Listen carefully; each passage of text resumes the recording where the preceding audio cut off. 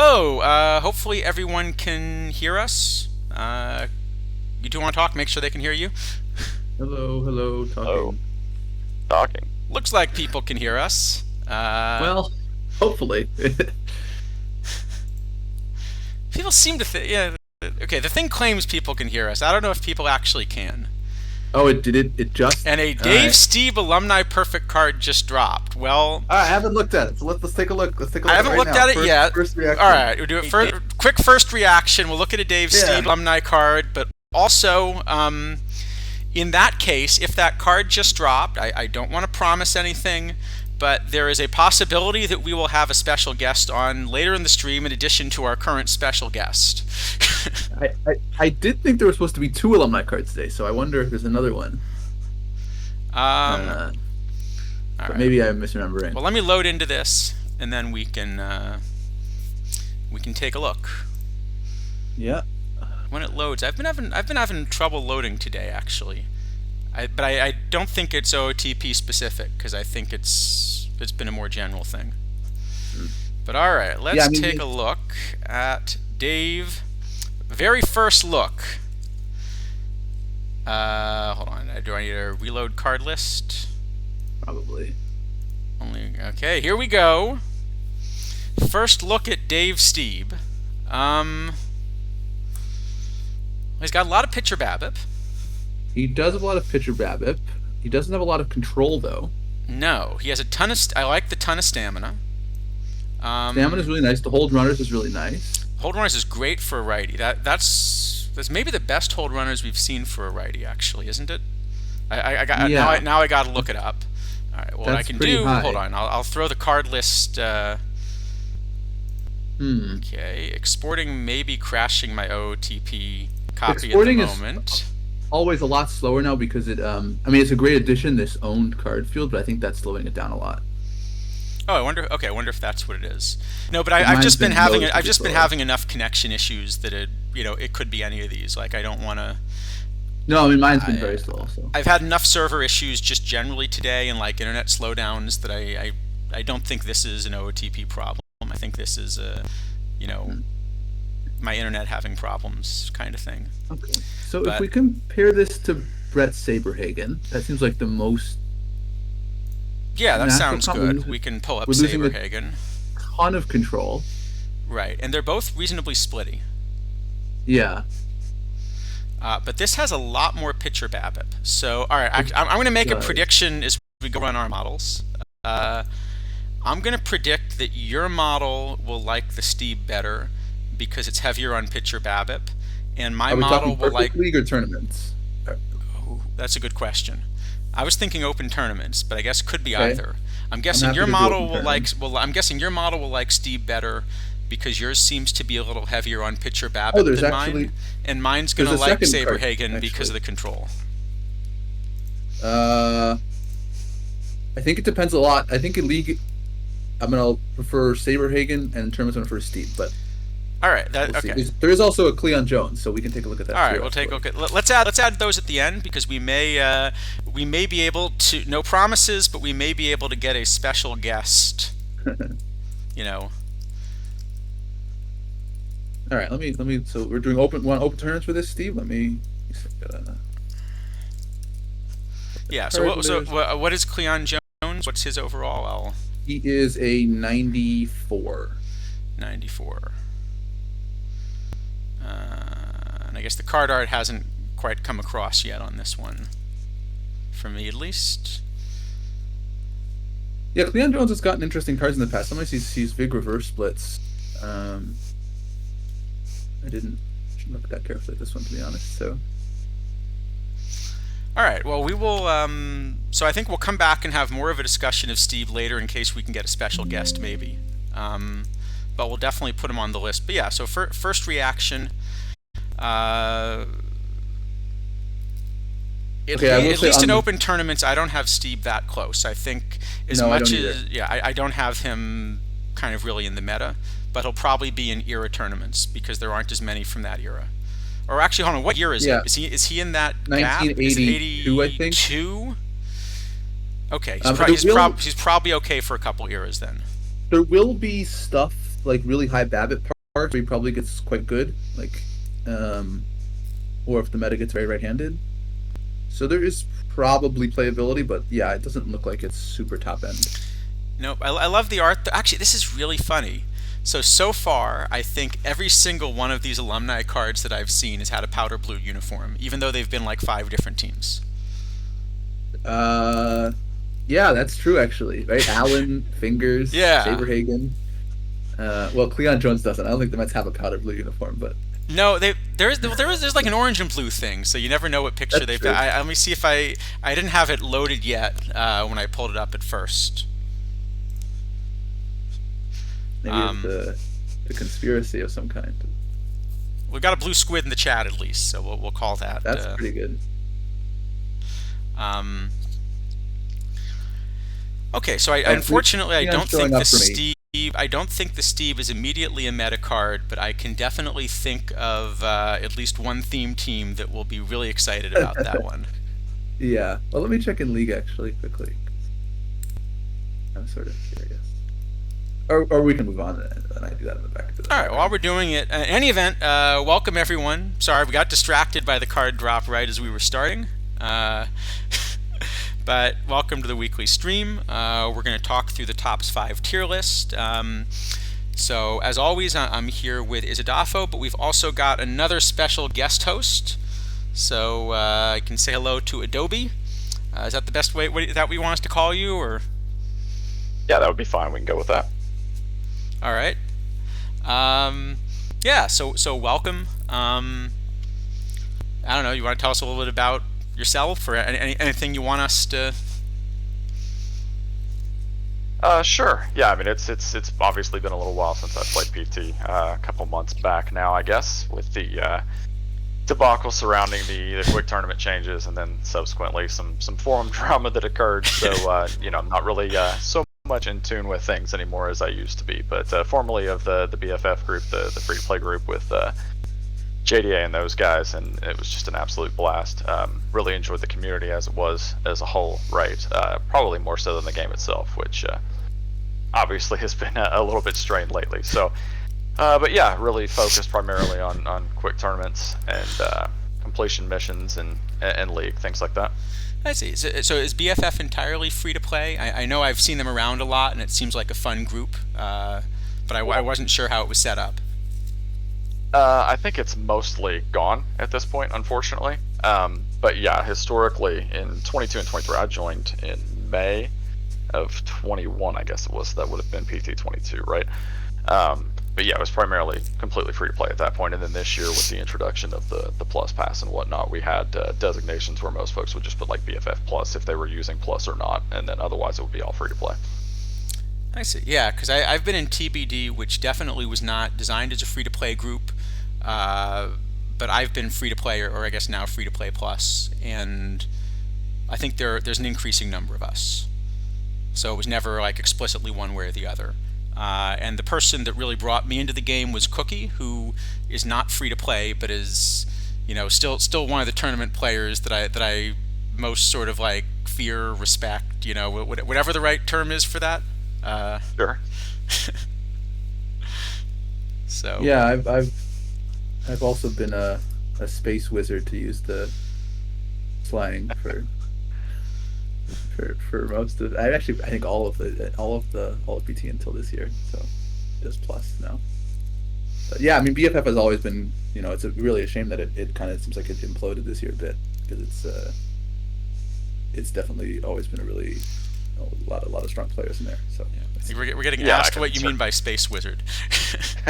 oh, that's a term of endearment, let's say, for free to play players. I think BFF in particular. Yeah. No, BFF always seemed like it was a great group. Yeah, definitely. I don't regret joining TBD because that's been an excellent group. But at the same time, I think if I hadn't, BFF is definitely the group I would have looked to be part of. Yeah, it was an excellent group for someone coming in brand new, fresh to the game. Like I can tell you, I wouldn't have lasted very long without the insights that I got from couple of folks over there, particularly JDA, was the big influence. Yeah, he seems like a great guy. I'm trying to think. I mean, actually, I guess the two people that really got me going in the game, Cookie eventually, and the other where I don't know what happened to him was Jericho.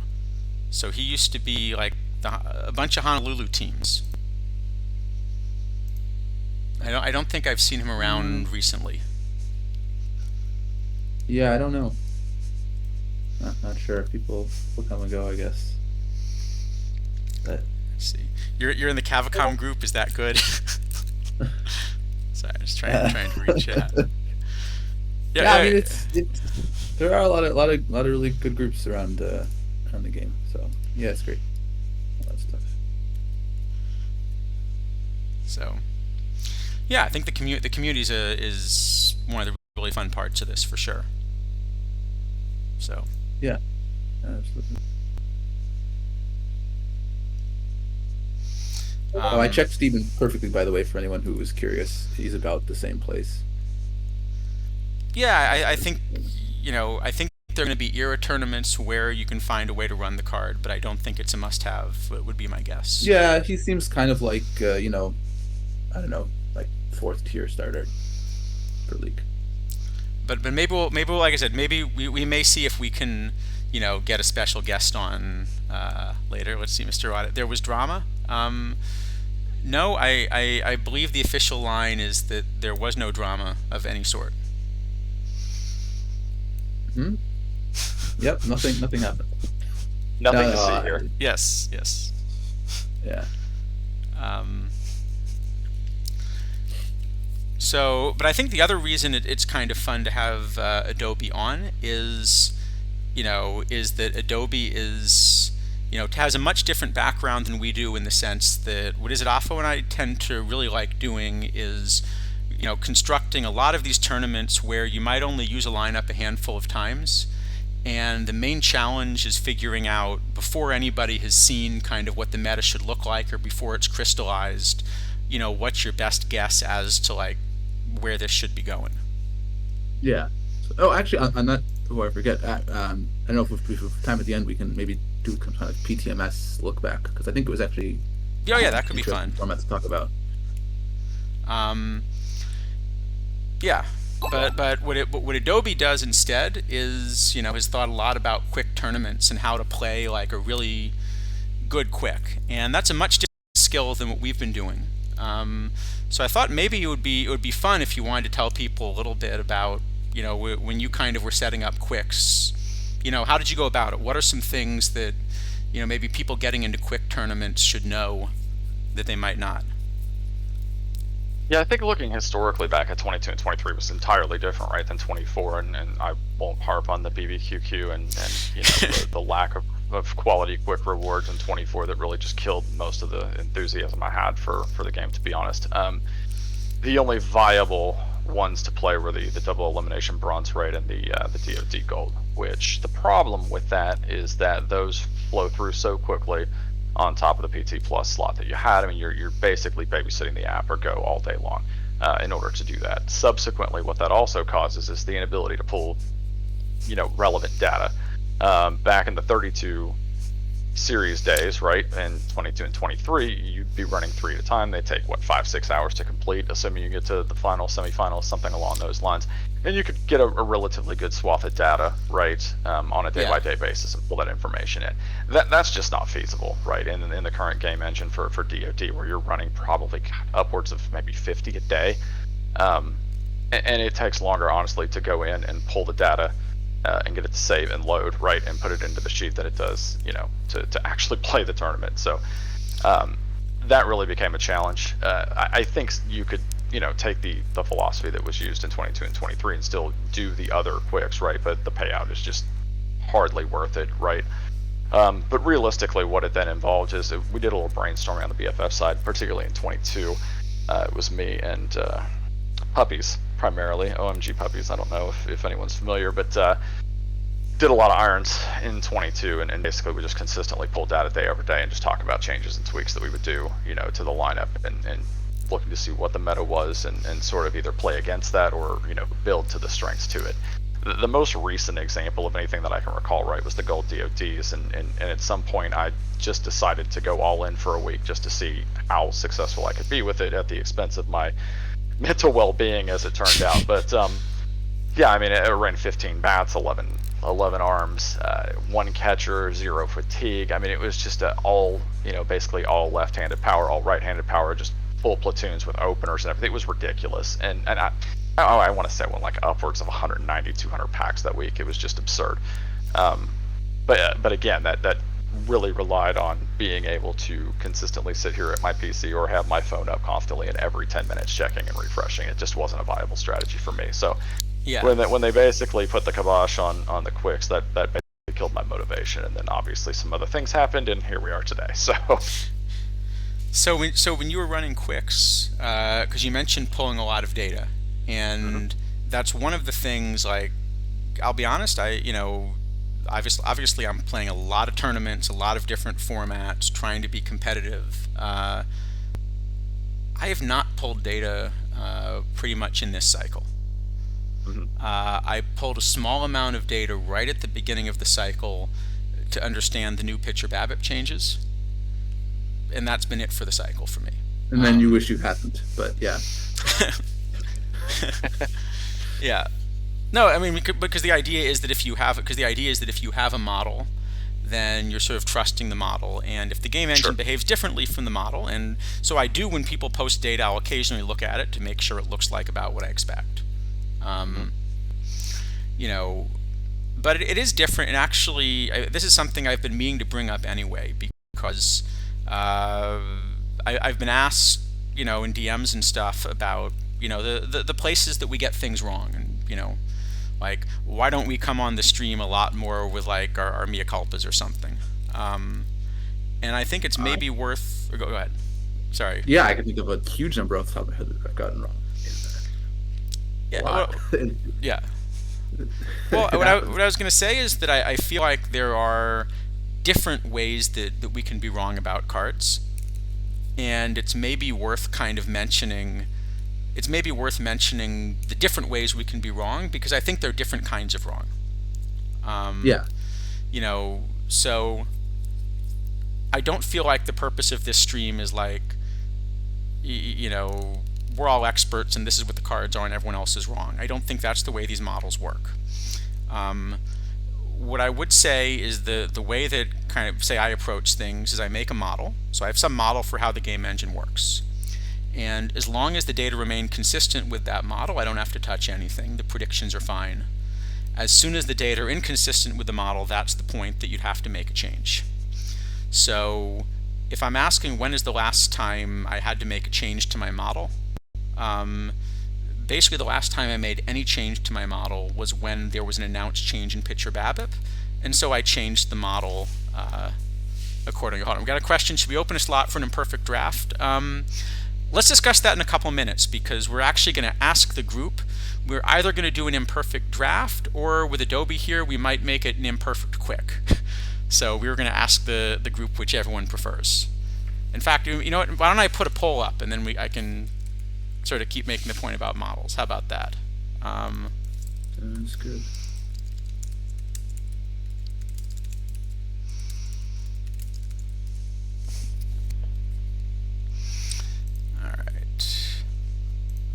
All right, we got a poll up so we can see which we prefer. Yeah, so in the sense of like the model is wrong, this isn't how strikeouts work. I don't think there's anything I've seen so far this cycle where I would come back and say I was wrong about how that card performed. They didn't perform, like they didn't strike out the number of batters I expected. There are 3 ways that I have very much been badly wrong about cards this cycle. And I'm guessing the same is true for you, isidafo. So I think the first is that one of the flaws in OOTP is that several of the statistics presented just don't work. So we can try to make a model that predicts like what the in-game WAR is going to be, or what the in-game defensive ratings is going, or will be. Yeah, but I mean, but those don't really correlate with winning. And so as best I can tell, every modeler has their own secret sauce where they kind of try to take the counting stats and stuff that come out of the game and turn it into how much is this player contributing to winning. Yeah, basically. I mean, I think the main ones for that are defense and base running. Like batting and pitching, I'm pretty comfortable that the counting stats are right and there isn't like uncertainty, like database uncertainty. But defense and base running, I mean, you just, to some extent, base running, you just kind of have to accept the number the game gives you. There's no other number. And I mean, I make some tweaks to it, but like for the most part, yeah, just accepting the number. And then defense, you can pick one of two systems to accept, both of which are wrong in different ways. So you get a choice, which is fun. Yep. But yeah.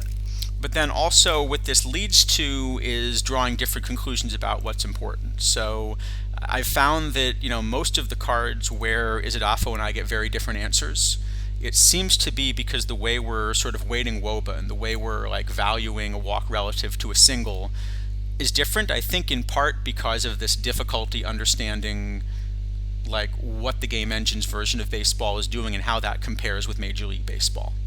I don't know if that's a fair way to put it. Yeah, I think that's pretty fair. I mean, I guess I think there's a little difference between like the kind of WOBA stuff and like the base running defense stuff, where the WOBA stuff is just like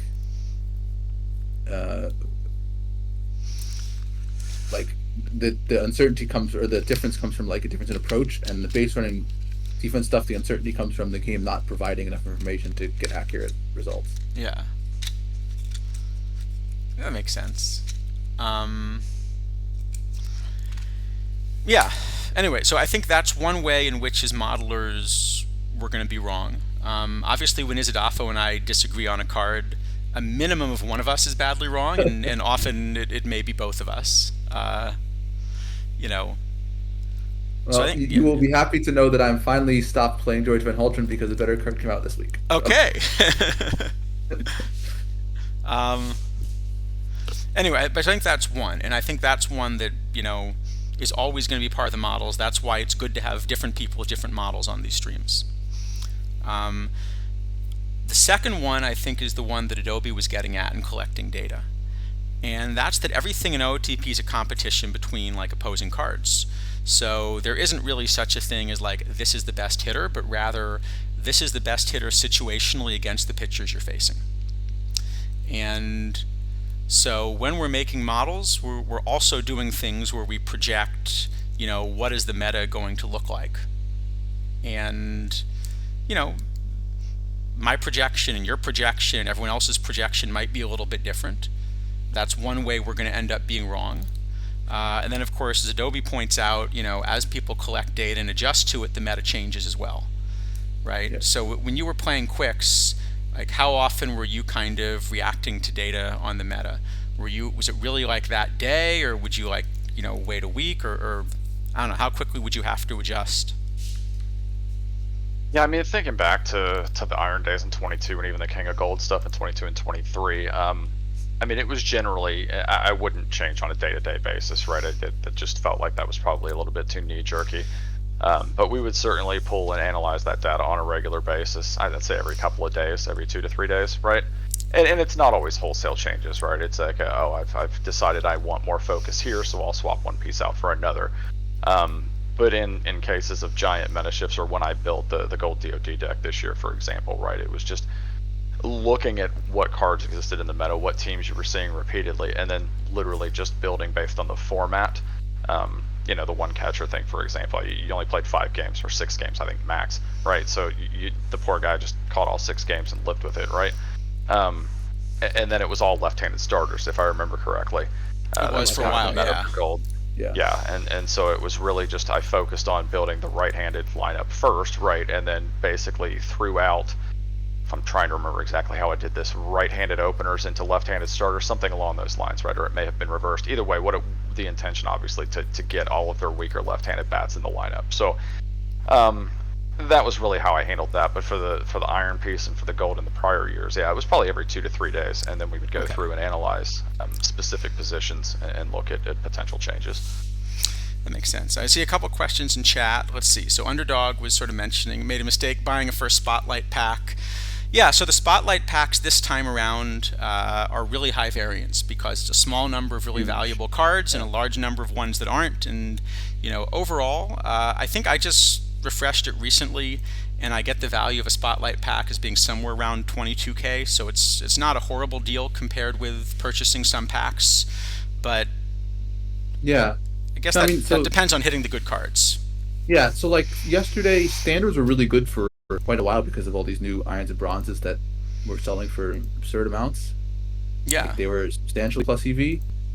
Spotlights were like barely plus EV, and then they pretty quickly, they slipped into the negatives. And yeah, they're super high variance because like an enormous amount of it comes from pulling quisenberries and such. Yeah, so I guess the advice would be if you're going to pull Spotlight packs, there's a timing issue. So I think they may get better. If the Spotlight packs are worth 22K now, if you buy a bunch and just wait 2 or 3 days to sell them, they're probably plus EV, I guess. Usually, in my experience, they start out like immediately on dropped or slightly minus. They climb a little bit until some point, kind of Thursday afternoon, and then they drop off. And then at some point, maybe Sunday or Monday, they're going back up again, but never quite get back up to the heights of like Thursday afternoon, 3 hours in. Okay. So generally, if you want to buy, you should buy on Thursday, and you should buy enough that you kill most of the variance, which means you probably need to have many millions of points. Right, and there aren't a lot of people that have like many millions of points liquid to play with, but if you do, you can. I realize I say that on an account that does that is on stream, but even that number, I mean, it's a big number, but it isn't enough. This is one of the few weeks where that might be enough because there are only like 40 cards in Spotlight packs. Yeah, it might be enough. It might be enough. In the weeks where there are 100 in Spotlight dangerous. packs, it's dangerous. Yeah. Yeah. Let's see. And R. Hazen's asking, what do you mean by meta? So that's a good point. So the idea is that if you were to, let's see, I don't have quicks that I'm running here. Okay, but I can look at this current tournament. So say this OOTP era cap. And what we'll see is that if you look at the teams that are playing in this, there are 128 teams. So in principle, there could be a lot of different builds, especially in a cap tournament where you have to make some tough choices. But in practice, so I haven't looked at, here's my roster. You can look at everyone's roster when you're in the tournament, so you can see the perfects that I'm running. Let's see, Cabrera, Greinke, Pujols, CC. Actually, I should have updated this roster, I now notice. There are a couple cards I wish I had put in that I haven't. Yes, there's a distinct lack of Kevin Brown. Yeah, there are at least 2 cards that I should have swapped in, and I forgot to update this roster. So I'm actually quite lucky to still be alive. I'm going to bet if I look at, say, Isidafo's roster, we haven't discussed it. We've each made our rosters independently. I'm going to bet a lot of my players overlap with yours, though. That would be a good bet. So mine was updated, so I have. Yours was updated, so you have the Kevin Brown. Okay, but you're running actually otherwise. Okay, and you've got the Cliff Lee that we're going to talk about. But actually, you're still running a lot of the same hundreds. You're running a lot of the same 40s that I'm running. Yeah. We've made really one different choice, which is I went with 1 reliever and you went with 2 relievers. But other than that, it's extremely similar. Right. And this is true, I don't know, let's pick just another, random team. Actually, I should pick a random team that I know plays a lot of tournaments. And you're going to see, again, there are a lot of similar cards and similar builds. We're not all making identical choices, but there's a standard set of cards that you're going to see over and over again. And the same is true when you look at a lot of these quicks and things like that. From what Adobe was saying is you'd probably see, a lot of the same kinds of teams over and over again. Not exactly the same 26 cards maybe, but maybe 20 cards would be common to most of the competitive teams, would you say? Yeah, and certainly in a cap like this, where most people are playing, more or less full stars and scrubs, yeah, you're going to see a huge number of the same top guys because they're just the best, and then you run them. All right. Well, and see, just as I said, we were still alive. We are no longer alive in this tournament. So clearly, the answer is I needed more Kevin Brown. I heard that's a good card. Yes. But congrats to the Hudson Railers. I can go enter something else. All right. So the vote was for an imperfect draft. So maybe we should take a shot at an imperfect draft then. Yeah, I will say actually, I think it's kind of interesting on this meta stuff, because I think like people like me that model also have the data, and someone like Charles who's modeling, not off of kind of a, I don't know, we call it like a conceptual model of the engine, end up kind of missing the meta differently. So when I miss the meta, it's usually because there were a lot of new cards released, and my kind of retrospective was not good because there's now some new card that exists that I don't have in my data because it's new. And when Charles misses, it's because somehow the meta changed in a way that was different than what his concept predicted it to be. Yeah. But we miss the meta either way, but we miss the meta kind of different ways, which is sort of interesting. Yeah, I guess, I'm trying to predict like where do I think the meta would go if everyone had enough time to like find the best cards over time in quicks. You're predicting what was the meta last week, and the real meta isn't going to be either of those. It's going to be, I guess, something in between. Yeah. All right, so we're going to do an imperfect draft. Maybe let's take a few ideas. We'll look at a couple cards and then do that, if that works. I don't know, Adobe, do you have some suggestions? Have you seen the way we've been doing these imperfect drafts? I apologize, I have not. Oh, no problem. So what we've been doing is we've been taking basically these we've been taking drafts, but we've been adding an extra rule to kind of make it a little bit more challenging. And the goal is, do the best you can while also following this rule. So as an example, we had one where you couldn't draft any catchers, or we had one where you weren't allowed to draft, anybody listed as a starting pitcher. And try to figure out how to construct a team anyway.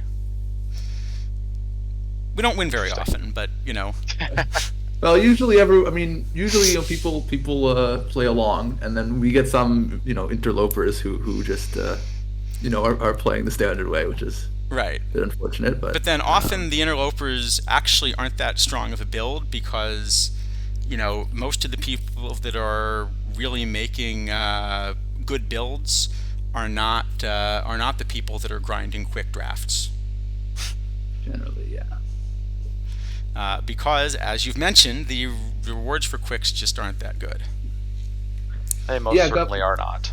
Gabu Luigi, I don't think we've done the even year one yet. And this is interesting. Actually, interesting point about changing the market because we, if we have not a big platform, different platform. If we go out and say, spotlights are huge plus EV, go buy them.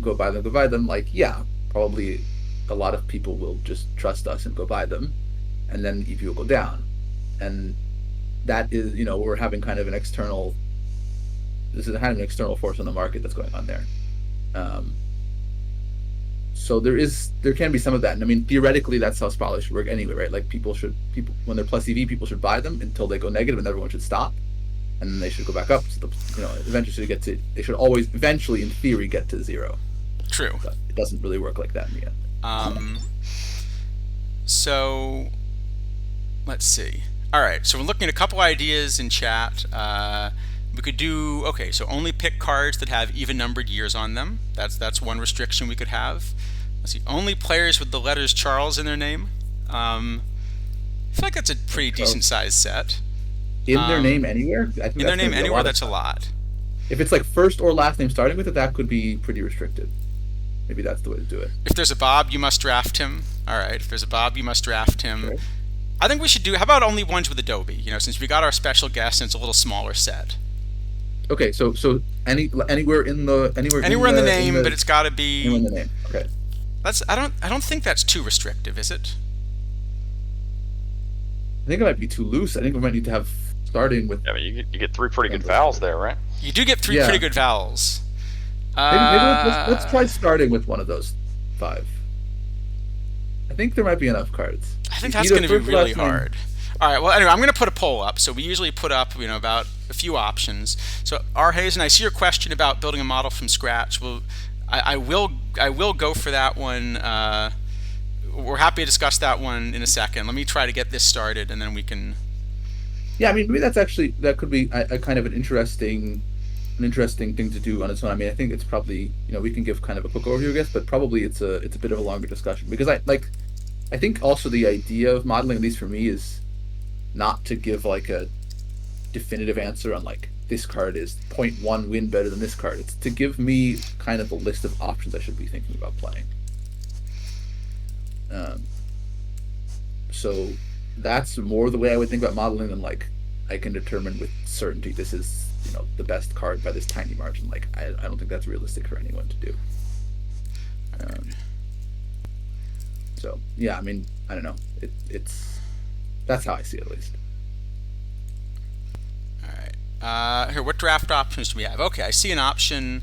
How about EVC? I like that. Maybe more difficult. The letters in Warbot. So you get 2 vowels, and you get some not so good consonants. Better than Adobe for this. All right. So only even numbered years must contain Warbot. Any other ideas we have here? Must draft a Bob. I think that's not so restrictive. We can just tack that one on, honestly, to whatever. Yeah, we could just tack on a Bob, a Bob restriction if we wanted to. Any other ideas? What else do you think would be fun? Maybe the no, that doesn't really work. Maybe too complicated. No restrictions. Yeah. Did we do the draft in position order? That was a little bit too difficult, right? I don't think we did the draft in position order. I don't know that would be too difficult. All right, let's try it. Must draft in position order. So, like, that is to say, your starting players must be drafted, like catcher through, right fielder in that order. Only from teams eliminated from the 2023 postseason. Ooh. Does that count teams that are no longer in existence? Yeah, all right. Only from eliminated teams. I like that. All right, only from eliminated teams. Do we have a 5th option, or should we go with those 4? Those sound fine to me, unless anyone else has anything. I don't have any good ideas this week. I don't know, Adobe, you got anything that looks fun? No, I think that's plenty restrictive. Well, no, we're gonna pick one of the. We're gonna let people pick one of the restrictions. Okay. Yeah. So if you've got another fun restriction. Gotcha. That is a brutal set of rules. All right. No, I think you're good with any of those. All right. I'll give you one. I'll give you one other option. We can ban Ludwig. That would be fun. Could ban Ludwig. Yeah. 14. Yeah, the Padres are not limited, right? Because of the Mets Marlins fiasco last night. They're still technically in. All right. I'll give you a 5th one. How about only cards that have like one version in the game? If there's more than one version of that player in the game, you can't pick them. Oh, that's interesting. Okay, I'm fine to try that one. All right, I'm going to throw 5 options in a poll. We'll put a poll up. And then we'll decide in a little bit. So we'll see what our draft wants to do. Which of these 5 is most fun?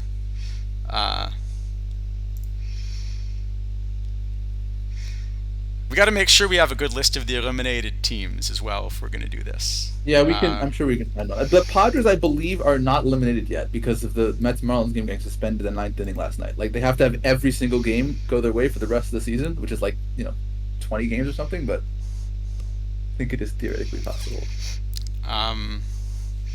Let's see. Meanwhile, for our Hazen's question, I think maybe that is a subject of a longer stream. How you go about modeling. Maybe that is. But go ahead if you don't want to give some general advice. General overview, at least the way I do it, is I take data, I try to predict, I try to basically match a rating to a result. So like eye to walk rate, power to home run rate, etc. I make a prediction, some kind of curve I predict for however much power versus however much home run rate, and then I kind of just stitch those things all together, and it spits out a number at the end. That's I think the most like super high level way to describe at least what I'm doing. Okay. Like, there's a lot more nuance, obviously, but that's kind of the very basic, I guess. That makes sense. Yeah, I think, all right, so actually, I'm going to make a suggestion for a good way to get started, because the same skills that are involved in doing this, I think, will help with everything else. Try taking whatever your favorite tournament format is, grabbing a bunch of data from that tournament, and simply trying to figure out what is can you predict what a pitcher's walk rate will be based on their control rating? That's a good way to start. Yeah, I mean, I think it's very important to be clear that when we say take data, what we mean is counting stats. Don't take in-game WAR, don't take in-game WRC plus, because they don't actually tell you what they're supposed to tell you. Yeah, so go specifically into like statistics. Okay, I guess I'm doing it for the league right now, so this is the wrong way to do it, but you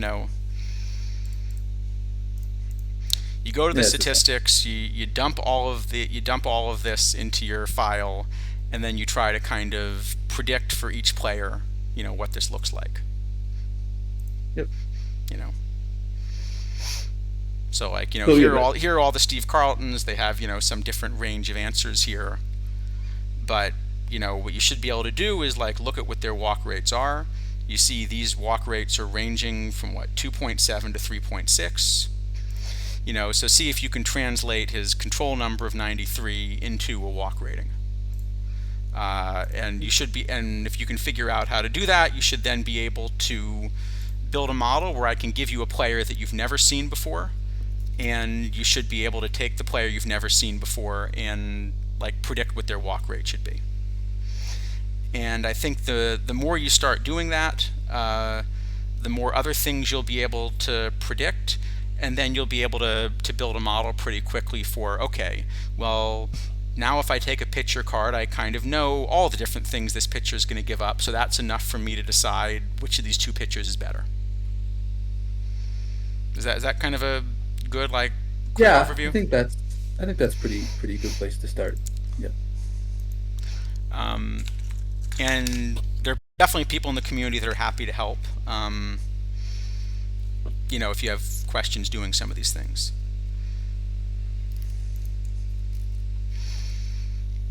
Yeah, I don't know if they're saving. I know Exto did some streams where he talked about that a bit, and I think did some of it on stream. So I don't know if those are saved any place, but those would probably be a good resource. Those are really good streams. Yeah, I think I remember Chimera doing a stream with Kidneys, maybe going through some of this as well.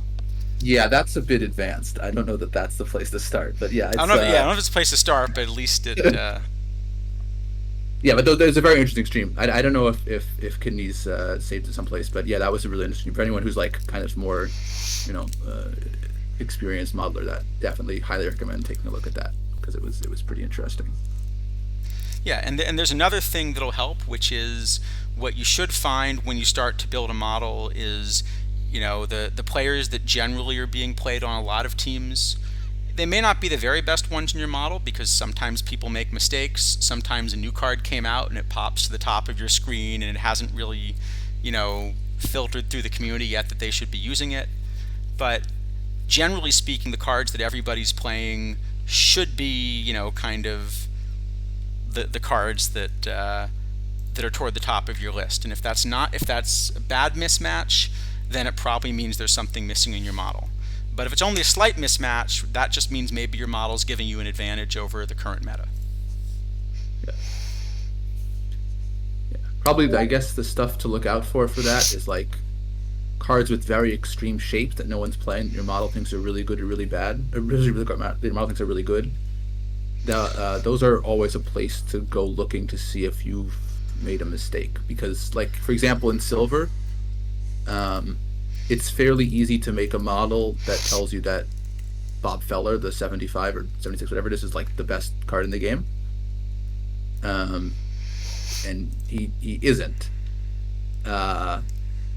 It's just his shape is very extreme, or this card, yeah, this Darwin Hernandez is a similar example. It's just his shape is very extreme and no one plays him, so you don't really have any data to go off of. So you have to do some, adjustment to make him actually come out sort of in a sensible way. Yeah. So this is one where this is a card that has such an extreme shape that if you want to know whether you look at this card, there's some things it's really good at, there's some things it's really bad at. This is exactly where a model is going to help you because there aren't 5 similar cards in the game that you can just look if they're any good. Yeah. Anyway, this is something we're happy to help with. We have been going for a while and haven't managed to rate even a single card. So while the imperfect draft vote continues to go, I'm thinking let's rate a couple cards, then maybe we can get Adobe to help us with an imperfect draft. Sounds good. Let's do it. Let's look at a few new cards. So here in Adobe, you can give your quick take too. So we got. I haven't even bought any of these yet. I should have bought them before the stream, probably. All right. You're gonna see the prices and be happy you didn't buy them before the stream, I think. We got a Carlos Zambrano who is going for how much? No, but I sort of understand that because everything below silver is not in spotlight packs. Yes. And no, for a while there were silvers and bronzes selling for 45K yesterday. Yeah, because it's a need everything mission, and if you're going to pay 300K for the expensive card, yeah. Draft has not been selected, Montedon. There's a poll up right now. Feel free to. There's a poll up right now if you want to vote for the draft, following which we're going to pick one. All right. Anyway, let's take a look at Mr. Zambrano. I don't know. Any quick reactions? We can. Adobe, please feel free to jump in as you want to on these. I mean, this is it's an interesting card. I don't think it's a very good card, I'll say to start. I don't have this kind of near the top of the low iron meta. It's not like, way down the list, but it's I don't have it being a kind of a meta low iron starter, but it does have 2 things going for it, which this VR is really good. So if you're getting tons of righties, this actually probably becomes a pretty good card. And the other thing that's going for it is this bat. The bat. That's a real bat, and I think it's close enough that if there is a no DH tournament, this bat might make him interesting to play. Huh. That's a good point. Or I'm trying to think, because there's no low iron cap. There's no low iron cap. There is a low iron, an open low iron. Now, low iron does have a lot of right-handed hitters in it. So, if you get enough, this will be really good. Really, the only problem with this card, I think, is the control VL, right? Everything else I'm very happy with. Yeah, so I have control this VL is card, so low. I have this card nowhere close as a two-way card. I have it as the second best VR card in Iron, behind the Floyd Yeomans that I guess we'll talk about in a moment. Yeah. Yeah, so an Iron, I think it's too far. I'm thinking mostly of low Iron for this. It's like Iron, you start getting, Ralph Bronca and Charlie Lee and whatever that are just sort of bronzes really. But low Iron, if there's like a low Iron no DH or something, and people start playing a lot right into the hitters, I don't think this is a crazy thing to run in that kind of format. Let me see, where do I have him? I don't have him in the top 15 two-way low iron pitchers. Obviously one way I do, for sure. Right. One way Yeah, I have this is the depends. top option. This depends hugely on how many right-handed hitters you get, whether you want to pitch this. But the bat is quite good actually for a pitcher. Yeah, I don't think there's a. Yeah, I don't think there's a low iron that fits that format, right? There isn't one right now. There could be and there isn't one in the refresh. I mean, theoretically, there could be in the future. But yeah, I don't. There's stuff here, but I don't think it's quite enough stuff here. Oh yeah, well, the refresh is the list of things we should. This is gonna be a long stream, isn't it? Yeah. There's a refresh as well. So Mr. Audit, we're about to do a perfect draft. We were hoping we would get through at least a couple of these cards and then do the imperfect draft. Let's at least get to the low iron. Let's at least get to 50. and then we can maybe do So the draft. I Yeah, so I will say, because the tournament refresh just came out, and we know the PTCS format, there isn't another set of tournaments that's going to come out soon. So a card that doesn't fit any of the current tournaments, I think, just doesn't fit. okay. Does it play PTCS? Like, how many right-handed hitters are like? I haven't looked yet. But if the PTCS has a ton of right, the Iron PTCS has a ton of right-handed hitters in it. This might play actually. So what's the format again? It's OOTP era. Wrigley Field is a slightly left-handed favored park, which is not helpful. Which is not going to help, because you're going to run a lot of lefty power hitters here. Well, But the I don't power know hitters how many fine. lefty power hitters. How many of them exist? How many lefty hitters? How many OOTP era left-handed hitters exist in Iron you want to play? So the problem I have with this card, I mean, obviously it's the control, but I'm just looking at the numbers and. But it's really only the control VL. The control VR is fine, I think. Yeah, that control VL though. The control VL is a little concerning. A little. But like, I feel like, you know, there is a world where I play this card. So I don't think this is an F, actually, as strange as that sounds. I'm just trying to figure out in Iron. I'm trying to figure out. I mean, let's take a look. OHB or Iron, what kind of stuff are you playing right now? Like, are there left-handed hitters? Because if there aren't, you want this for the PTCS for sure. Okay, so first off, I can run that. Oh, that is horrifying. According to my model, I have this card against lefties walking, even in Iron. Like, even in Iron, I have this card walking 11 batters per 9. Yeah, it's a lot of walks. It's a lot of walks. Yeah, math has helped, but I mean, 14 is a low number.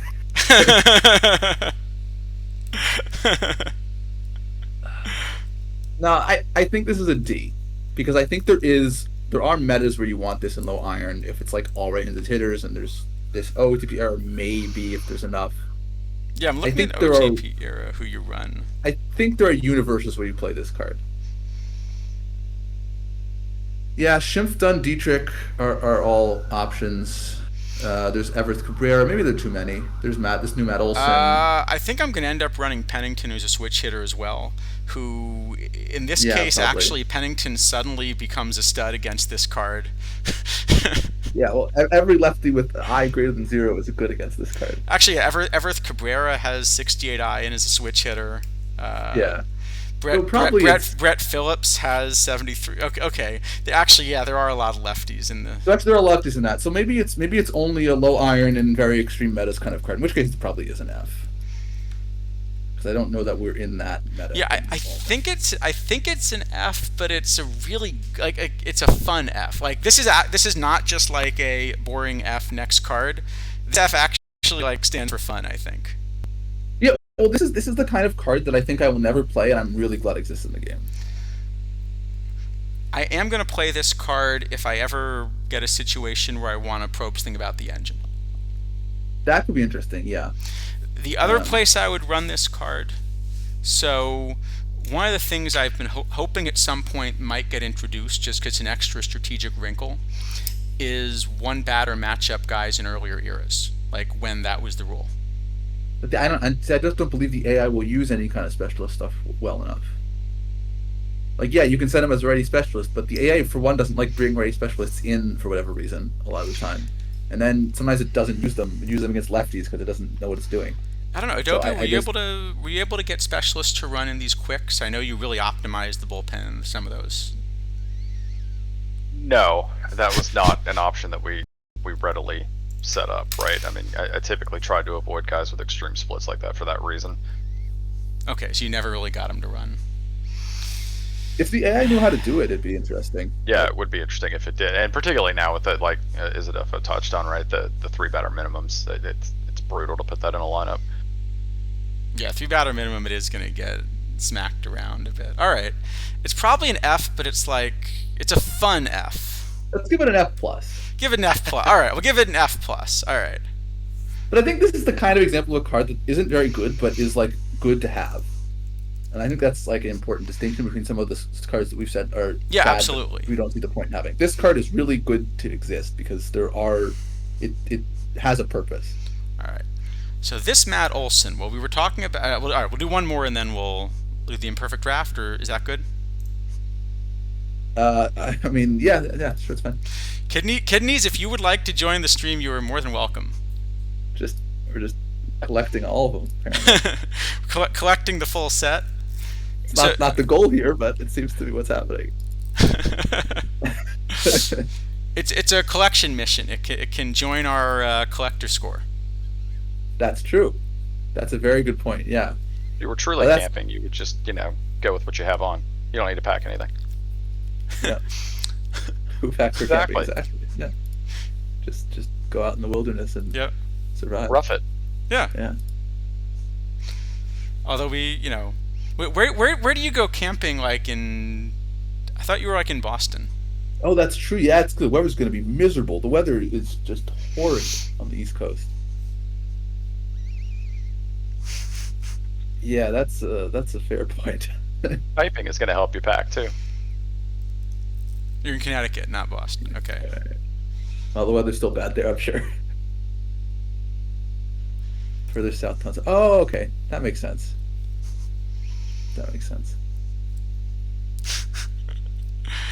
All right. Let's do one more and we'll do an imperfect draft. Sure. So this Matt Olson, well, we're just talking about PTCS cards.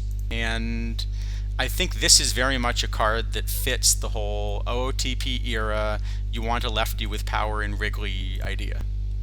I think this is just, you want this always. Just the top first baseman in Iron VR, not really all that close in all honesty. Yeah, that looks really good for Iron. Yeah, I think I've got him. I'm just going to go back and remove the era restriction, but I've certainly got him ahead of Dunn, and Dunn is a card that I've still been running. So I think remember running Dunn as well back in the day. So yeah, it's better than that. Dunn lasted for a while, but yeah, I think this finally kind of kills Dunn. Yeah, I've still been running Dunn. So the funny thing is, I don't have this killing Dunn. I have this better than Dunn, but not by as much as I expected. So where are you playing Dunn at the H then?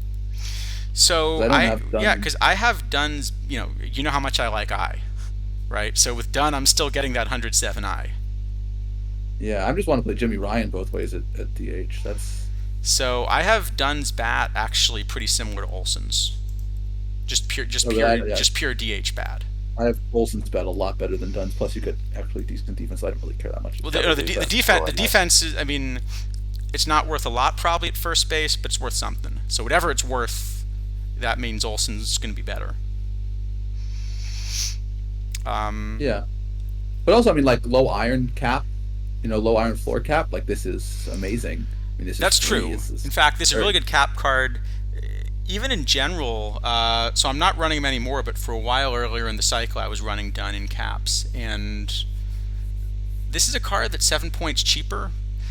I still feel like it's tough to run 50s in caps that have no floor.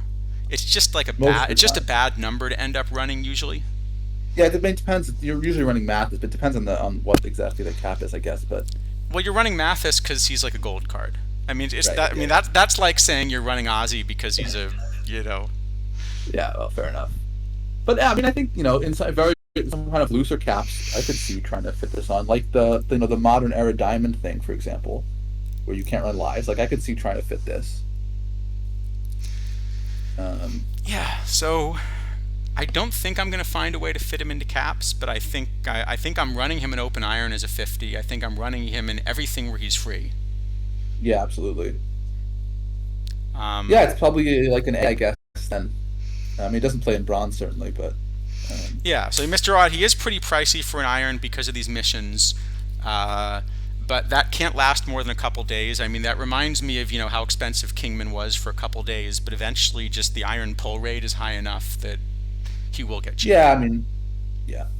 Already, like Humans, for example, his price is third of what it was yesterday. He'll be the last one, I think. I think the historical bronze pull rate is actually higher than the historical iron for It individual is. cards. Yeah.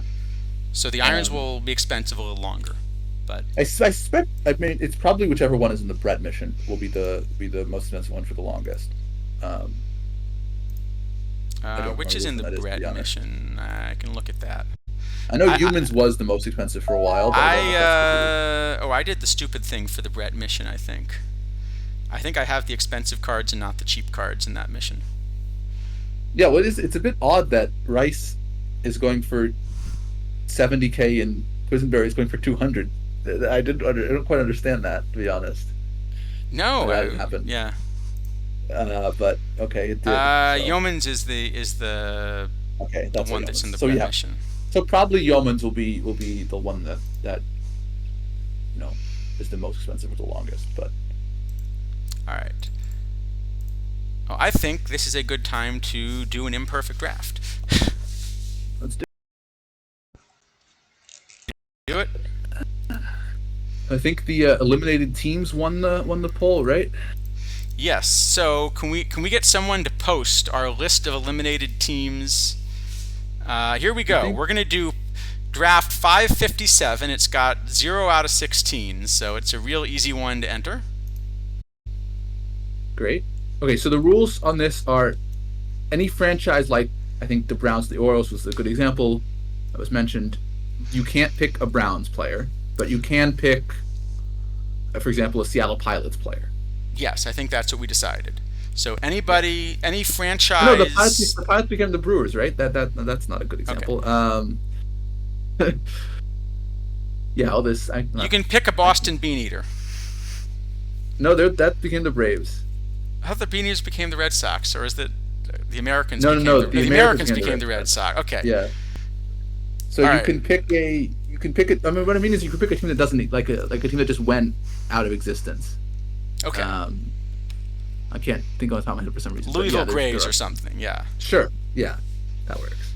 So you can pick Or I all guess the that any- all the Negro League teams are Yeah, legit. Negro League, any Negro League cards are fine. Look, saying limited teams. Okay, this is the list. Everyone, even if it's wrong, this is now the list. All right, here we go. This is the official list. We are doing perfect draft 557. This is our challenge. And you can win 3 standard packs if you win the tournament. That's very exciting. All right, so any player from any of these teams. That's Yes. the rules. Okay. All right, Adobe, you're round 2. Should we do this? Sure. All right, hopefully you can see our options, and here we go. Okay, so first off, who is legal? Let's start with that. Well, Cabrera is legal. Tim Keefe Tim Keefe is legal. Is that a giant? Yep. It has to be Cabrera though. It's got to be Cabrera. I think it's got to be Cabrera, right? Yeah. So I think that this is a time that we should be glad about all the recent Tigers because. That's true. That's true. It's very helpful now. You good with that, Adobe? They're going to be safe picks. Go with Cabrera. There's a lot in that card. All right. And we have and Bresnahan's also legal, right? No. Oh yes, he played for the Giants. Wait, isn't Bresnahan a Giant? Yes, Giants. Let me I'll just double check, but I believe. Smalley we can't take. Gruber we can't take. So yeah, it's got to be. This is the bad Happy Felch. So it's got to be. George Davis is legal, but not. He's terrible. Good. I think it's just Bresnahan, right? Yeah, if you pick Sandy Alomar, you should be ashamed of yourself somehow. Unless he is the only option. Okay, if you pick Sandy Alomar, wait, is Sandy Alomar even legal? Wait, hold on, no, Sandy Alomar. No, I'm pretty sure that card. No, are the Guardians out? Yeah, Guardians are out. I think that one is a Cleveland card. Pretty sure. Okay. Yeah, it is. So that is technically allowed, but that. All right. If he's the only player eligible, I guess you have to. But you should be very sad about it. Right. Well, I tried to pick Bresnahan, and it is waiting for the server. Let's try to pick Bresnahan one more time.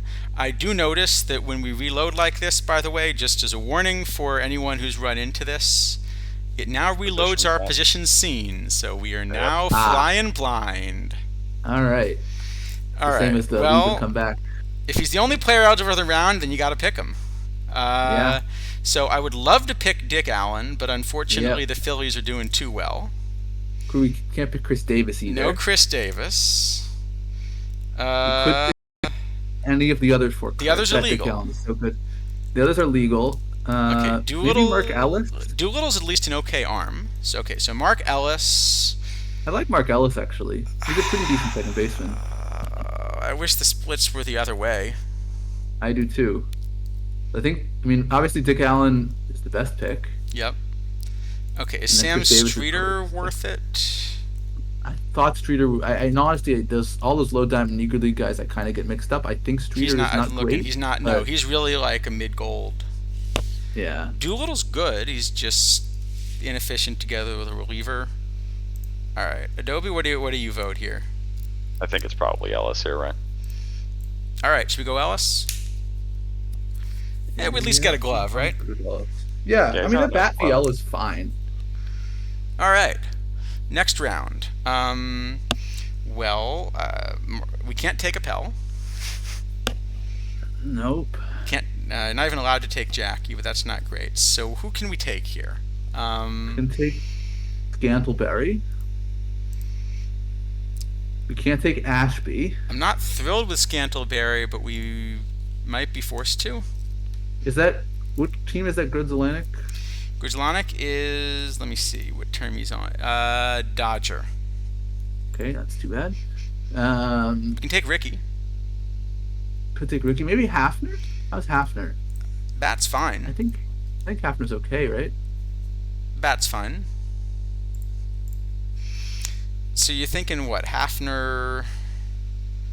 I mean, Scantleberry is really bad. Scantleberry is kind of awful. Yeah.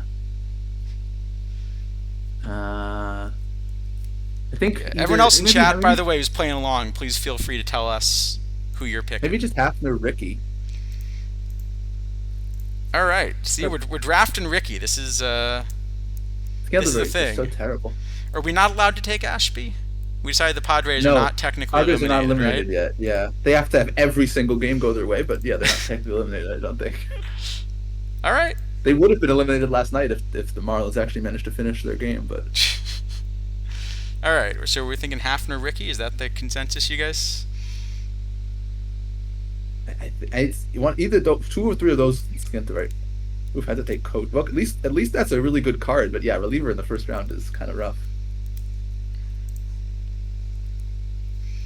Ooh, Koji in round. Well, you know them's the rules, right? It is a great card, but it's not what you want for a draft. Yeah. All right. I mean, most silvers are better than Scantleberry, right? So we should not take it. All right. So is Hafner and Ricky, are you two both good with that? Yes. All right. Okay, what do we got here? So Hundley it'd be a second catcher, but it's not a bad card in this format, right? Gentry Jessup is fine. Can't take Chipper. That's very sad. I am seriously tempted to make an argument for this live Tristan McKenzie. Jessup's got to be better than Tristan McKenzie. Jessup's actually pretty okay. No, I think we might want to take both. Oh, Here, I'll put the comparison up. Oh yeah, maybe you're right.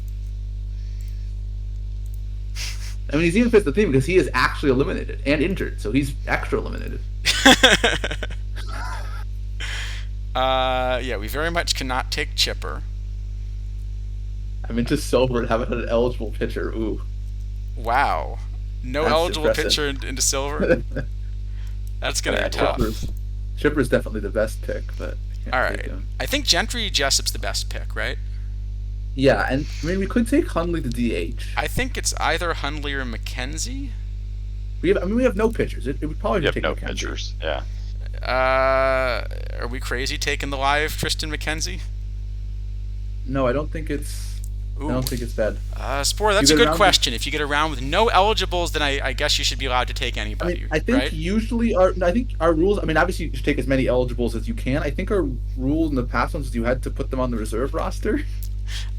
I think this is hard. This is probably hard enough as is. Let's say if you get around with no eligibles. How about this? If you get around with no eligibles, take the worst team in the standings. Okay, yeah, take a team not in playoff position. Yeah, take a team that's least likely to go far in the playoffs. How about that? But there's just not right now in the playoffs. That'd be what, like the Padres, the Reds, the. That sounds fair. Yeah. Yeah. That sounds fair. What team is Lady Baldwin on? I don't remember. I believe it's the Detroit Wolverines, who I think are no longer in existence. So he should be eligible. I can look that up real quick. Well, actually, we're going to run out of time, actually. We never run out of time in these drafts, but we actually going to manage to run out of time here. All right, what do you guys think? Live Tristan McKenzie, Todd Hundley. I think those are our options. Let's go McKenzie. I vote for McKenzie. McKenzie? Yeah, take the pitcher. All right, we're drafting a live pitcher. This is going great. See, normally I would just auto take the Marlin, but we can't. Nope. Can't take them.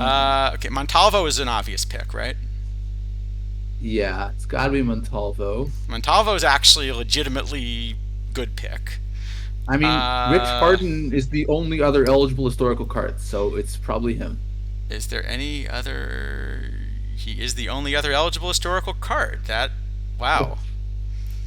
And he's not. I mean, it's not a bad card, right? Early in the cycle, stamina. This was a card that we were playing in some golds. Yeah, it's just kind of Yeah, it was fine earlier in the cycle. I mean, maybe we'll run him out of the pen if we, get a chance. He's probably just starting. I mean, the card's not terrible. All right, that sounds good. If we're running out of time, we use marble select players in each round. All right. What team is this Wilbert Robinson on? Because I love this card. It should be a team that became the Dodgers. So, is it the team that became the Dodgers? That must be Brooklyn. That must be Brooklyn. Okay, so he is not eligible. Blue Moon Odom is eligible. Yeah, Blue Moon Odom's a good pick. Braun is not. Henke is not. Guillen is not. Dwight Evans I like Braun a lot. Dwight Evans is eligible, but don't like the card not at all. Great. Cade Cavalli's eligible. That card's not terrible. Wilbert. Oh, he's disbanded Orioles. Oh, that's what BLN is. Then we can take him. Oh, if he's disbanded thank Orioles, you. All right, if he's disbanded, we're allowed to take him. All right, then I think as long as it's not the one that became the Yankees, that we should check to make sure. Yeah, as long as it's not a team. Hold on. The Yankees we can take. The Yankees we can take. Hold on. Sorry, Spore. Nightbot is a terror to all of us. I'll post that link. Yeah, we don't know how to use that. It just indiscriminately nukes people. I should mention, every single time we stream, we have some sort of technical difficulty. So this is par for the course. Okay, yeah. If he's not, the Yankees are eligible. That's true. So even if he's the one that became the Yankees, he's fine. Ooh, I love that the Yankees are eligible. All right, so Wilbert Robinson is a definite then. So Robinson and Blue Moon? Blue Moon, sure. Yeah. A's are very eligible. Very much so. They've been eligible for a while now. All right. Okay, so now this is an interesting choice because I like Drew Romo, and he is eligible. We would then have to play Bresnahan's bat in somewhere else. And Bresnahan, he's not a center fielder. He's a great bat, but this is not the version that plays first, right? The gold plays first and third. He only plays center field, and it's terrible. I don't think we can take Romo. I think this is Luther Farrell and Kiko Calero. Yeah, Farrell just as an outfielder.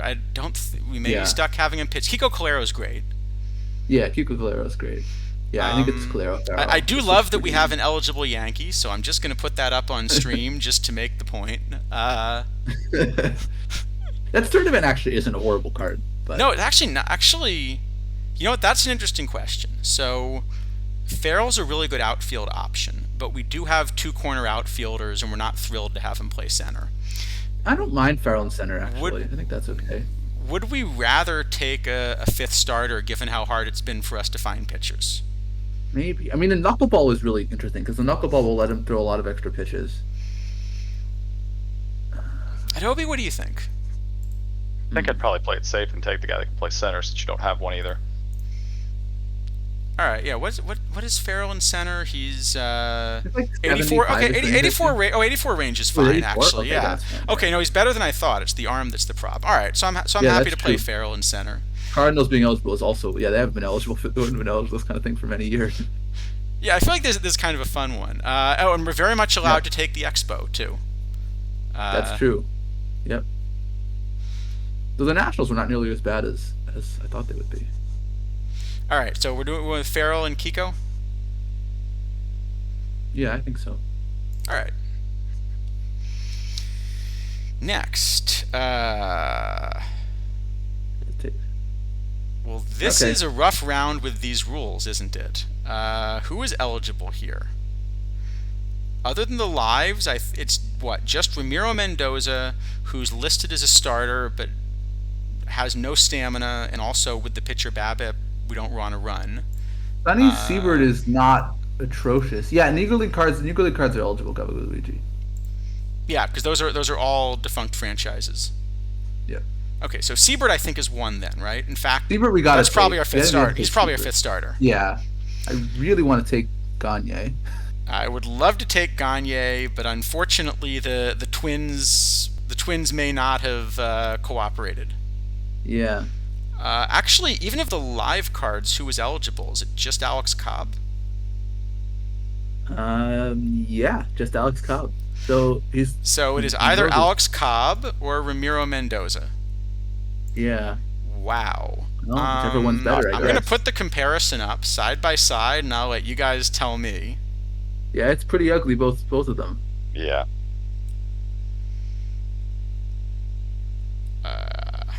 The Giants were eliminated, right? I'm not mistaken on that. Yeah, they're Yeah, out. they're eliminated. Okay. It's probably Mendoza. Does he get any stuff boost at all? Not much. Mendoza, no, he'll get nothing. I mean, he's got... Cobb won't get much either. Cobb will get It's a little, gotta be right? Because Ramiro. Cobb's dropping... Yeah. Cobb gets more of a stuff but boost. They're the same PBABIP, right? And we just get At more least think for movement and rotation home run and fair control. ball. Yeah. All right, so you go Mendoza. I think it's got to be Mendoza. Okay, yeah. Some people seem like they're being forced to take some irons that are on play options, but that's all right. All right, Ramiro Mendoza it is. Yep. Okay. All right, 5 minutes, Really 4 neat. rounds. We got to be a little quicker here. Who's eligible, real quick? Good point. Witt is not. Okay, Chicken Hawks is that? That's the that's the Philadelphia Athletics, right? Oh, that's the Athletics. Yeah, Is that the Athletics? I believe so. I think he's the Philadelphia Athletics. So then he is legal. No, Phillies. He's Phillies. Is he Phillies? Yeah, Phillies. Okay, then Yeah, never mind. PHA for Athletics. Okay, I was just looking. I just thought that. All right, so he's not. No, the legal. logo is weird. I think they both use the logo. At some Okay, point. so then It's who is very legal? cool. So Alan Bennis is legal. Bennis is legal. Witt Pinson is legal. Pinson is legal. Cordero, and that's it. Yeah. Wow. I guess it's Pinson and one of the pitchers. I'm thinking. I don't love Pinson either. No, but I don't we have a lot I of don't want to pitchers play that already. I vote for Witt and Bennis and deal with the outfield later. What do you think? Fine. I guess we do have Farrell as an outfielder. Oh, that's true. He's actually a center fielder. So, Yeah, all right, but all right. we have 2 packets already. That's good. Which Chicago is this? This is the White Sox. So Okay. Aloma is legal. I like Aloma. Aloma's a decent pitcher. Yeah. That Doug Glanville. Oh, we can't take him. He's Phillies. Can't take him. That card's not bad. Yeah, Loma's good. Can we talk ourselves into Trent Grisham being eliminated?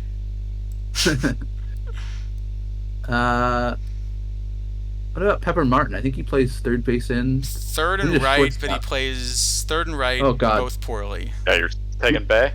I think we take Bay. We have no shortstop. All right, we're going Bay. Let's do it. This is going to be a great one. All right. 2 rounds, 3 minutes. Who is legal here? Manny Pena is legal.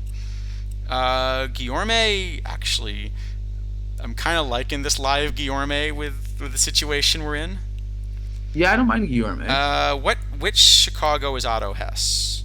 No, he's not I Chicago. That's believe a Cleveland. Oh, that's a that's Cleveland. Yeah, So that's he's Cleveland legal. So he's Broncos, I think. Yeah. So he's legal. Yeah, he's legal, and we should take him. I think we take him, right? Yeah, we take him and Guillorme, I think, Is or it- maybe.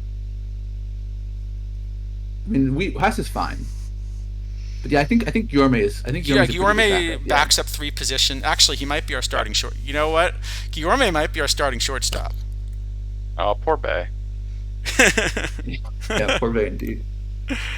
Yeah, I think we gotta go for. I think we gotta go for Guillorme. What is the catcher, the play to put on the reserves? Yeah, Yeah, you either Juan gotta Pierre. force Juan Pierre. entry. I've had. You can get random catchers to catch. We did one of these imperfect drafts with no catchers before, and that worked okay. All right, we Yeah, got to pick depends 5 if cards, you have- 2 minutes. you First have a line that question: is do we catch have eligibility. 5 legal cards? Let's start with that. So Lofton is legal. Lofton's I think legal. you do. You got a bunch of Tigers and Austin Vitt is Vitt is legal. a Tiger, right? Yeah. Petri is legal. A Baby Doll is Uh, legal.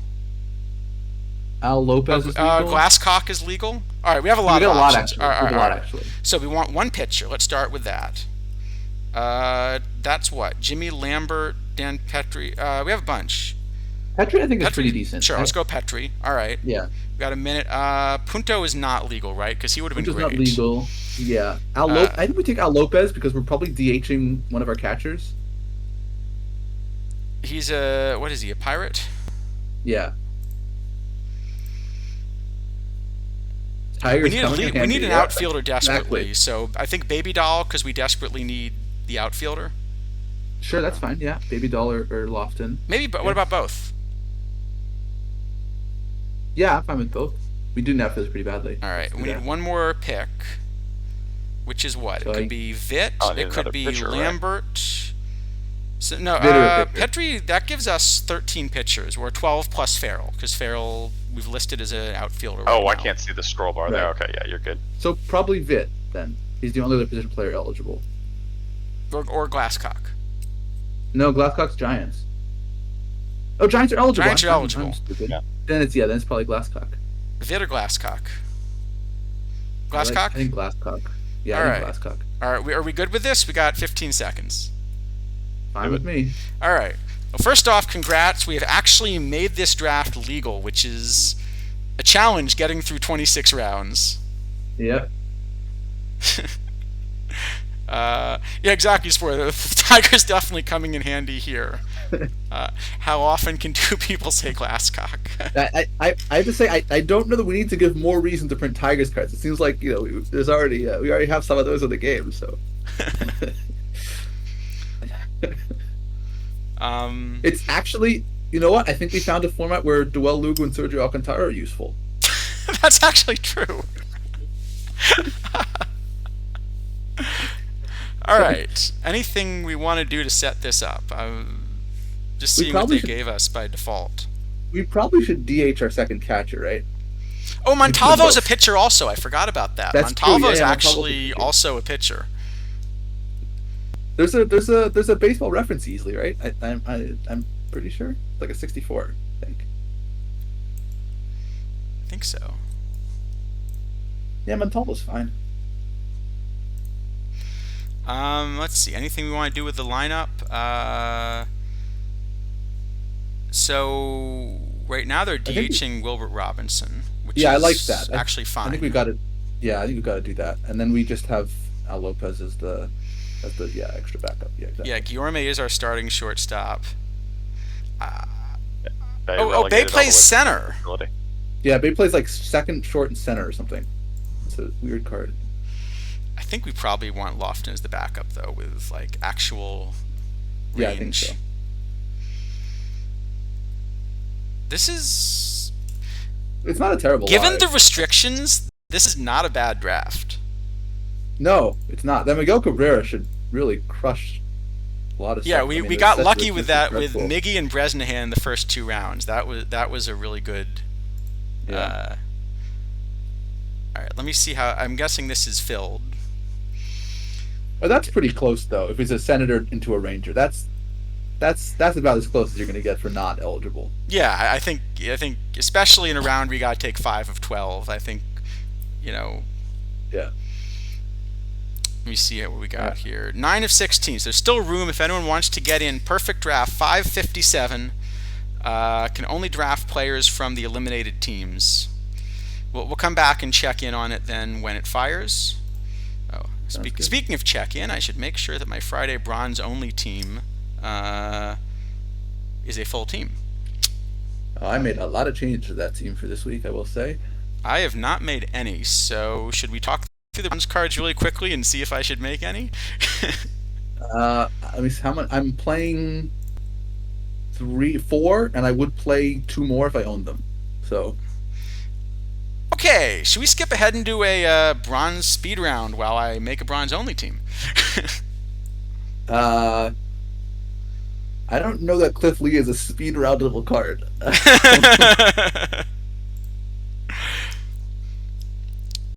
Yeah, it was a really good pick. I don't know who suggested that, but it was really interesting. I can scroll up in chat and see. Was it Gabagoo who suggested it? It was a good call. Whoever had did, a lot yeah. of good suggestions. Yeah.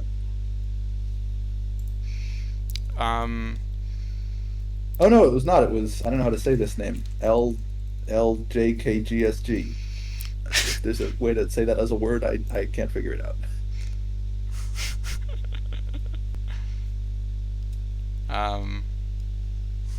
GSG works. Okay, that is easier than saying the whole thing. Yep. Ruth Lever Hrabowski. Ruth is really good for this.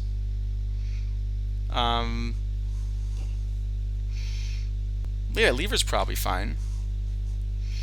Even years idea. We'll just call that the Giants draft. Exactly. Marbles. Marbles. I don't know how we do a marble. We gotta figure out how to do a marbles. I don't know how you do that. Just put all the players in marbles and see which ones win.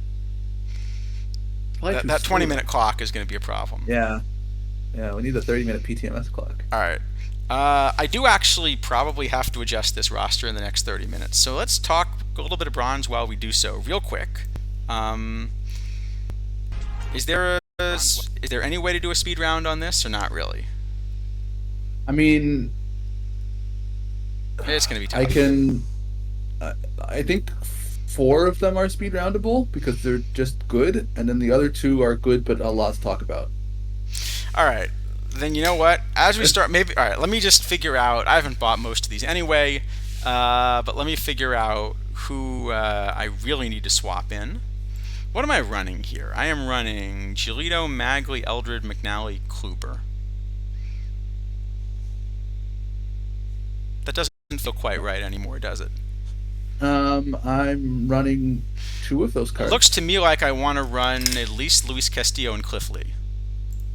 Yeah, Luis Castillo I think is really good. Cliff Lee I think is not as good as Castillo, but still good. But really interesting. I want to talk about this. I am not going to buy Luis Castillo for a very simple reason. There isn't one for sale. That does make it tough, yeah. Okay, Cliff Lee. Am I going to buy Cliff Lee? Yeah, but I think actually Castillo is really easy to grade, right? Castillo's like just basically another Giolito. He's just amazing. So yeah, he's just an S, right? Like he's just a great card. I don't have him quite as good. I think we'll talk through him. I'm just going to make a real quick check. Cliff Lee. Is he worth 11K? No, right? No, I don't think so. I like the card. I think it'll be fun to run him. I don't think he's 11K worth of fun to run him. I will say I am trying out sort of a weird card in this one, which I saw pop up on both some observed stuff and kind of closer to the top of my model than it had been on release, which is this Bob Brown. Very weird looking card. Let me see. But I don't think I looked at that one at all. Okay, I can see why you'd like it. Yeah. But I mean, when it first released, it didn't show up anywhere, and now, a month later, it's starting to show up. So that's kind of interesting. No, I don't have him popping to the top at all, but I can see why it's a shape that your model, like, that fits the kind of thing your model likes for pitching, I think. Yeah. Whereas my model actually really likes the reverse splits, and doesn't believe in these splits. Yeah. And I think that's part of the difference, is my guess. All right. Yeah, Brown was in the last PTCS too because the card pool was so limited. All right. So which of the cards in this that I have to run? I got to run Ozzy for sure. Ozzy's great. I think Brocious actually is just kind of the best third baseman both ways now for Bronze. Not so much he's good defense. I don't really care. I just like his bat a lot. See, this is one I'm looking at. We're going to disagree on because I value the third base defense a little more highly than you do. So I'm going to want to run Tresh, I think. But they're close. Tresh, really? Yeah. At third, I had him. You have Tresh in left. Outfielder. Yeah, but not as a third baseman. Am I down to pay 9,001 for Cliffley? You know what? Here, I will pay. I will just buy the Cliffley. Why not? For science and all that. Wait, did I not actually just buy him? No, you created a buy order. It looks like. Did someone else buy him before I? But I think Spore has an extra one, so he can sell it to you. Wait, what happened? Hold on. Last 10. Yeah, apparently, I create a buy order of 26 points. Yeah, I think what happened is. Didn't I hit buy now? You hit buy now, but it was already gone, so it made a buy order at what was currently the lowest sell price, which was 0. But it can't make 0, so it bumps up to 26. All right. Here's what I'm going to make this really simple. I'm going to put a buy order up at last 10. If I get one in the next few minutes, I will run him. If I don't, I won't run him, and I'm probably better off saving 11,000 points because the truth is, right now, the choice packs that you get for winning one of these don't actually make spending 11,000 points for like a one-off upgrade good value. All right, we got a Cliffley, so all right, we're gonna run him and we're gonna run Ozzy for sure. Market manipulation in full effect, exactly. I have to say, okay, I want to be clear that we'd never actually do this. At least I wouldn't. I don't think Charles, you would either. No. But I've been very curious what would happen if we just said some really terrible card was actually amazing. Like, how much could we actually jack the market for it? All right. Well. So we got to pick the right card here. Market manipulation in full effect. I will freely admit I have manipulated the market into allowing me to buy an overpriced card at last 10. Carlos Zambrano is S plus. Go by right. Yeah, exactly. All right. So what do we actually do? All right. So actually, this isn't bad. We can talk quickly bronze, and then we'll get back to cards. But just looking at the roster.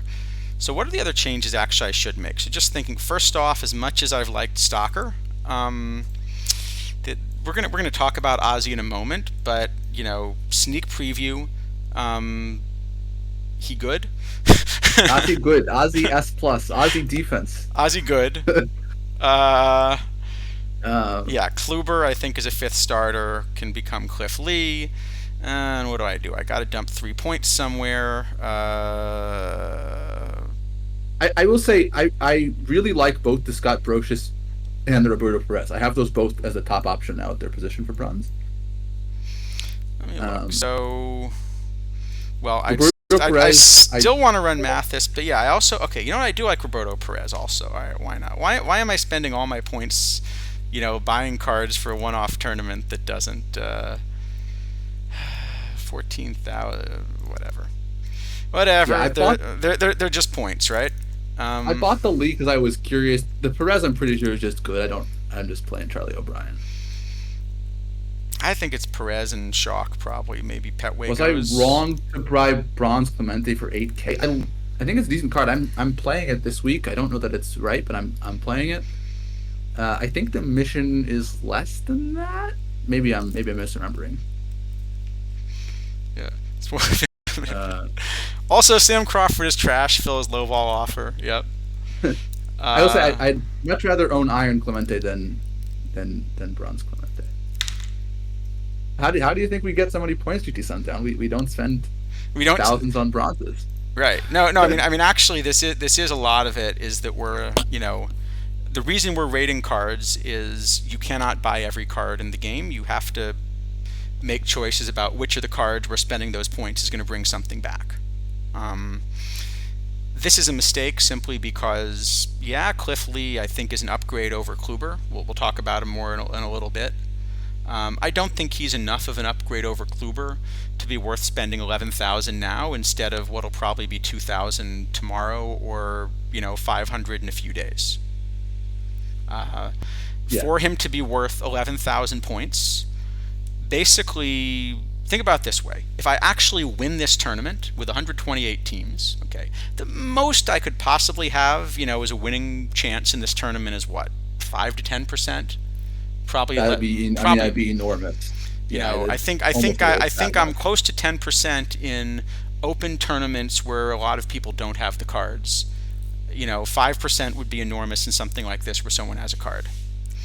Right. I think even in kind of opens, or I think even there, 10% is too much. I'd be very surprised when I was actually getting 10% in those, like 10% win rate, 10% cash rate, obviously, yeah. But I was shocked. I was shocked. That was my take coming in.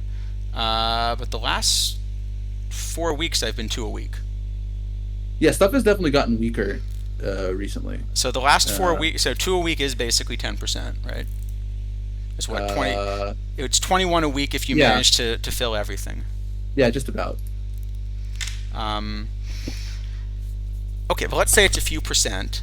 And now, just because the tournament batch cards have been out in a while, I think a choice pack is only worth a couple $100K. So right now, perfect choice pack is worth a little over 250,000. Okay, let's say 250. Is that before or after tax? After. Okay, so let's say it's worth. We're at a low bronze cap. There we go. So let's say it's worth 250K after tax. Then, at best, if you have a few percent chance of winning that, right? Let's say I actually had a 5% chance to win that. Sure. Which would be huge. For this is probably huge, yeah. Okay, that basically means that that's the 11K that I paid for Cliff Lee. Yeah. So for Cliff Lee to make sense to buy at that price, I either have to believe he's going to remain at that price for a while, and I want him anyway, which is clearly not true. I mean, I do want him, but clearly he's not going to be 11K for very long because he's being pulled at historical bronze rate. Or I have to believe that he's adding a few percent to my chances to win this individual tournament, which is also clearly not true. Yeah, I mean, you get some additional equity from finishing silvers and whatnot, but it's not a lot. Yeah, most of it's coming from the wins at this point. Yeah, TB3 is already kind of old, so there's not really a lot. So that's where when I say I'm making a mistake, that's what I mean. It's not that the card couldn't be useful. It's just you're trying to save on points. Speaking of save on points, so you talked me into these. I think you were correct to talk me into these, so thank you. But I do have to now cut 4 points, don't I? You should talk. No, well, you're not talking me. You're not talking me into Brocious because I'm a Tom Tresh believer for sure. Well, Schalk goes now, right? Because you have Perez. He's just replacing him. I was running Perez and Schalk. If I could run Perez and Petway, I could run Perez and Petway. Oh, I'm not playing. I'm playing Deasley or something. You just save the points. Yeah. But, well, if there's Deasley, then I can waste more points and buy Johan Santana. I don't know that one's actually for sale at the moment. But I like that card too. Yeah, it's not for sale. In that case, I will not pay 14 points for Johan Santana.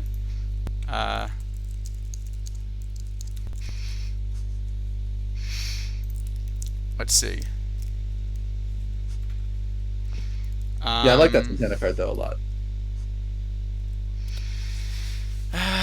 What else do we got here?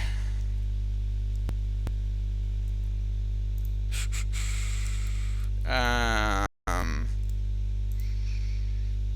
right. So Maybe go to Deasley, but then if we go to Deasley, I've got 4 points to play with.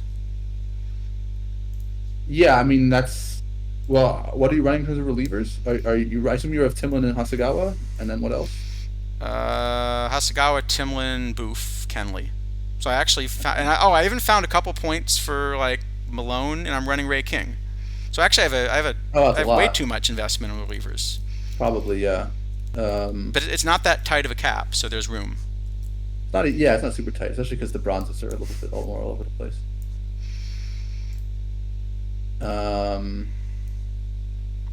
Who's your shortstop? Oh, Ozzy. I'm an idiot. I think Oz. So there's several you can talk me into, but I don't think you're going to talk me into dropping Ozzy. No. Yeah. Okay. See, I'm spending on not Jimmy Wynn in left field, so that's why I have. More trouble, I guess. But look at the eye I get with Jimmy Wynn. That's the best 61. I like it This is why 61. Tom Tresh is a third baseman, because he's got eye, but Jimmy Wynn plays left field. Tom Tresh plays center field.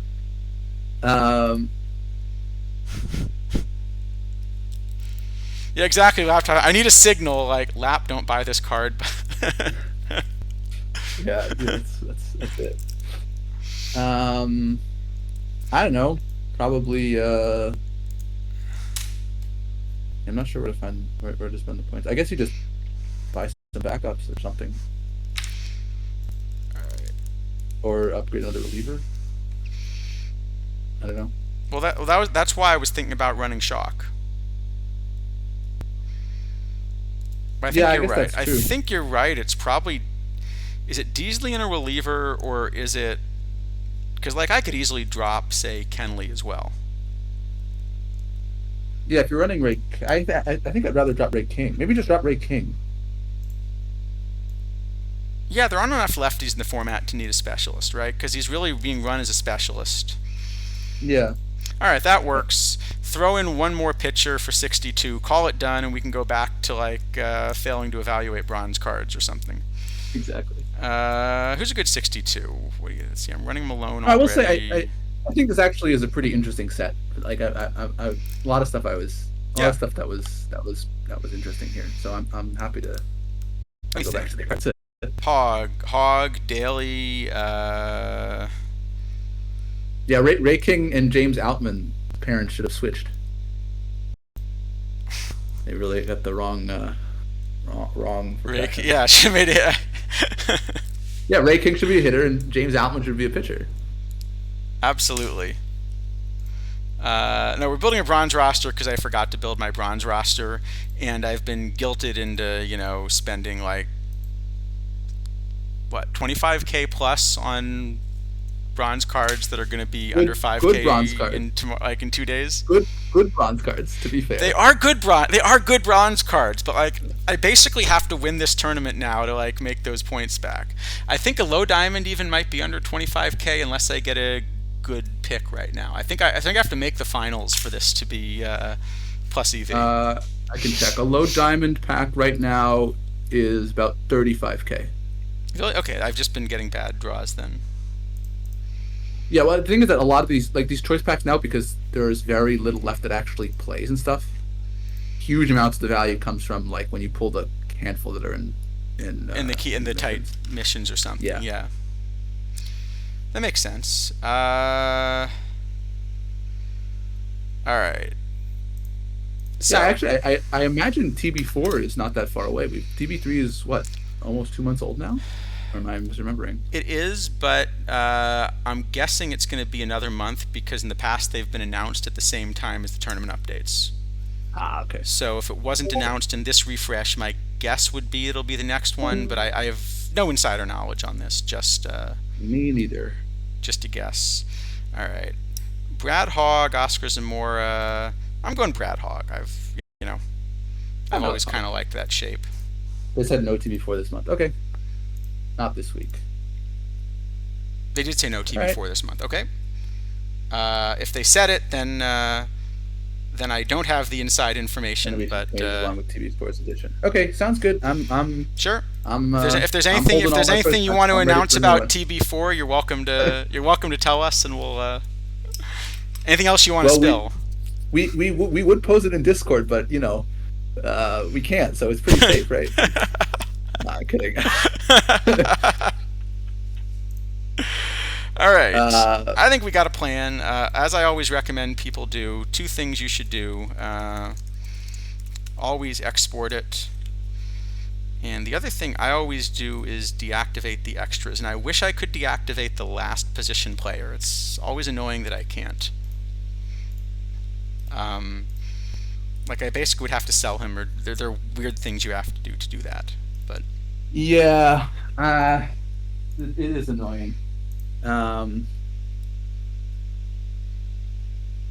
Yeah, funny, not funny. Yeah, I mean it's fine. I'm over it by now. It's fun to make jokes about, though. no, I not only do I find it funny, but actually, I think it's actually been better for our stream. I mean, I don't know. I don't feel the need to super relitigate it, but yeah, I mean, at this point, it's just there's some fun jokes, and that's pretty good. Pretty much, yeah. No,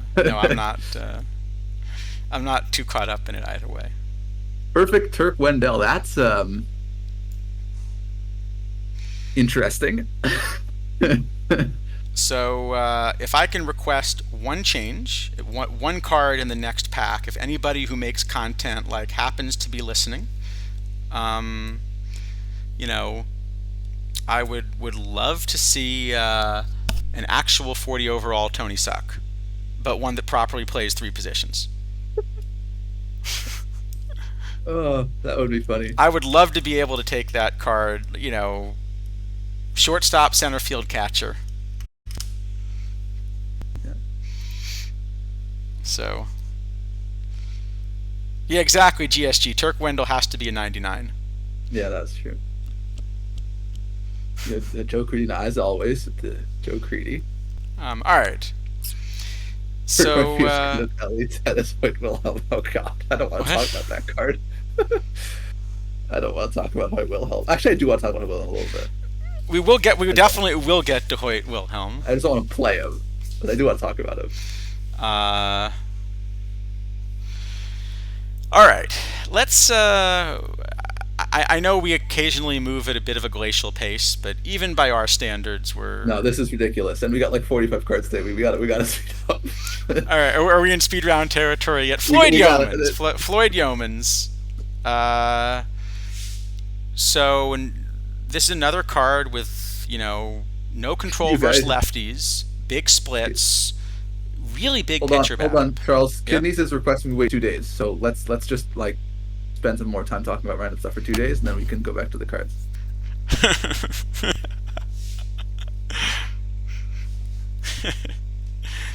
Well, see, I would, but Kidneys, based on what I've seen with the weather, we don't know that you're getting home in 2 days. That's very true. Let's do a marbles break. So. Okay. Anyway, let's actually do cards. Floyd Yeomans. Floyd Yeomans, best expo. Best expo available in the set, I think. Okay, so first off, the more I think we can get people to match up,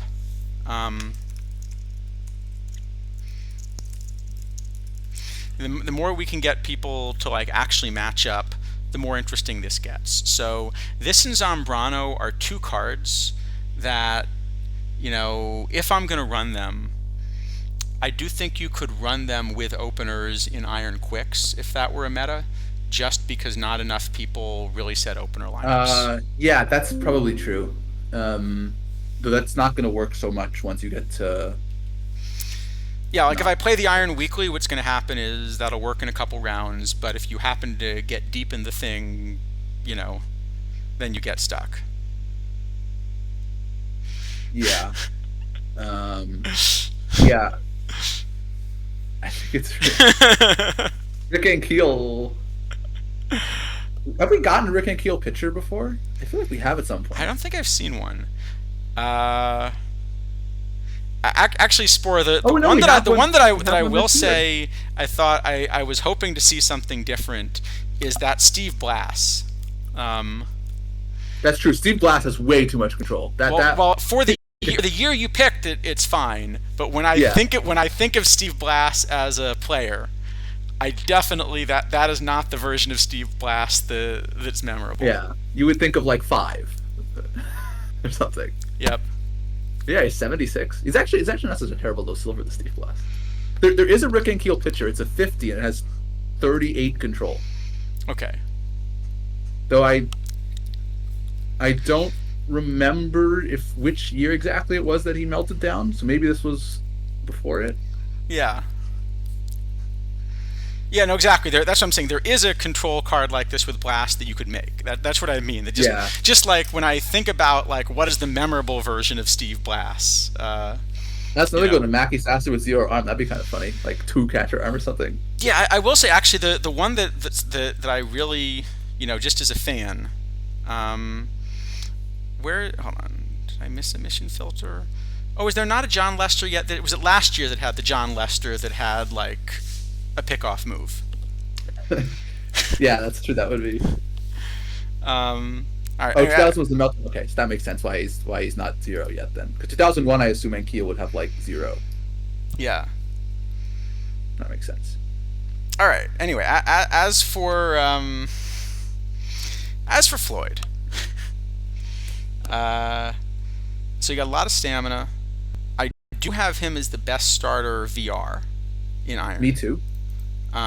So the more you think you can get that to work, the better he's going to be. As a two-way player, again, I have him absolutely nowhere close.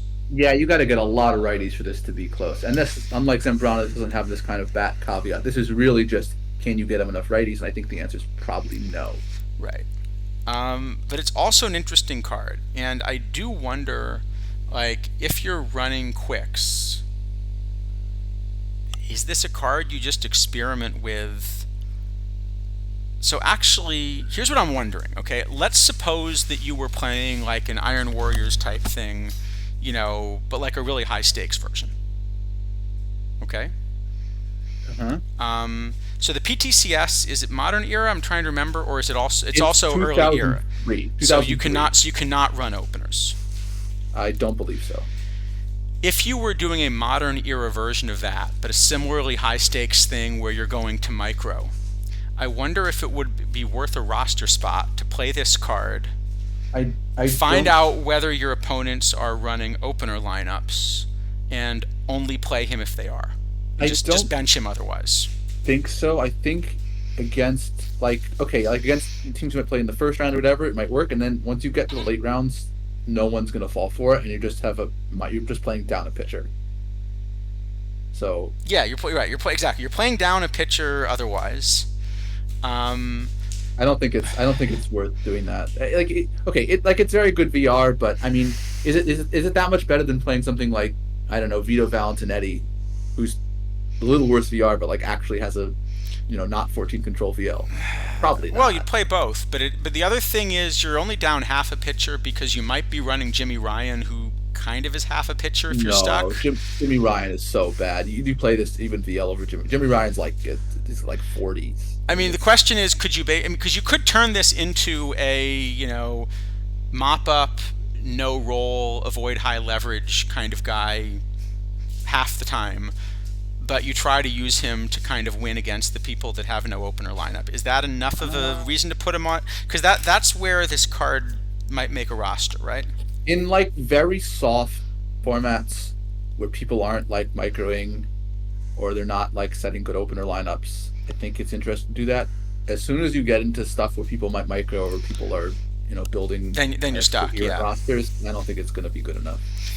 All right, so I think it's probably unplayable, but I think it's sort of the same discussion as Zambrano, except that this card is just a little bit better than Zambrano, just overall, right?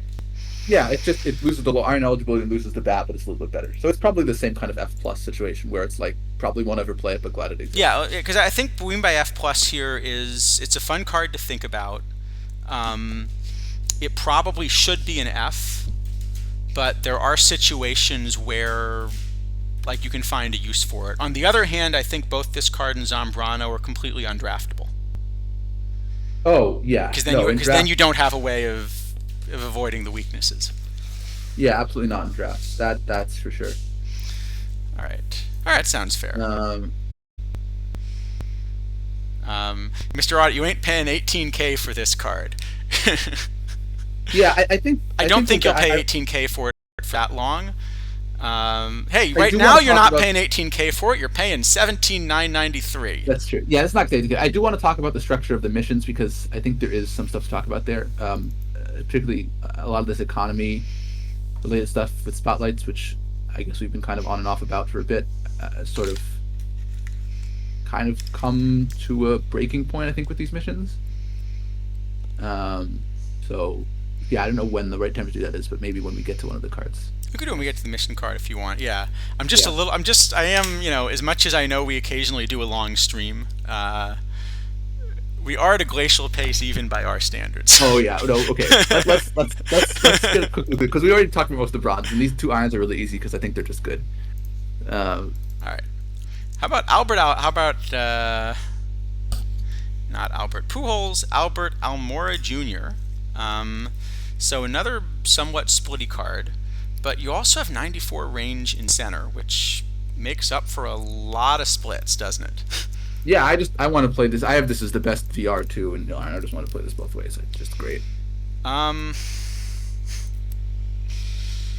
guess you won't have it as good VR because the eye is so low, but well, you know me, I'm going to play Bobby Del Greco because he has 101 eye. okay, yeah, but the rest is best of zero. It's just a lot of range. No, I mean it is a little unfortunate this can't actually play left and right because it would give him some additional flexibility. But no, actually, I will play Del Greco over this. I think, as sad as that is. I have Del Greco third VR. But the card that I think is actually a better analog that I will also play over this is this Taylor Doubt It, where you're still getting 98 range, but with that eye, this is just the shape bat that I would much rather have. Yeah, I don't like this card nearly as much as this Almora. Because of the 53 arm, or no, I just like Almora's bat better, like quite a lot better.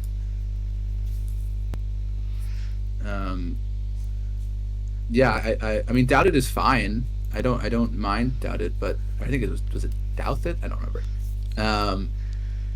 But I this bat more. I mean, this BABIP gap stuff I tend to like, and there's some power here. So yeah, for me the 31i versus right just ends up being too much of a problem. Yeah, I imagine versus left you still have it first because the bat, there's eye then, and the rest of the bat's amazing. Yeah, versus lefties, then I would run Almora. So you could platoon them. The problem is they're both players that only play one position. It's a Douthit. Okay, I've never known how to pronounce that. Thank you. Douthit? Okay. But yeah, I think I just want to run Almora both ways, and I think there's enough kind of stuff like there's cards like Herm McFarland, for example, who's often playing a corner who can back up center, FP Santangelo, or even this Jerry Harrison we'll get to in a second if I want to play it left. Can play center. Yeah, so I think as a one position player, I think it's either this or Doubt that you can't really fit both on the roster easily. As much as they're a natural platoon, that's a lot of resources to give up to play center. Yeah, no, I don't think you can play both, but I like Almora quite a lot better, so I'm going to play Almora. I do think that Iron right now is a pretty right-handed meta. I guess you'll see Lefty Gomez. You might see Baylor Moore. You might see the Sandy Koufax. But you're mostly going to see righties. I think you're going to see Leah, Branca, Boyer, Boswell. You're going to see in most rosters, right? Yeah, I like Lundgren. I like, stuff like that. I mean, there are some Tommy Burns who I think is okay running around. But there you probably want the eye card, actually. Yeah, so I think I guess what my model wants to do is to sort of say that there's still so many of these bronze cards running around that have nothing but I. That the low control guys. So a card. I mean, actually, I should have mentioned this maybe with Yeomans as well. That my model likes Yeomans and Zambrano actually more as, like a silver cap filler card than it does as an iron card, simply because the silver cap bats often have less eye than the iron bats. There's just still so many of these iron bats running around that have nothing but eye. That's true. I have a hard time imagining ever like playing humans and not finding 2 points for Charlie Lee or something. So are you open more to one position players in early era tournaments? Yeah, I think absolutely. I think in early era tournaments, not nice, like Mike Tyson saying that's good. Like I mean, okay, people. I mean, I don't know how many people saw it because I don't. But there was a 30-inning game that I played in the Dead Ball Weekly this week, which was hilarious. My build there for a while now has been basically not 8 starters, 8 backups, 1 per position, and then 10 pitchers with like 1 or 2 starters, and the rest bullpen. And it didn't work because 30-inning game, my bullpen actually managed to get tired, and the last guy had to pitch like 15 innings. 30 innings. It was crazy. 30. Here, I'll see if I can try to pull that up while we. But yeah, I mean, I think in dead ball kind of stuff where there's really, unless you have that happen to you, there's really no. Your bullpen doesn't get taxed ever. You just have enough slots to full platoon, run a dedicated back to every position. Like you can do whatever you want. I was going to show you Cliff Lee, but I didn't. All right, let me pull up. I can pull up that dead ball. Oh, I got another slot. I got another slot again. This has been a good day on stream. The 30-inning game was pretty crazy. Though it did actually, because I wasn't microing, it did lose me the series because my bullpen actually got tired, and in dead ball, which is I've never seen happen before. That is really hard to do. But I guess what you can do, because if you're microing, all you got to do is let the next day's starter not be, Right. Well, I was only starting. Noodles Han was my only starter because you only need the one in 1912. So he's tired. So wow. So okay. So you just got to rest everybody once and then. Well, Noodles would have been fine if I had been microing and able to let Noodles go for the whole game, the next game. But I wasn't. So. Do you remember what is it? Tuesday Dead Ball? Is that what I want? Yeah. Yeah, it's the Tuesday Dead Ball Weekly. Yeah, that was one of the funniest games I've seen. Yeah, it's that one. First round too, which is wild. I'd be rooting for that to be Game 7, and then for Yes, that is always to be the team that faces you next. Going to be the next team to play them. Oh wow, that's a nasty way to lose. Look at this. We gave up 2 hits and 3 errors in our elimination game. That's dead ball for you. Yeah. Where are you? Florence.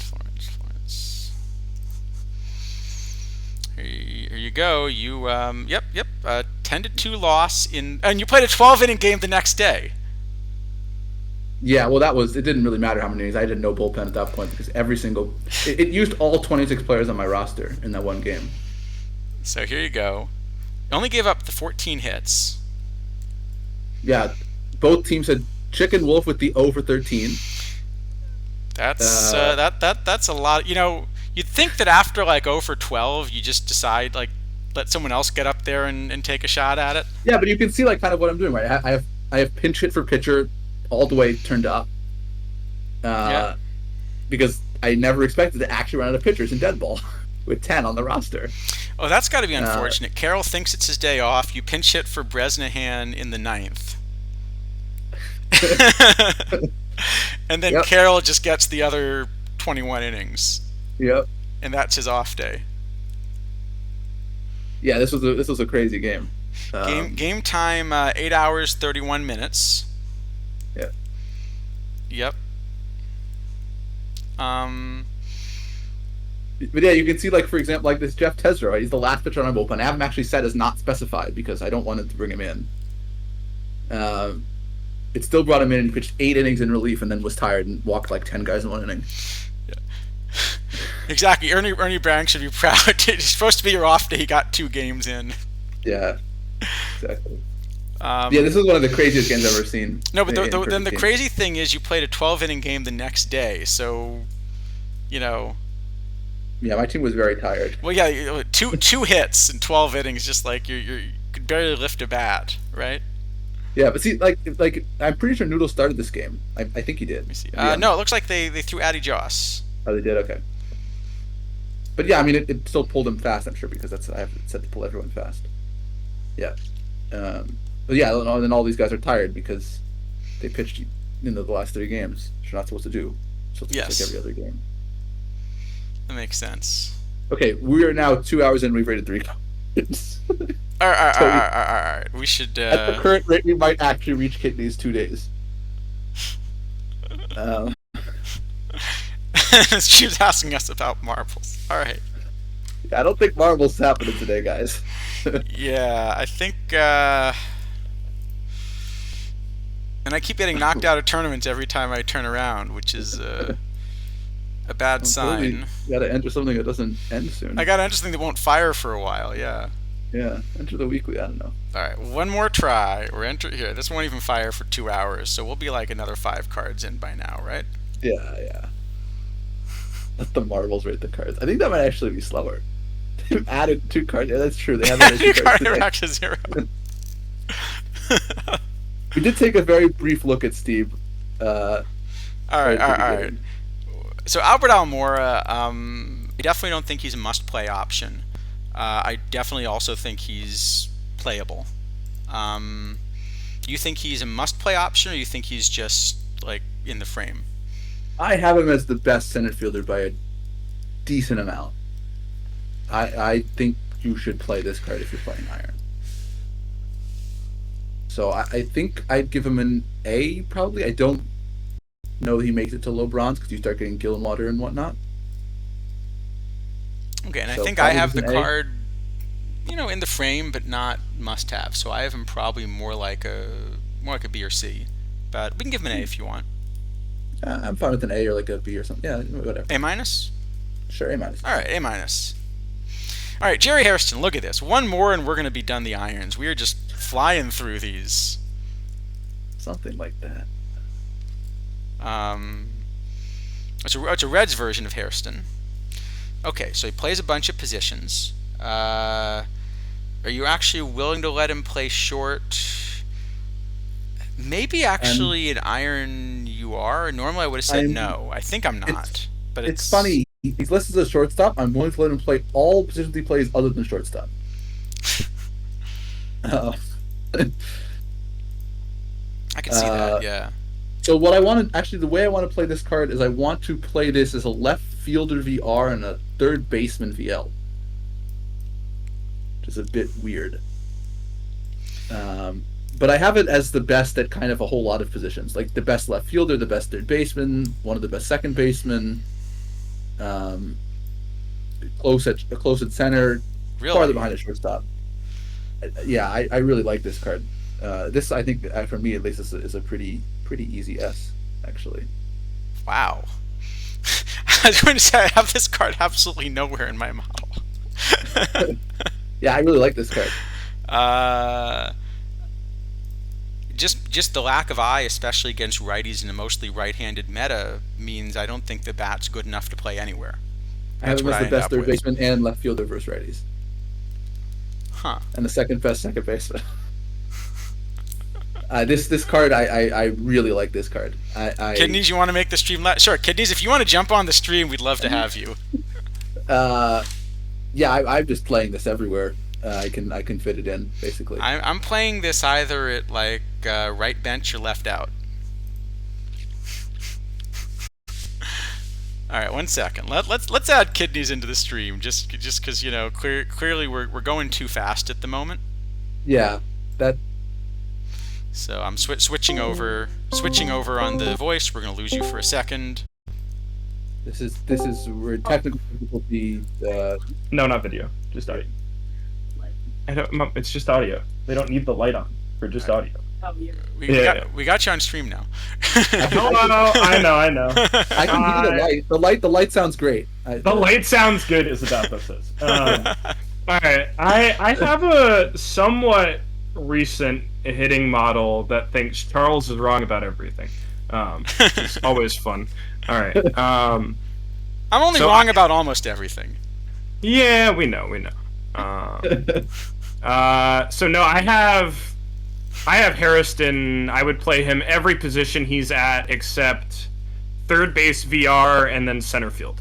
Because in center field, short? No, there's no way. I would. I have him just being good enough. I think. I also think Amora is better than A-. I think that card's just stupidly good, especially VL. Like VL is so crazy. I think you could play it in silver. Not quite, but you know what I mean. Like the power level is there to play it. I think the problem is that one position makes it hard to do that. Because bronze doesn't have enough lefties. Like it's a one position platoon if it's playing up. It's not good. I'm just saying the card power level is absurd. I think I'm gonna give it an A-, but yeah, I think S is a bit much. No, this is easy S. I would give this an S plus. Charles, you're crazy if you say it's not an S. I can't find anywhere to play this card. He doesn't have I.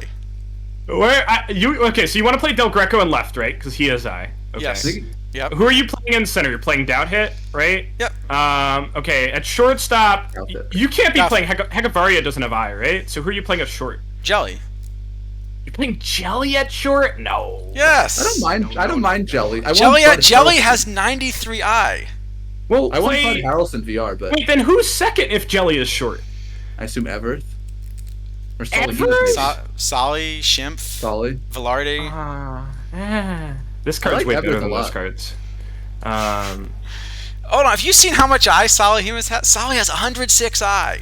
I've seen his eye. It doesn't just mean he's a good card. It means he's a better card. I like Solihemus. I think I've used Solihemus in a bunch of stuff because he has the two positions and. I'm gonna be honest. My model doesn't remotely think Solihemus is playable in Iron second base. I have Solihemus. I think I'd rather play Solly at third. Actually, I think I'd. At third? Yeah, maybe it's Solly. Maybe play Solly at third. You know. VR? Wouldn't you rather play Schimpf at third and Solly at second? I don't want to play Schimpf anymore. I don't like Schimpf at this I don't want to play Schimpf either, but just for Charles's eye obsession. You can play Schimpf. I mean, I would probably still just rather play like Kingman VR. I don't like Kingman either, actually. At this point in Iron, heretic. He's a heretic. Roland's fine too. Like I want to play Roland or Jackie. Yeah. I mean that's what I have, but I have Harrison in between those cards. VR, he's way better VL. It's not close. The problem is that VL, I want to play Rusty Kuntz in left. So then Harrison has to find some other place to go. because that's like the best Iron card ever printed or something stupid at 44. That card. Iron VL, that's for sure. Yeah, best Iron VL ever printed. The problem though is, I feel like without walking, this card needs so many singles and doubles to actually make up for it. He doesn't walk, he doesn't hit home runs. And I have this card in like a silver environment, probably hitting enough. He's almost worth his weight in some scenarios. VL. No, this card is fine. I don't know in silver, but I would play this in low bronze, and I think maybe even full bronze. I'm not saying I play it in silver, but I'm just saying in silver environment compared to the other Iron cards, it's very silly. And his contact stuff will probably be better in Iron than it is against silver pitching, right? So. No, I don't think so. I think actually because most. Oh, because you think everybody's gonna run like the human type cards? Maybe not. Well, not humans exactly, but guys like Bronca and Lundgren, I think you'll get a lot of those. Adobe had to go, so Adobe turned into kidneys. I am Adobe now. It is a big downgrade. I appreciate. Is that Adobe's debut on a stream? It was great. Yeah. Well, let me ask you: have you guys ever seen Adobe and kidneys in the same place at the same time? I haven't seen Adobe and kidneys at the same place in the same time, so I would agree with that. Yeah, that's a very good point. I'm just I don't know. This has to be an S rank card. Right. Okay, just looking VR, I would still have it as the best left fielder. I would have it as the second best second baseman, the third best third baseman, the fourth best shortstop. Like, it's just everywhere. I don't I don't know how I you will say don't say this card's crazy. I mean, Are even you, if are I'm you, more you're than- not running like an NL Central only model, right? No. No. No, wait, no, oh, no, no, no. Solly's still NL Central. EVC. So is Amora, actually. I just messaged you on Discord when we just like 10 minutes ago. I'm gonna meet him Wednesday, so that'll be fun. That's Um, pending yeah, the so stream probably being about over. the yes. time where I leave the stream, go camping, come back, rejoin the stream. Once the stream is over, it'll be time for me to go stream with EVC. So, I'm just trying to find a way to get this card in my model to be good, and I have to add like 50 points of I to get interested. oh in my this card. gosh. If this card had 50 points of I, it plays in like it probably plays in silver. Yeah, it's just absolutely busted then. Yeah, that would be a. No, you're Broken silly, card. man. All right, we give it S by majority vote, which is the only reason I came on here was to make sure this card got its right rating, and then we can go do the other cards, and I'll shut up now. You've been Yeah. overruled. I think this is a pretty easy S. Yeah. But if we want to give it like the incomplete George Van Halterman style, I'm fine with that too. I'll give it a S. Well, sort of. How about that? You can give it S minus because you're petty. That's fine. No other real reason. Oh, hold on. What That timer made all is it? the other ratings Yeah, disappear. that didn't work. Oh no, that was I messed up. How about an S Well- asterisk? Sure, S asterisk. That's fine. S asterisk. I'm the asterisk. Asterisk Warbot maybe let's slightly not broken. abbreviate that. All right, Johan just not good, All right, right? should go on to No. hold What? on, no, now we got over you on this one. What are you talking about? I'm just messing. I don't have anything pitching. That's Johan's amazing. Okay, so this Johan, this yeah, that is, Johan I'd like in bronze. I'd like that one in bronze. No, this card's great. This Okay. It's just Kurkauskas with a bunch more control, so it's good, right? Because that was Kurkauskas' issue. Yeah. Yeah, I mean it's just. well, I it's think really yeah. really splitty. But So that's has anybody fine. put it in a rotation and seen what its stuff drops to yet? I would be very curious what the number is because you It can see the won't. reverse drop, right? It won't drop. It won't It drop. doesn't. Really? No, because he's 47 stamina and 3 pitches. It won't drop. yeah, Oh, true. Oh well. Wait, I thought he'll drop still because he's technically getting an RP boost on the card, or is it not that? No, it doesn't work that way. so Okay. So he's really splitty. He's just good. He's just good. He's really splitty, yeah. but even given that he's really splitty, and my model is going to punish him a lot for that because they're assuming that the bullpen, typically gets bad matchups. I still want to play him kind of No, he's still everywhere I amazing. can. Yeah, he's amazing still. Yeah, this card's phenomenal. No, I mean, and especially for you, Charles, because you'll do opener garbage with this card too. So Yeah, Yeah, it's he's great. definitely an interesting card for open, especially with the 47 stamina. You can actually Oh, probably. look at actually, two that's games. true. He's a really good opener because if you just run righties against him as an opener, like you're running him into a righty. Well, not only that, I mean, he could probably open 2 games in a row with the 47 stamina, or even 3 games in a row, maybe. Oh yeah, absolutely. Like, how did you not look at this card, Charles, and think opener? It's disgusting. It's right up your alley. This is your perfect. brown card. Wait. Do I run openers? No, really? Never. I've never seen that before. Look at this. Am I running an opener in this tournament? No. What? I mean, okay, it is a cap. It may be a cap, yeah. It is. It may in fact be a cap. But if it were not a cap, and by the way, if anybody is wondering what Cliff Lee gets you for 11,000 plus perfect points, the answer is down 2-1 in the opening series. It was worth it. Well, my Cliff Lee had a lot of 353 Babbitt, but I won the game, so it was all worth it. Did you also pay 11K for yours? I hit a little less. I think I paid like 8K. Why did you pay 8K for Cliff Lee? Why not? I don't really care at this point. We're both in the same boat, I suppose. I have enough points that, in all honesty, if I burn 5K on one bronze. Well, doesn't okay, matter. so I've actually, so a lot of people have always had the logic that like you shouldn't overpay on cheap cards because they're cheap cards, and I think that's stupid. Like if you can spend 10K and then go win like a tournament or two with a bronze card, it was worth the 10K, like far more than overpaying on an expensive card. The problem is that right now, if you win a tournament, you're getting a choice pack that's worth like 250K.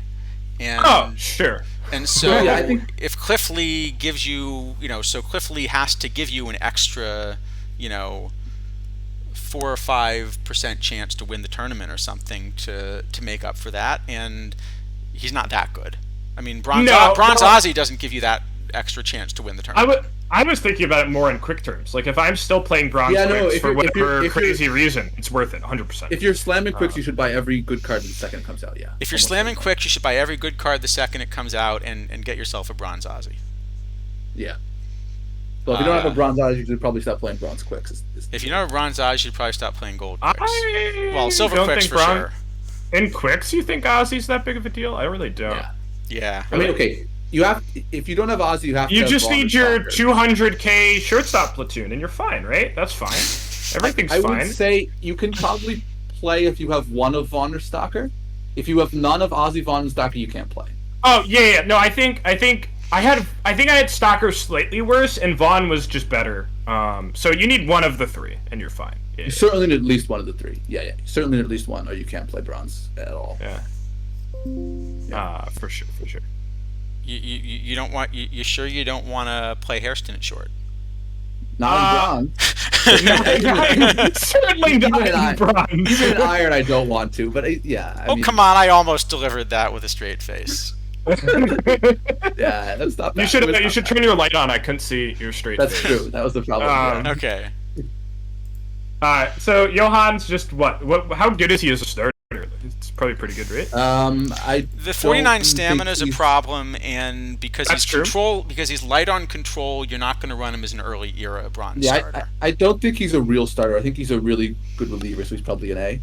Yeah, Okay. I also think I have him playing up a little bit in Bronze compared to low Bronze, which is funny. But it's the same thing where some of these really high I, nothing else iron cards, I think, play up to sort of low Bronze, but don't play in Bronze.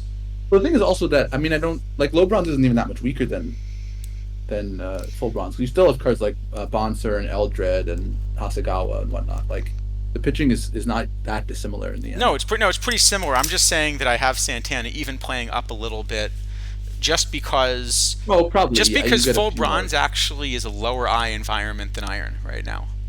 That's probably true. Yeah. Yeah, that's probably true because all the Iron cards are just bad cards that have a bazillion I and got improperly rated. So I believe we call those excellent cards. Well, they're good cards because the system sucks. Yeah. Well, no, I mean, but in the end, I mean, all it does is move Santana from being good to being really good. So it's not. I mean.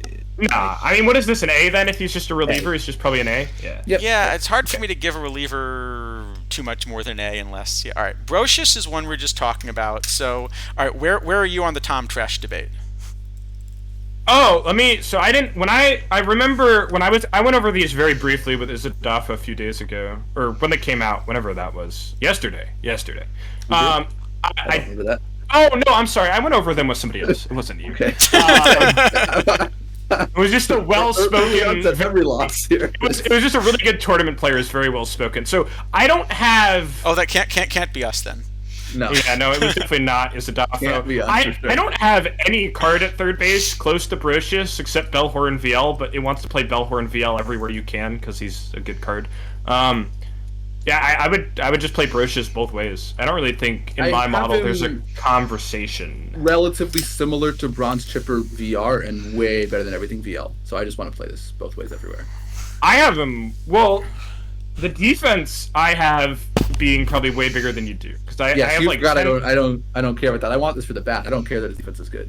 I think his defense is still good, and his bat is almost as good as Bronze Chipper VR. He's a dumb card. Yeah, but I just want to show you this Tom Tresh. Look what I get from Tom Tresh. Show me Tom Tresh. Look at this Tom Tresh. It is a lot of I. It is a good card. No, Tom Trash is a good card. I mean, he's okay. He's better Where does he defensively play? at third base, so he can play He's a left, left but he's fielder. really He's a a third left fielder. baseman for me.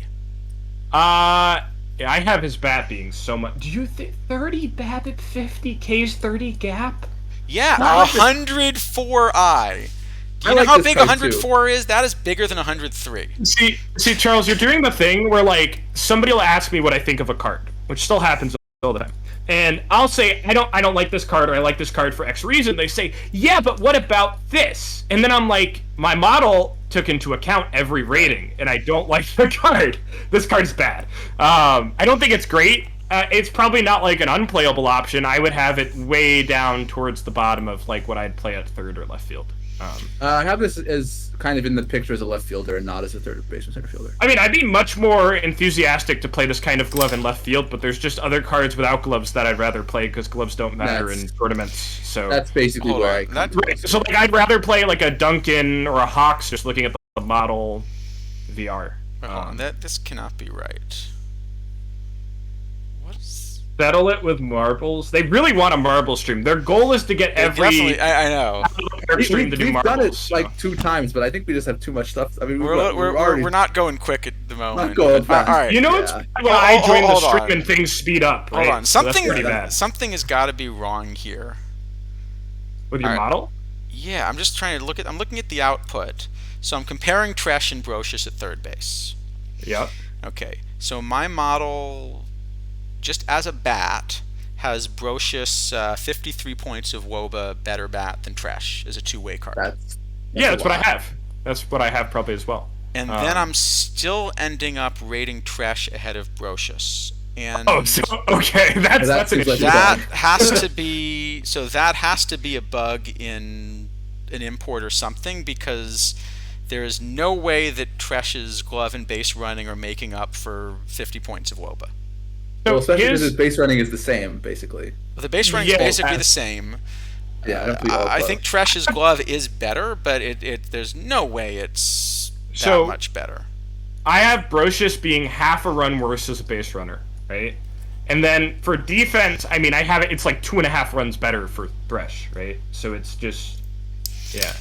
Okay, I must have an import thing or something that I because there was some formatting change but I must have an import thing I just did, Well, because there's there no was way the- there's no way the difference in is that Right. big, right? They did add Era 8, which was a pain because it broke my old spreadsheet. They just decided that live cards and future legends are a new era No, of it was baseball. it was a good change. No, that's It was- actually I mean, really it wasn't- important, because this it wasn't is it wasn't a good change, but it was the best Band-Aid. Yeah, Right. it was a good Band-Aid. I would agree it's a good Band-Aid. I think this is why they were not being allowed in like modern era tournaments before. Yes. Yes. So it's important that that's fixed. I just it would- wish would be that good if when they just did fix the things... thing, but yeah. Well, they could do that too, or I just wish when they did things, they would just like have an actual patch notes that told us what they did, and not just randomly update the card database and break all my shit. Thanks. patch notes would be nice. Yeah, that Yep. would be pretty A nice. huge W. I mean, there Yeah, are see- some they're just kind of incomplete. I have so- iron cards better than Thresh and Bronze at third base. I would rather play, well, probably not actually Kingman, but I'd rather play Roland VR. Yeah, I don't like Close. Trash much as a third baseman. I like Trash as a left fielder. Well, I don't even like him as a left fielder because I just want to play all the first basemen in left field. But Yeah, I like those. I like I like Clark and Chicken Hawks and Mothel. Those are kind you of like Duncan? Would you play Duncan in left field? I would No. play Duncan in left field. No. Probably not. I'm actually the thing I have running right now. I'm actually pretty confident, and there's a few bells and whistles missing. But oh yeah, I'd play Duncan in left field. Hell yeah! Who needs to hit lefties? Only kill Just play righties. Hawks. Hawks has got to be better than Duncan. Not VR, but certainly overall, yeah. Or even better. I like the Johnny Dick shot too. Apparently, is pretty good. Dick shot's okay, but he has to platoon, so it's a bit rough. Does he have to platoon? My thing has him as just the best overall value if he didn't platoon. I have him number 5 VL, number 2 VR, and number 1 is Duncan. So That seems suspicious to me, but what do I know? yeah, probably a little sus, but that's fine. I don't. To be honest, I don't really play bronze outside of the 2 weeklies and the low bronze cap to qualify for PTCS. So, I mean, not I sure how should much. be defaulting to you guys on everything because, as Sporer pointed out, I don't play this game anymore. However, I am here to make fun of Warbot. So that is funny. That is the main purpose of the stream, you know. Well, we try not to make too much of a fuss about it, but all right, I had a column import error. Yay! There we go. So now that I have adjusted the column import error, Is it actually good? Did you have I in the power column? Was that what was happening? that would have explained it. Yeah. It would have explained everything for like the past 3 years. It's been great. Yeah. No, I was just grabbing the wrong column when I was sort of taking a player not listed as a third baseman and converting them to a third baseman. I was grabbing the wrong defensive rating. So he was getting credit for his left field ratings at third base, essentially? Something like that, yeah. That would have made him a lot better of a card, yeah. Yeah. That would all right. Actually, now I think we should be changing the vowel in Trash's name. Yeah. Sure. All right, so we're agreed. Brosius is S plus then. It's just the best third base. Well, but okay. Oh, hold on. But I do have to give you one other third baseman that I now still think is close. Tommy Glaviano. Yes, Tommy Glaviano. You got it. Okay. I think Glaviano is really good. I still have Brosius being like a full point of WAR better. Yeah. So I think for me at least, S usually means I want to play them up something, and I don't think I want to play Brosius in low silver because of Eddie Matthews. I guess he's just literally a mile better than any other bronze. He's not a player. mile better than Glaviano. He is a mile better, at least in my opinion. I think it's an A. I don't think it's an S. Give him an A plus. I'll be okay with it. He's I don't think he plays up. I don't think if it's all right-handed pitchers, I'm fine to play Chipper instead. Like I'm voting A. I think A. I'm gonna overruled. They're mean, chat. Okay, well, we'll see if we all agree on Castillo. I bet we'll all agree on Castillo, though. I'm actually still going to put Trash in left, by the way. Yeah, I like Trash in left. I don't mind that. I'm still playing Trash in left. So Castillo, I have is basically Lucas Giolito number 2. Yep. Is Giolito still good? Yep, Giolito's still the best. So. All right. Well, it's the best number 2. We the best. Another one. All the DJ Khaled jokes. It is a lot splittier, to be fair. So, because of the splits, my model has him a fair bit behind Giolito, but still the number 2 option. Okay, so S, right? We can all agree. He's splitty. He's too splitty to be an S, isn't he? I think he's good in low silver, so that's what kind of goes into BS for me. He's not that splitty though. Like it's the BABIP and the stuff, but like his home run and his control are fine, and he's just a really good card. I think this card is just great. So if he had, if his stamina weren't just nice, but were actually good, I would want to give. It is nice, but I would want to get, But if he had a little more stamina. What if he had but his home run is also nice. It's a shame his VR home run isn't 1 point higher too. This stamina is totally fine. He'll throw 105 pitches a game. What? Does he have a knuckleball? He doesn't have a knuckleball. No. This will recover. This will recover at like 104 or something. It's totally fine. Giolito recovers at 101, so this will recover at 104, 105. No problem. Yeah. No, he'll throw 100. This is a great card. It's. Do you have this playing up, or is this another A? I play this in low silver, so S. Oh, okay, yeah, that's an S. Let me see if I play this in low silver. Hold on. I can answer the question if I would play this card in Perfect League. Hold on, let me check real quick. No. The answer is negative 5.8 WAR. It's bad. That's shocking. I think this is an F minus, actually, guys. Hold on. I think it might just be an F minus. Wait, hold on. That's hilarious. What? So I have this card as the number 2 card in bronze. I have this as the number 1 starter in low silver. Oh, okay, that's fine. Yeah. So it's and actually by a fair margin. Oh, easy S. Yeah, easy S. Yeah. Okay, cool. That's fine. Cool. Okay. I guess just because the different player pool. Yeah. Go buy this card. Put it in your lineup. Profit. Don't go buy this card. He costs you freaking 11,000 points. Buy it if you're playing quicks. Don't buy it if you're not. Go buy it when it goes down to 2K. Buy it if you're playing quicks, but if you're playing quicks, you don't have 11,000 points to spend. You might compare it to the return on non-perfect choice packs right now, to be honest. Everything else is all right. So how much do you guys? I love this Roberto Perez card. Me too. Best catcher. want to play this everywhere. Low silver is good. Yeah, I mean, I like in some Well, first, like if I'm okay. playing just open bronze, I might platoon it with Shulk, but both are ridiculous. Nah. First, I mean, first those off, would be my two I captains, say first off, I love this Roberto Perez card, and I've been playing him a lot of the cycle. Oh yeah, I that card is also I- great. stopped playing that card relatively recently. I did play it for most of the No, cycle. the 40 Molina I think kills it. Between Mathis and Molina, it's just as cheap for platoon as we were running before, and you know. Yeah. This is just a really good card. If the splits were reversed, I'd be even happier with him. But it's just a really good card. He's not No, even it's bad just great. VR. Like he's just absurd. No, I have him in the best both ways. It's just Yeah, I mean, but my gap between him and Shulk is so close. I could see it either way. Yeah, like it's Yeah, it's just. I think in ridiculous. practice I'm going to platoon them. In modern, I still actually like Mathis over both of them. But Maybe interesting. No, I don't. Catcher- Yeah, catcher- defense is everyone's got right their own because the stuff. framing stat is so awful. It's so hard to tell what catcher defense does. Yeah, everyone does If that. you're listening, Marcus, make all your stats wrong so then we can't model your game. Oh wait. Anyway, this card's great. I'm a fan. I think you just play it. If you're in quicks, pay 20k for it. If you're not, don't. Whatever. I think I platoon it. I think I platoon it with Mathis. I think Well- this is the VL side of the platoon. Also, Wait, you're platooning gonna play catcher Mathis is just VR? like Yeah, what? I mean, look, maybe. they're both splitty, but this is a splittier card. So yeah, I actually would play. I I don't know about that one. I actually kind of don't disagree with Charles here for once.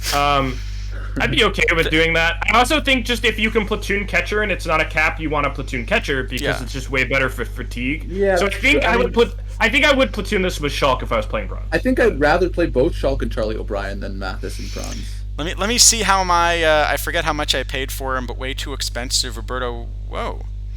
You know what my Roberto Perez is doing? He is forgetting to be put in the lineup. Let's fix that. Oh yeah, you might want to do that. Yeah, let's do that. Yeah. Ray Shulk is a little tired. I don't actually like Charlie O'Brien that much. I'm sure he's good though. Charlie O'Brien is a card that in some parks gets amazing. Oh, sure. I'll believe that. No problem. Anyway, I think Perez is a solid starter. I don't think, does he particularly play up? I mean, I'm still playing Mathis. I mean, it's worth mentioning that, the only catcher really that kind of jumps in low silver is Benji Molina, and that's also really a one-way card. Charles, why is Dal Maxville at DH, as Mr. Audit points out? Why That was is- a very good question. What are you doing? Wait, why is Dal Maxville at DH? Hold on. Why is Dal Maxville? I don't know what I That doesn't did. seem ideal. I think Corbin Thomas may be a slightly better hitter. 1 second. What the heck did I do here? Also, I guess you could replace Thresh now with the real third baseman. Well, except tournament's already started. Oh, that's true. Well, Well, that doesn't really stop. That doesn't really stop me. Okay, That doesn't yes, really stop yes. me from doing it. I'm aware, but I don't Okay, like to talk about it. I think something may have gotten auto reset with this lineup. Yeah, that definitely looks like it got autoed. All right, that doesn't let's look like fix what this you would real do. quick. Did you have DeRosa playing VR at second? That doesn't seem right I either. don't think I intended to. Yeah, well, he's doing it, so I think you wanted Maxville at second VR, not DeRosa. I would All right. think so, yeah. If I'm still in this tournament, so Well, this is where we get to find out just how bad I am. we did already find out, but Oh, is Perez playing low silver? That's the question, right? That's yes, what I was saying. think so, yes. I was gonna say I'm not sure because if you're platooning him, the card that comes in is Molina, who's a one-way card. Right, hold on. Let me fix but this you real could- quick. Hold on. So I still have Perez as the best low silver. okay, so Maxville probably is VR, gonna but- start at second. I suspect there may be parks where you want to think about Greg Myers and stuff. I was just about to say, so in my thing, because I'm doubt I'm doing framing the way you guys are. I have Greg Myers as being like the best catcher, but I'm also not giving framing probably what it's worth. I think Greg Myers is good in some parks, probably. Yeah. Wait. Why am I not running Jimmy Wynn? Because I this don't. roster got Those autoed. cannot play left field. This just looks like it got full autoed, to be honest. Yeah. Like, this just looks bad. All right. Let me fix this real quick. All right. Does this look completely awful? Hold on. No, I probably want to run. 4-pinch hitters, 4-pinch runners is like the telltale sign of full auto. Yeah, because full Like, no auto one doesn't actually know does what that. a platoon is. All right. Here we go. We get to fix. We're gonna fix this on the fly here. What would I do with this lineup? I don't even. This is ugly. It's pretty bad. I think I would rather play Dink than Thresh at third. No. Trash. No, Trash is Trash definitely is playing third. Look at that eye. No, Trash is better than Dink at third. Yeah, Dink Dink is should play high. the. Dink should play the outfield. That makes Oh, sense. I didn't realize Dink was in right field. Sure. Yeah, I think this is fine. What is this, VL? Yeah, this looks... Oh, does Garrick play both ways? I don't even Gallo remember and that. Garrick should Gallo should be in for Garrick. Yeah. Yes, for sure. Or... Oh, yeah. Oh yeah, what is You're not what is Garrick doing? No, actually, you know what I could do? I could run Dink at first. Who's VL? playing? That doesn't seem good. No, that doesn't seem good, because then who do you start in right field? You start Gallo there? No, Gallo should be at first VL. Gallo's tough. Yeah, no, this is fine. This is fine. Gallo's not bad first VL. All right. Like, compared to what we're Do doing. that. Let me generate the depth chart. Here we go. So we'll let them fill a depth chart. This is bad. Ray Shock is incredibly tired because, We didn't have a backup catcher. we did. The AI So manager funny just didn't notice him on the roster. I had to prevent my team from being accused of tanking because the AI didn't put a backup shortstop on my team this week, and it just had Tony Phillips played 100 games in a row, which, by the way, nobody's ever done in the history of baseball. And so he was worth negative, 7 WAR in 100 games. That's impressive, actually. Yeah, so my team that had 100 wins in silver last week had 49 in 52 or something. Yeah, I do for now, Gaba. It's surprising. Speaking of which, because we're gonna have to talk about your Ben Sheets in a moment, who's still your ace, and I'm gonna bring up. You want the update? No. I'm gonna bring up Ben Sheets in a moment for a good reason. Is what I'm gonna show you. But first off, Perez A.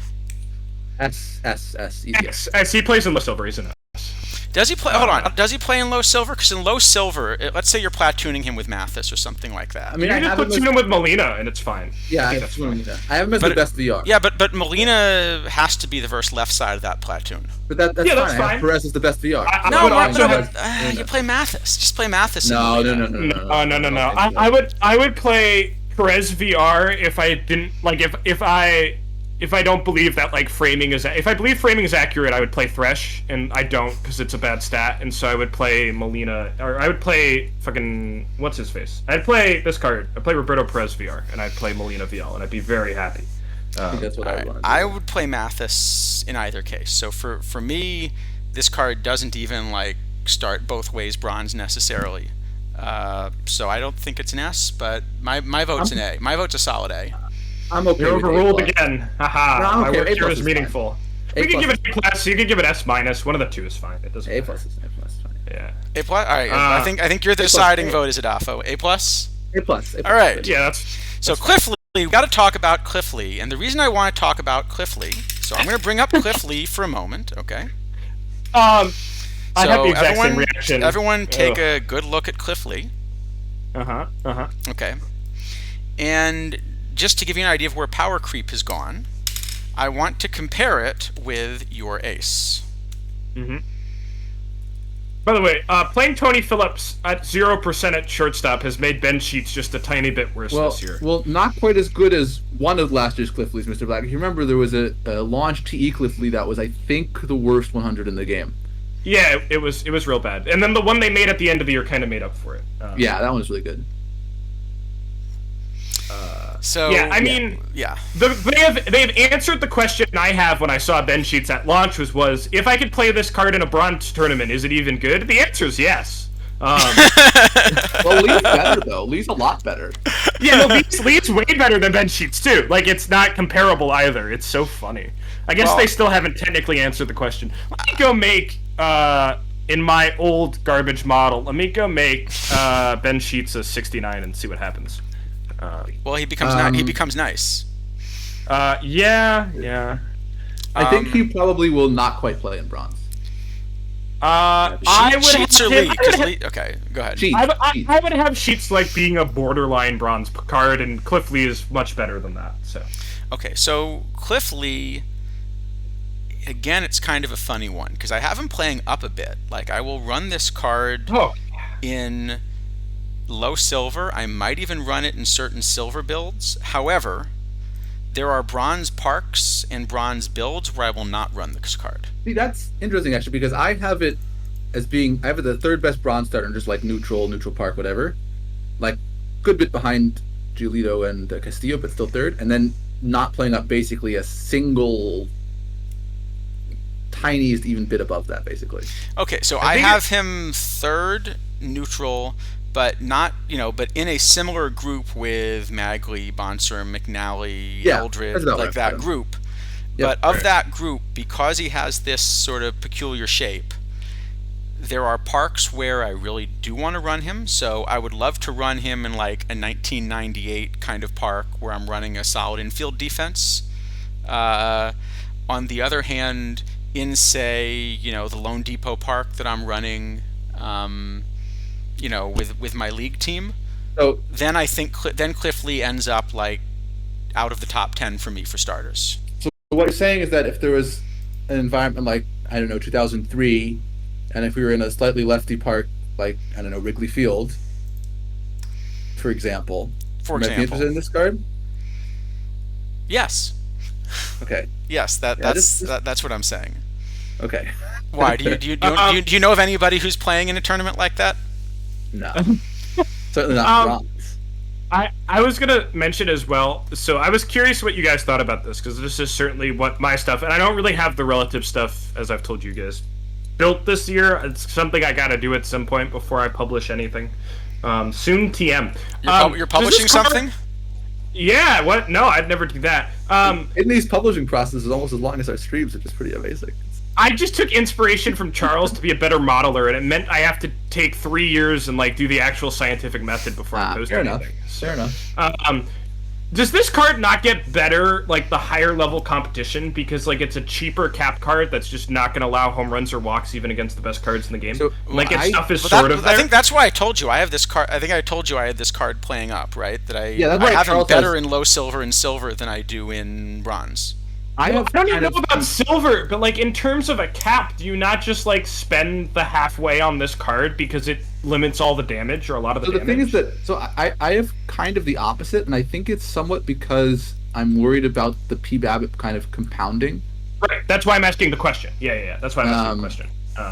That he's gonna once he starts giving up the hits, the subsequent hits get worse, and he just gives up too many of them and gets torched. Well, it's also BABIP has such an impact on the overall rating that in bronze and iron, there are so many of the good cards don't have BABIP because it's overcosted, right?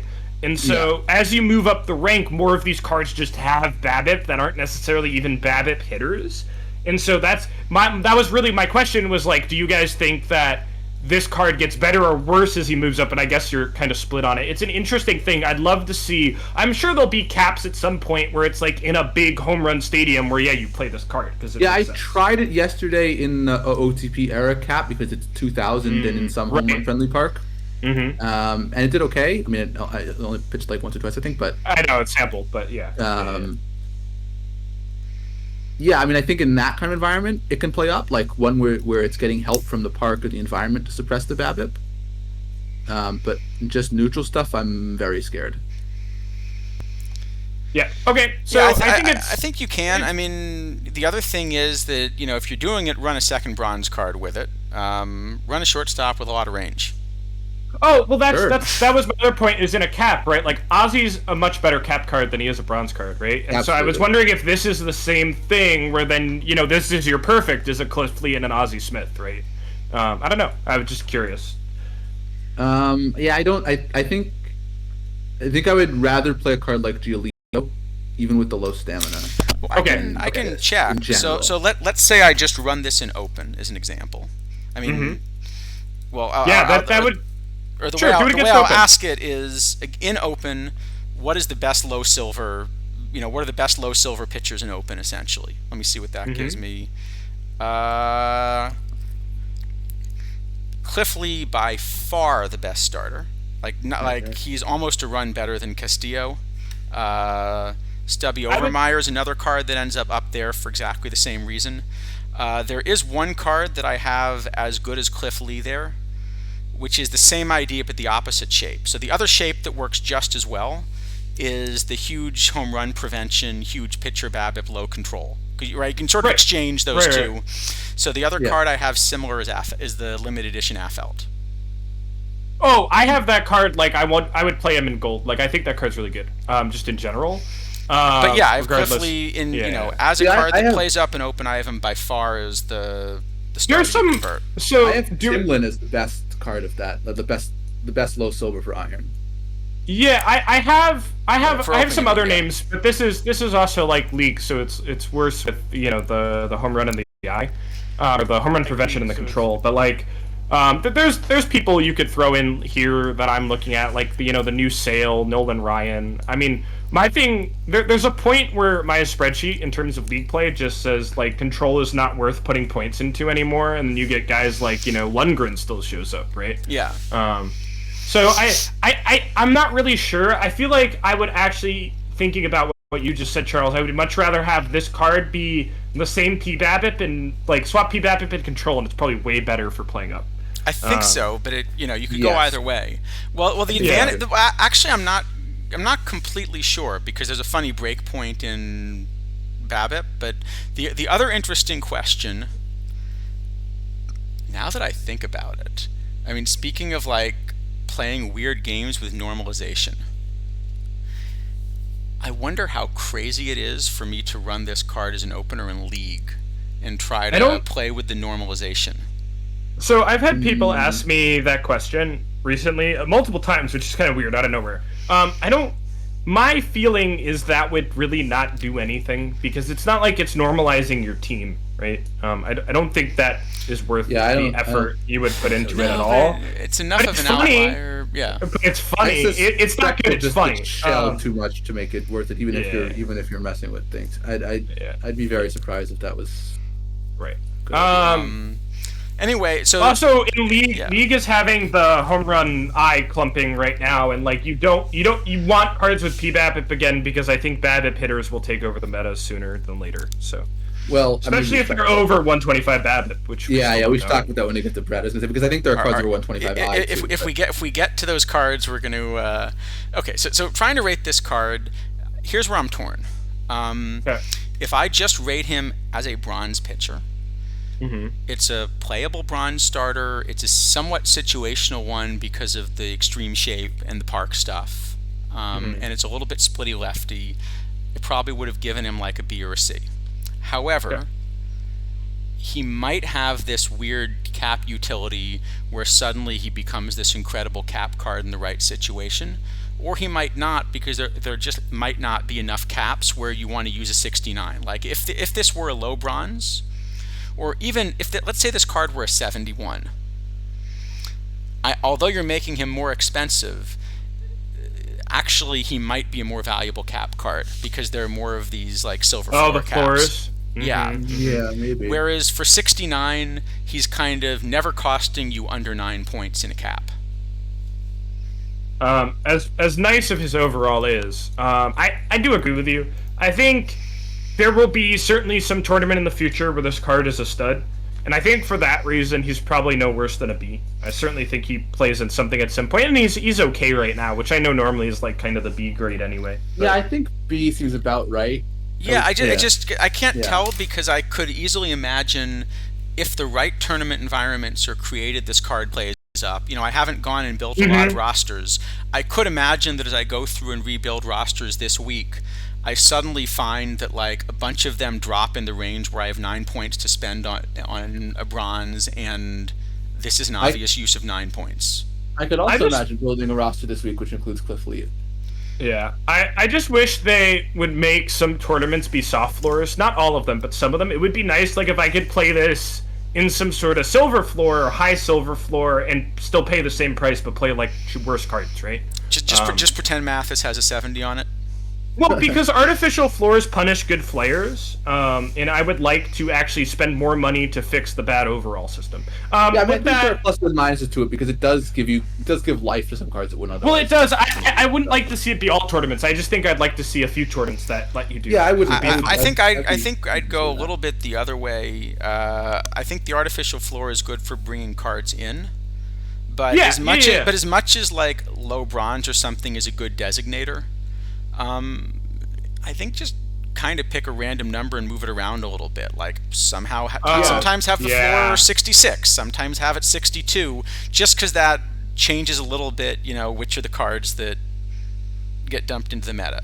Anyway, Yeah, I sorry. don't Where are we do that. rating? I like Anyway, where are we rating him? You think B? I think B. Sounds B like is B. fine. Everyone's about a B. Yeah, All right. everyone's about B. I do have to run because it's 4 o'clock here. I would say my vote for Ozzy is it's like probably like a B or an A tier card before I go, and then you guys can tell me how I'm wrong while I'm not listening.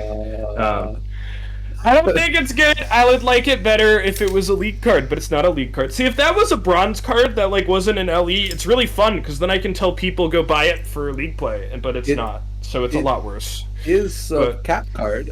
Yeah, I mean, I know it's a cap card, but I don't know. All right, here, I'm not sold. let me show you how Ozzy's doing in this tournament. Yeah, I will mean, say. Look I at how think- look at this Ozzy. look at that. He is Ozzy. hitting 200. I Hell think this is yeah. the riskiest card that's been printed all year because if Yup. this card misses by even the tiniest bit in the too strong direction, it ruins the game. Yeah, and we've literally did that 2 years ago, so it's great that we pay attention.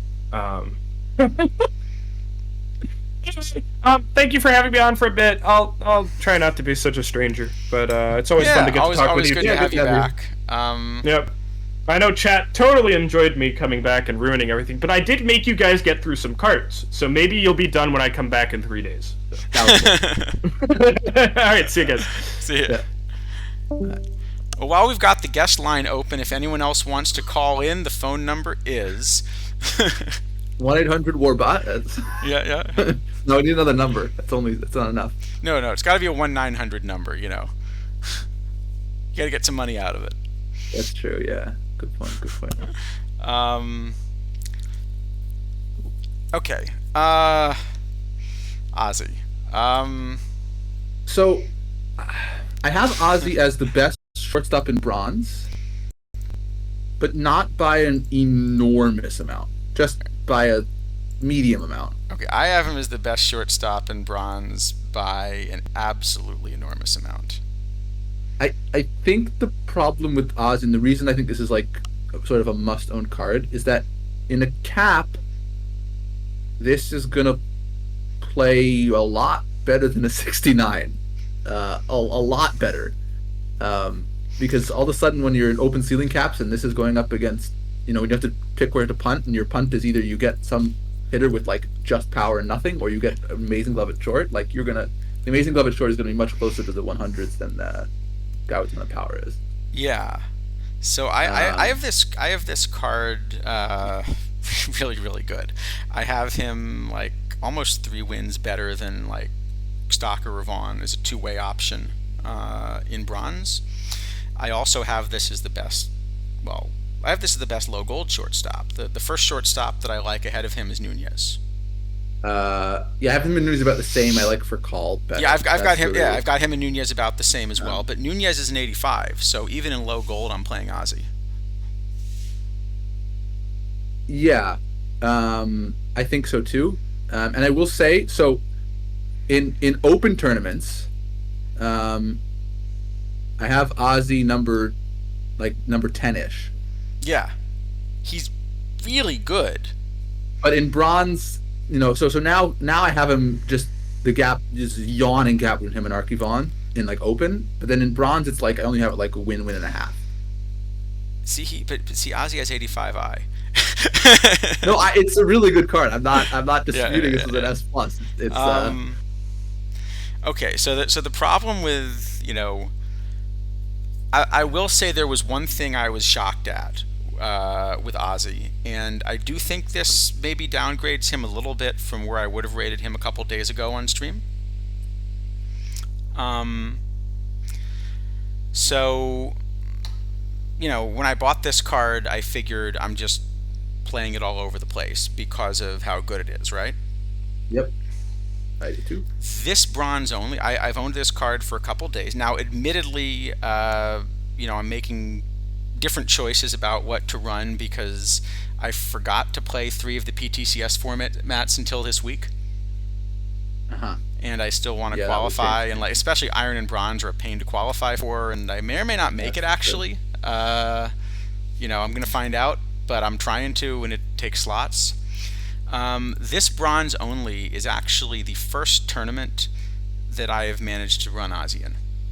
Interesting. Oh yeah, I played him in a silver cap. I played him in low silver. I played him in the weekly low silver. So the problem was I didn't play the low silver. The silver I played was silver only. So this daily low silver will be a tournament I play him in now. In fact, here I can put him in right now. But this is the first time I'm running that since. So for the other things I've been playing him, he hasn't fit. Like this daily open medium cap seems like the kind of thing that you'd run a card like this, but actually there's enough room to run perfects. Yeah, so that medium cap is interesting because it's best of 5. So I've been running I've been sort of semi-punting fifth starter because it doesn't end up pitching that much.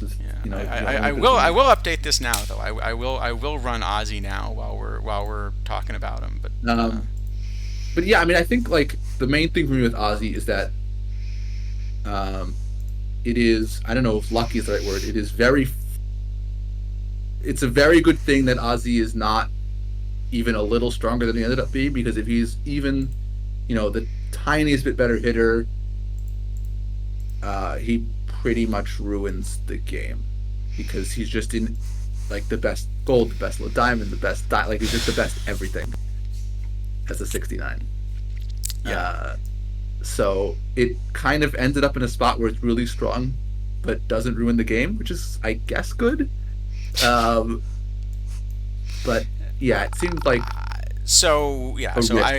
I will certainly agree. risk. I will certainly agree that I have like real concerns about the idea of making this card an LE.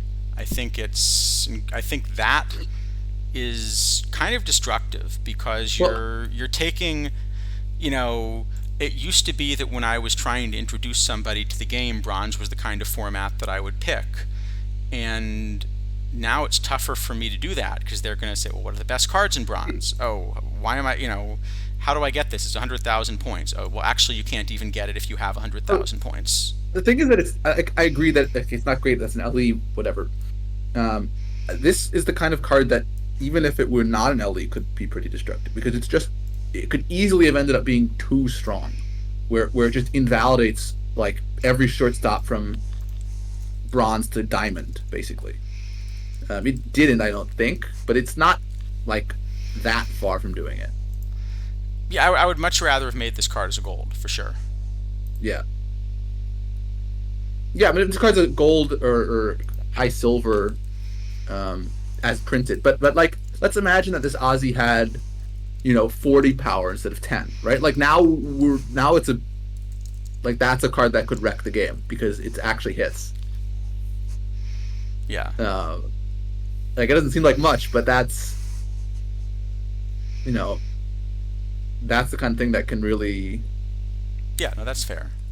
Destroy everything. Even Even if it's a regular packable and it costs 25 points, like because you're just invalidating, you basically ruled out the potential of printing shortstops in like a very wide range of the card pool. Yeah. So to be clear, I don't think it did that because it doesn't hit enough, but I think it's a very dangerous kind of card. Yeah. Well, I do think as is, I don't think it's that balanced. I think it is pretty badly overpowered and an LE. Oh, I agree. It's not game ruining overpowered. I think it actually does stop me from wanting to introduce people with bronze, which I think is a problem. Yes. I mean, bronze was already a bit LE heavy, because you previously had to have one of the two shortstops probably. Well, this is actually the other problem I have with bronze. So, you know, I try not to be like unfairly critical of some of the game design decisions, but I do think that we've kind of moved. There was a point that what the LEs were doing was kind of punishing the free to play or at least low budget players, and just sort of giving a leg up to the to the sort of the business level customers. This now feels like you're actually attacking those because, as you point out, there are expensive LEs that people have put in bronze with the expectation that these were going to be important cards, and you've now counterfeited actually the other LEs that people spent a lot of points on. Yeah, that is true. I mean, okay, I think you can, I think you can survive with Volner Stalker, but it is now certain the case if you don't have any of the three, it's not going to work. Yeah. Kinderful, is it overpowered in Deadball? It is overpowered in every format. Well, Deadball is interesting because actually the error starts to become a problem. And the avoid case doesn't do anything. No, but the range is so good that I think you live with the errors. Yeah. I mean, the thing to keep in mind is if you get to 8 extra balls and throw 2 of them away, that's a big advantage. Yeah. No, I think it's still good. It's just it loses its avoid case stop helping and the error hurts. So it's not as like 1-to-1 of a conversion as some other kinds of cards. Exactly. But did the free to play players consider spending more? Exactly. Should have thought of that.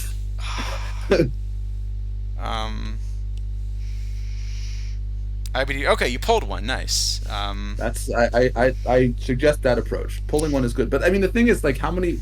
There have to be a lot more than 100 people playing Bronze Quicks.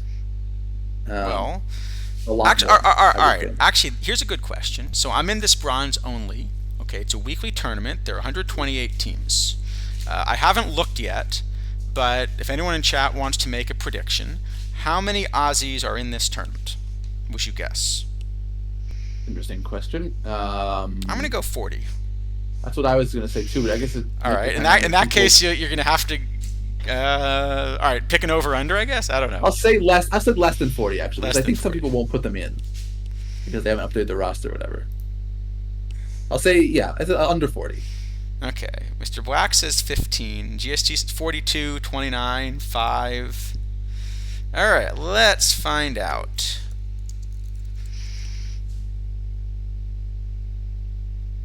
Wow, that is not 17, a lot of Aussies. 13.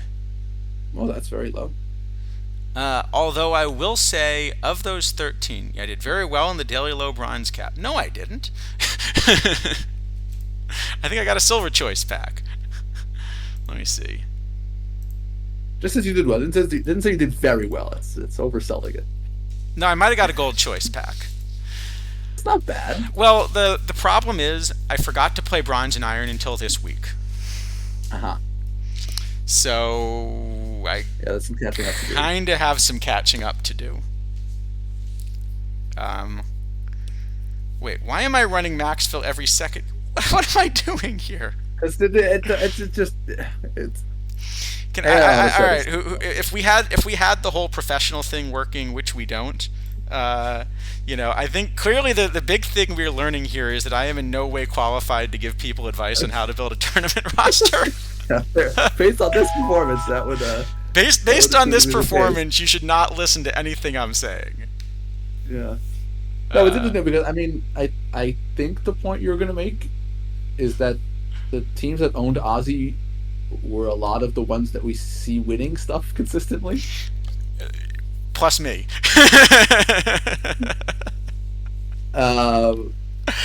Yeah. Hold on. Let me just pull up that list again. We got the usual suspects. So we got Christophorus, Durden. I forget who runs the River Bats, but I know they I've seen are strong. The North York no logo went deep in the PTMS. We've heard of the Millers, I think. Yep. This Florence Baycatch team is junk, right? Yeah, I don't know what they're doing. Why didn't it used to show the ID of the person that runs the team? It shows it in the matching team section, but not in this section. I don't know why it's Okay. changed. Let's see. Peach Kings we know. Yeah, the Silverleaf. Here it shows it here. Okay. Yeah, the Peach Kings have been around. So the Silverleaf Snowy Tears are the only one of these teams that I can't think of regularly seeing going deep into things, and it might just be that they play a lot of bronze stuff instead of the higher formats. Yeah, I think I've seen that team around a couple of times, but yeah, they're not. I don't see them around regularly, I guess. But that just might mean they don't play the weeklies that I'm Yeah, playing. They're playing different They stuff. may well play a lot of bronze and irons. Yeah, I don't know. I don't play that many of them. So, Stratico, That's that's your alt. Now that figures then. Okay, well That's why I haven't seen that explains why I don't see them, because I was going to say, Yep. you know. But yeah, I mean, it's basically right. It is. The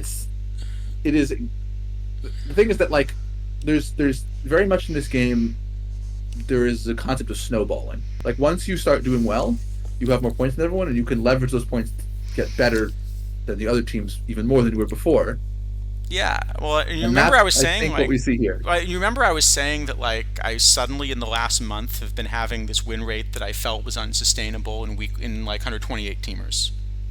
Yep. I think it's for this reason. So, I mean, obviously this is a pretty deep list. You know, what would you say are the odds that one of these 13 teams wins the 128 team tournament? Well, I guess it's at least. I'm going to say it's at least 1 out half. of 8? I'm going to say it's at least half. I'd say probably a little less, but yeah, some a third to a half, I guess, probably. Like you know, because like Ozzy's not going to be the only such card that these teams are investing in, but that's a card that has, you know, quite a significant edge over not having it. All right, actually, I wonder then how many Cliff Lees do we have? Because that's this new card. You'd have to have spent way too much on the card to like go after it, right? I wonder if it's just going to be the two of us. Actually, it'd be sort of funny, but probably not. Probably be a couple of people playing. You know what? I think we recognize a lot of the teams on this list as well. Yep. It's like the same list. It's a very similar list, yes. But yeah, I think there's that is always kind of what you're seeing. Yeah, I think that's for me at least one of the big things as a free to play player is you have to figure out when you've actually hit this kind of snowball point, and then you can kind of start spending indiscriminately, and you actually are basically a whale. At some point, the really strong free to play players are effectively whales. Yeah. And I think we're sort of getting to that point in the cycle where the good free to play players have so many points that you really have a hard time running It is. I mean, this is where, you know, this is why, you know, when I've kind of made this point about like cards that are hurting free-to-play players and helping whales that I'm not happy with, I should be clear that I'm not saying that out of self-interest. Right. Yeah. No. Yeah, Mr. Odd, I do, and when it looks like I have 2.2 million points, if it were important to me to raise more points, I could. Yes. Oh yeah. I mean, I'm trying to think actually. If I had to raise a lot of points, I bet I could get to like 7-8 mil probably. Yeah. Without like hurting much stuff.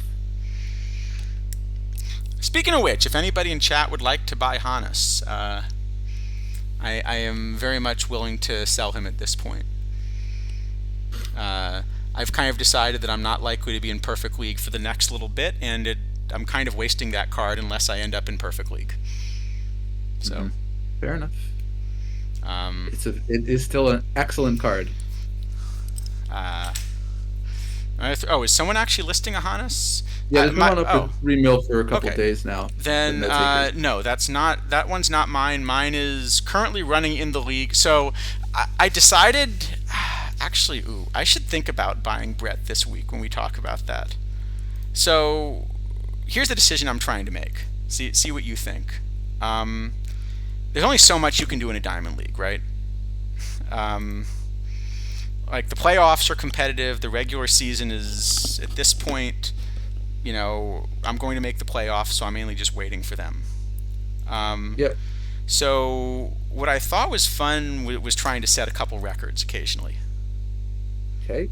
The one that I went after, and at least last I saw, I still have in Diamond. Yeah, ERA, I still have, but Aster almost got it back from me a couple seasons ago. But the one that I don't know if this is would be a badge of honor or just like a, what are you doing there? Can you beat 122 wins in a Diamond League? Gotta get a lot of luck, but probably, yeah. Well, you need two things, I think. Number one, okay, you need two things. You need a lot of luck for sure, right? So what's the winning percentage there is going to be like 750. Yeah, a little over 750. But you also need kind of a good draw. So you need a weak league. Yep. And I happened to draw the Theme Team League this week. Okay, which, as much as it's fun, is going to be one of the weaker ones in terms of like overall quality, just because you have a bunch of teams that are playing with restrictions, and so as good as the managers are, the restrictions stop the teams from being better. That's the point of them, yes. So the question is, is 122 attainable? I don't think it is. I kind of looked at it, and I think at this point, you see how all these were set like a lot earlier in the cycle when there was just a bigger gap. Definitely earlier in the cycle. It definitely was earlier in the cycle. So I don't think it's doable. But anyway, we should get back to rating cards. Did it in perfect draft fire yet? Oh no, it's a good question. We can check. Hold on. It really should have. If it didn't, we need to drum up some support. Speaking of themes, weren't you guys supposed to rate into EVC? We did it last week, and we thought that was good enough. So we need one more. We are going to rate into EVC. He's streaming Monday, right? All right, we need one more for an imperfect draft. If anyone wants to take a shot at it, surely someone will be willing to play. All right, Spore, I can make a suggestion. If anybody wants to make a post in, say, the main Discord about an imperfect draft, I would, but Mr. Blackson. Okay, all right, great. So Mr. Black, the rule is you can only draft players from the 14 teams that have been eliminated from MLB playoff contention, or like basically franchises that have been either become defunct or became teams that were eliminated from playoff contention. Yeah, I don't know where the list went, but someone had a list earlier. Actually, has it now been long enough that became 15? Our game's going on right now. I Friday afternoon. But there was a suspended game, right? So was yeah, that, but it's that no. It's not gonna be played until at least Monday. No, there's been no game. So no, it's the Padres are not limited. Padres are not limited yet. They have to have like a 20 game parlay, but technically possible. So you can't draft Padres.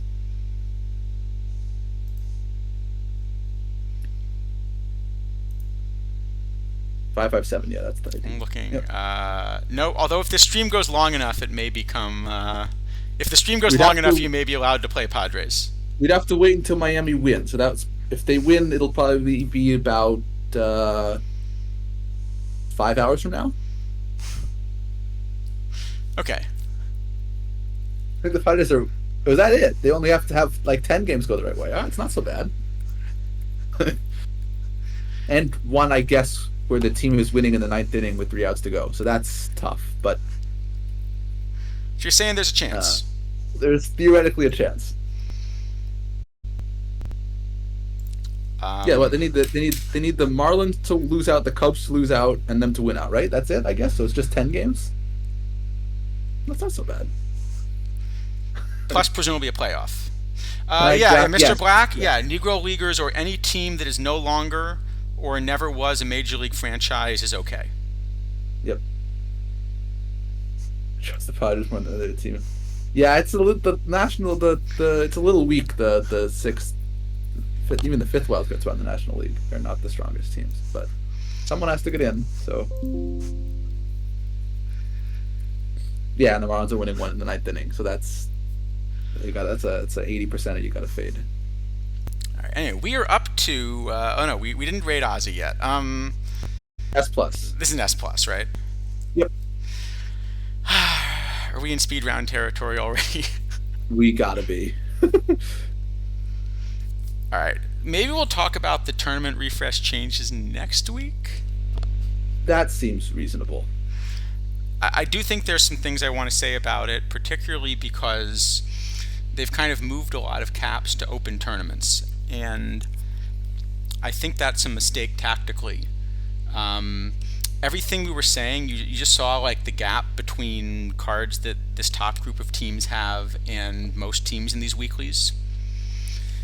When it's a cap tournament, at least you have to choose which of these strong cards that you run, and in return there are other strong cards different people are running. Yeah. When it's an open tournament, you just run all of them. I'm assuming the rationale is that a lot of the caps were really slow to fire, which they were, so we should replace them. But I think the problem is that actually people just need to have some. I think the open tournaments will be even slower to fire because, I mean, let me give you an example. One of the tournaments is this Thursday judge something. No, that one's going to be tough. But the thing is, I think that actually the caps should fire faster, but I don't know if they will, because I think there's a lot of like. People get started, they play quicks, they don't know how to build a cap tournament because they never built them before. That's understandable. And there's nothing in the game which tells you how to do it. The AI is laughably bad at it. I mean, it doesn't even construct a legal roster half the time. There's no. Well, you know what you could do. They should like find affiliate streamers that talk about tournaments. Yeah, I mean, there used to be, Angered Unicorn is kind of, I think, moved on to other stuff, but he used to do streams on the main channel even. Yeah. That was really he was one of my favorite streamers. I hope we can get him back.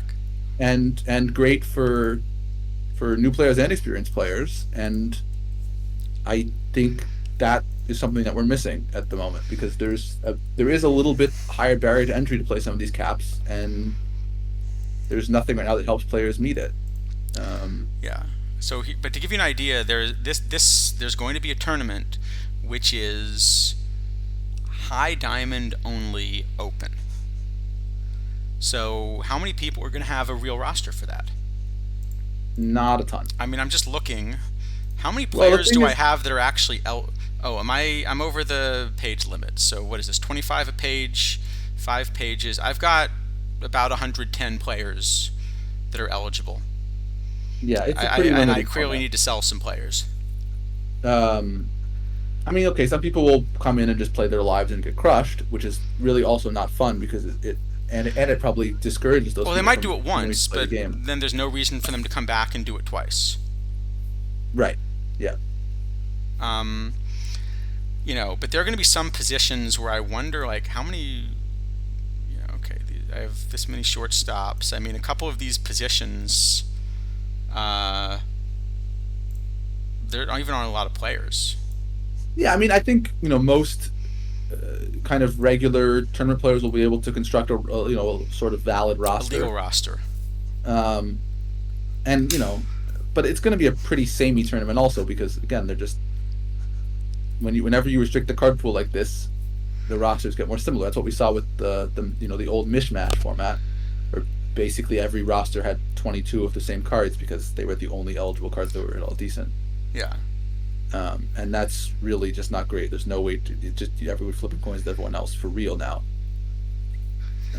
Right, but this one's not going to be a coin flip. This one's going to be a card collection challenge where if you don't have the cards, you just lose. It's going to be a card collection challenge, and then it's going to be a coin flip of the teams that meet the card collection challenge. Yes. Yeah, that's fair. Yeah. Okay, this thing still didn't take. I think you just got to go. I think I'm just gonna get knocked out in the tournament before. The AI clearly knows what it's doing. The AI has just decided that Dal Maxville is the best thing to hit this tournament. I mean, to be fair, he does have an OPS plus of. Does that say 8? Okay, actually, Jaylee Bay, I do want to say a little something about the score thing, which maybe I'll do now since you brought it up. So the score stuff, in honesty, don't really care. It's just some random number as far as I can tell. The only one that I think is problematic is the collection rarity one because it actually doesn't do what it's supposed to do. like it doesn't work. It's the average number of copies in existence in the game of all cards in your collection. But what it ends up being is just whoever has the most live irons loses. Because a single like 3 live irons make more difference than LE10. So I just think, I mean, I just think about the, I just think about this score for this like team score as a way of valuing teams that's about as good as overall ratings are for valuing cards. I agree with that, but the other ones at least do what they're trying to do, however badly you think they do it. This one just does the opposite of what they're trying to do. Well, I don't know exactly what the goal is, but I don't see it as... So I think what it does is it incentivizes ways of playing the game that are different than just trying to win leagues or tournaments. And, I agree, but that's the thing is the rarity one doesn't do that. Like the rarity one should reward collecting, Hoyt Wilhelm, for example, right? Who you're never going to play anywhere, but is very rare. But what it actually does is rewards people who sell all their live iron duplicates,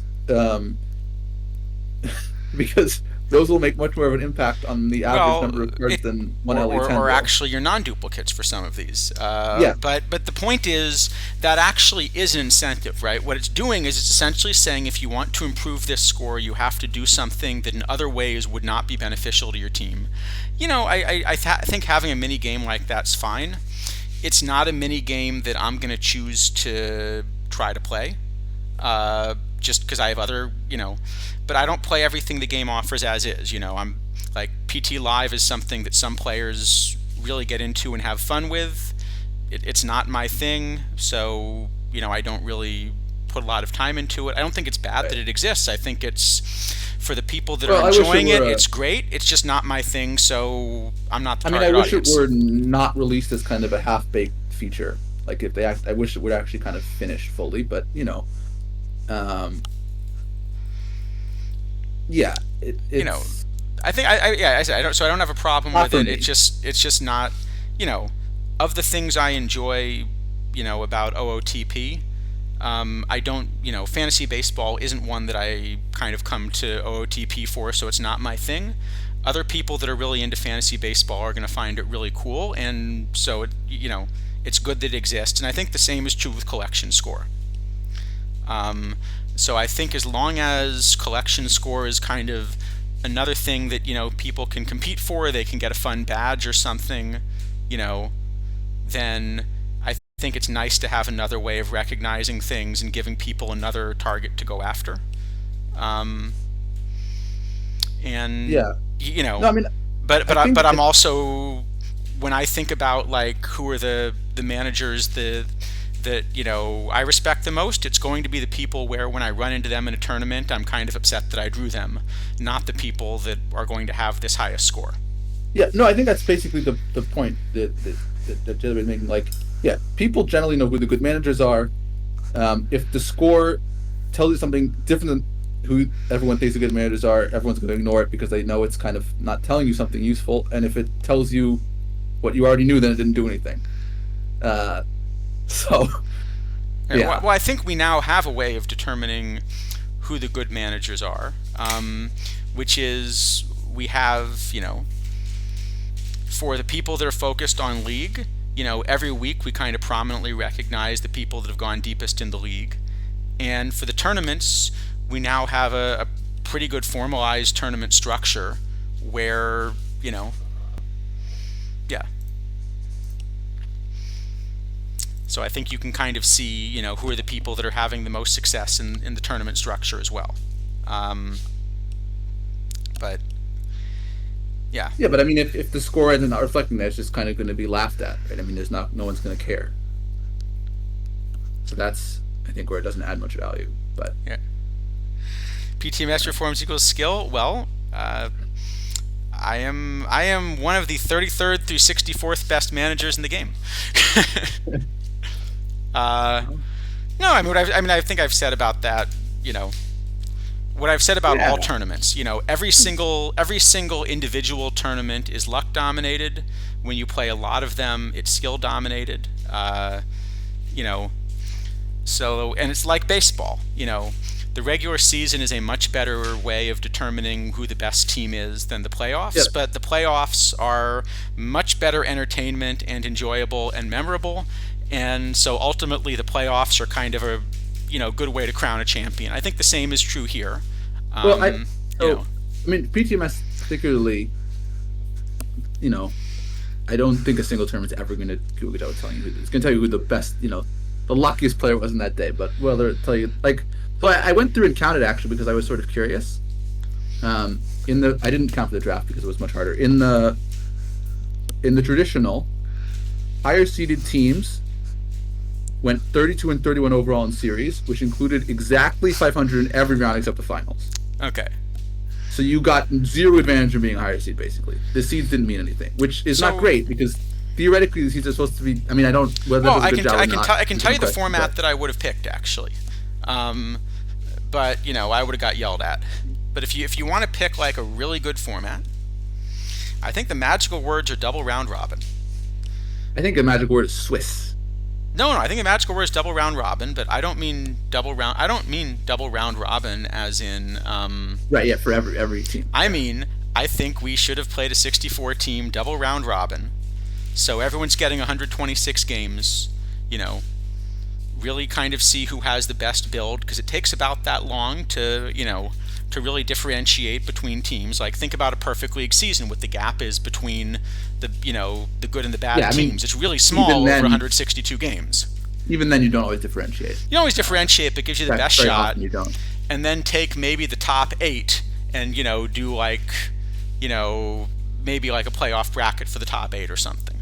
Sure, yeah, you could do something like that. That wouldn't have made for like great entertainment. It would have made for like yeah. Well, I mean, if you're only watching the finals on the stream anyway, it doesn't, as long as you're doing some bracket at the end, it's all kind of the same.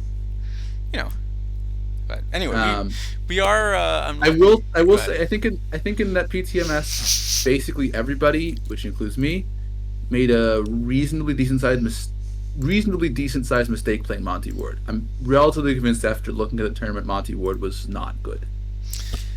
Yeah, you remember we had a long discussion right before it fired where I was trying to figure out if I could take Monty Ward out for Derek Jeter, and I concluded that I should change Ward to Jeter and Moose, and then I couldn't buy a Bob Moose because I forgot to buy one. Jeter wasn't the card I wanted. The reason for me to do it was that I wanted to get Joe Morgan in. I really wanted to get Joe Morgan in for that, and I couldn't figure out a way to do it, and that was the way to do it. But anyway. Anyway, Ozzy good. Ozzy good. Yeah. Okay. Next, we got like a minute card now. All right, we are on to silvers. Even for us, this is ridiculous. All right. What is the best reasonable speed round we can do? All right. We each only get one sentence per card. Is that going to work, or is that impossible? That's probably impossible. But I think some of these are quick. Like Chris Sale's like decent low silver reliever. Like B, maybe C. I have him a little below that. Well, low silver, sure. I think silver. The problem is there isn't that much in the way of low silver. There's a daily and a weekly. There's a cap, the silver only cap. At 26 stamina, are you ever? You're just not, right? No, it's not good enough anyway. Probably a B, maybe a C. B or C? C. Yeah, maybe C. Sure, C. Speed round C. That sounds good. See guys, we can totally time's up. Exactly, time's up.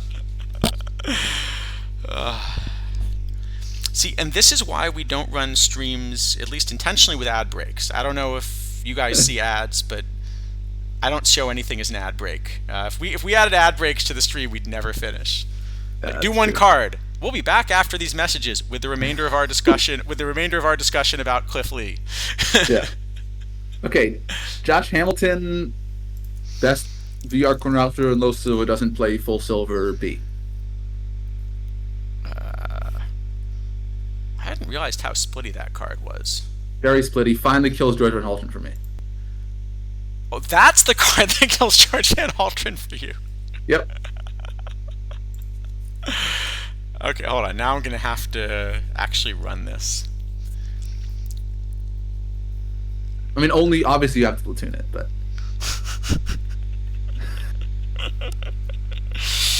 I still can't believe you guys got an S for that Hairston card. Hairston's amazing. I'm just gonna be on record here as like, I want nothing to do with that Hairston card. Don't play. Sell it to me. I need to buy one still. If I get one, I will absolutely sell it to you. I will sell it quick. Okay, I have Josh Hamilton as my top right fielder. No. I have him as my top left fielder. And top right fielder, but I think I like him better in left, and I'd rather play Sizemore in right. I'm happy to play him in either corner. This is low silver, and obviously in low silver. Sorry. Yeah, you have to platoon obviously, but yeah, full silver there's justice and stuff, and he's not good enough, so it's like a B, I guess. Even if I play him two ways, I like him just because he's so good the one way. I agree that probably, you like to platoon him. Yeah, this is going to be one of the spots you platoon for sure. So I think this is a pretty solid card. Yeah. You know, but I mean, it doesn't play up at all is the thing, right? This doesn't get to silver, so it is a very limited. So it's probably like a B then, just because there's only one. Yeah. I think so. Okay, see, we're moving now. We're moving. I will also say, in general, this review brought to you by exactly. This review brought to you. I should do the Dr. Dynastic thing where, like, I get people to sub and then they get, like, a special thing. Yeah, but the problem is we don't really believe in subs. Not so much. Yeah. Actually, if you do want to sub to somebody, we have a lot of I was going to say other affiliate streamers. We have a lot of other streamers. Yeah, sub to them. Who are part of the community and do put a lot of effort into putting streams together that would really enjoy a sub.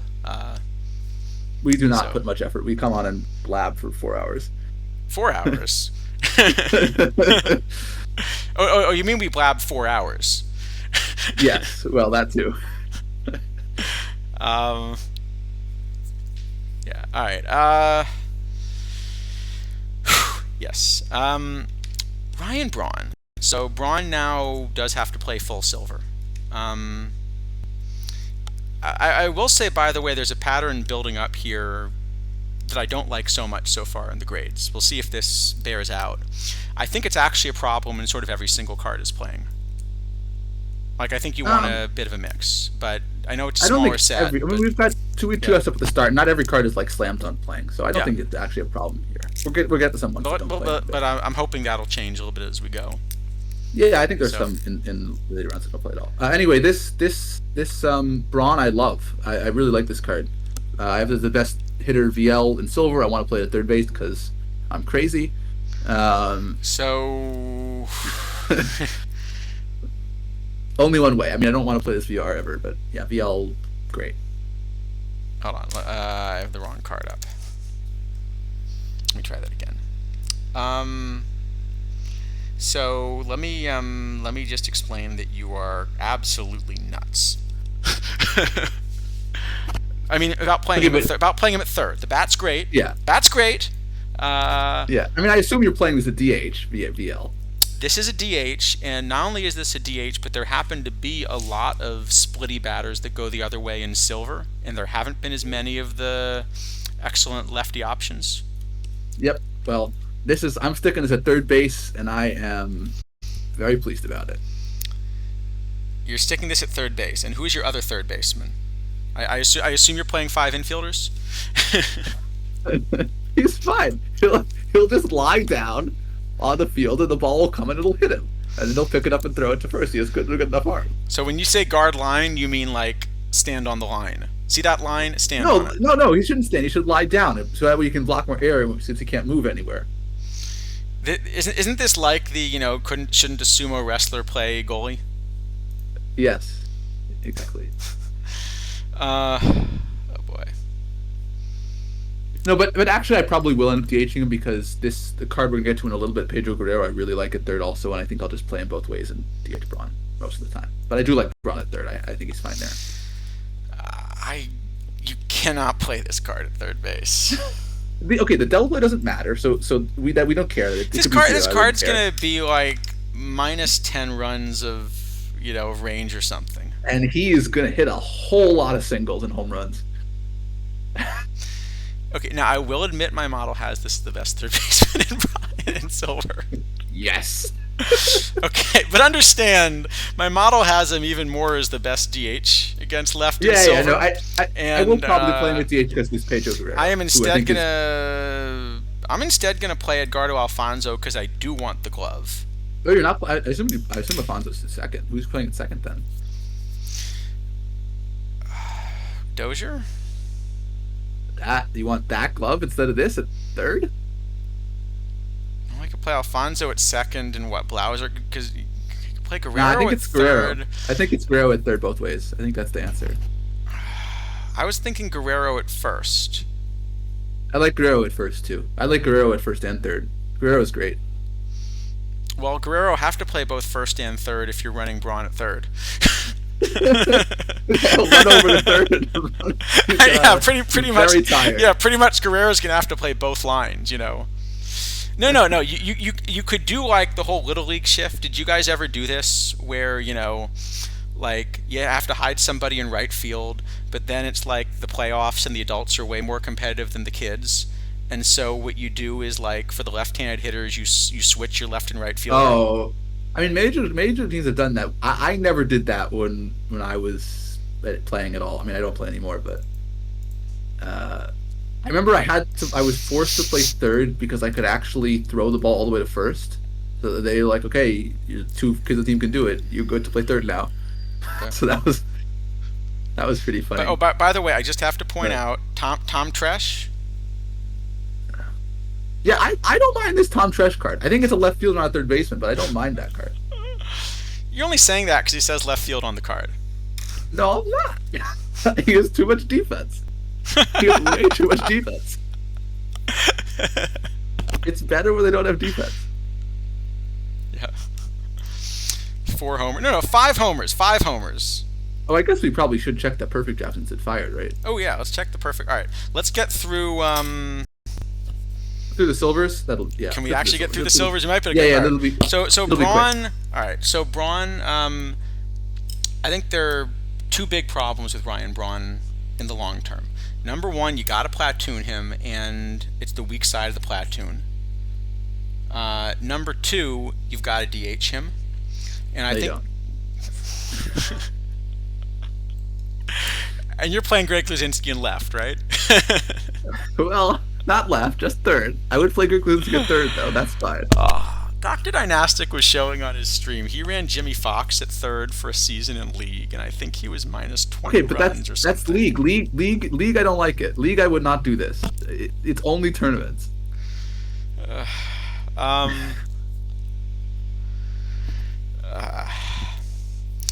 Well... Anyway, the point I was going to make is that means that either one card or simply no lefties being printed for a little while completely knock this card out of any meta. And so I think that does, Yeah, I mean, it's such a good bat. It probably does play up a little bit. Like, I assume it plays low gold. I haven't actually checked. Yeah, but the thing is, I'll check. But the thing is that at the moment, gold is also very right-handed now. That's true. Yeah. I mean, I think this is a card. Especially lefty does have some. Not lefty. Silver does have lefties at the moment, right? There's Nux Hall and Kershaw. No, I said silver does at the moment, but the 2 things that kill this card are either one better card or Yeah. So I think I think for that reason, I don't think he's long for the meta. But having said that, if you had lefties in silver, when I say lefties in silver, let me be specific. If I run a model specifically of what right-handed hitter would I like to bat against Frank Killen, that's really what I mean. Specifically against Frank Killen, I do want to DH Ryan Braun. That would make sense to me. In a whole lot of that. In open gold, even I want to in open gold, specifically against Frank Killen, I want to DH him. So there is room to play this card as a DH. And the funny thing is, gold is the format where you can do it because it has the do or die quick, where people are running a 15th hitter, or I think Mr. Black's going to say a 16th hitter probably. Yeah, I mean you can. But he's even crazier than I am. Okay, maybe not even crazier, but he's as crazy Yeah, I mean as I am. it gets the most marginal advantages. I don't bother doing it because I don't want to reset my team constantly. But Yeah, yeah, but if it's you're running probably 16, but if you're running the 16 tiniest bit bats, better. if you're running 16 bats and you're expecting to see Frank Killen specifically, this is a Killen killer. He's killing Yeah, Killen.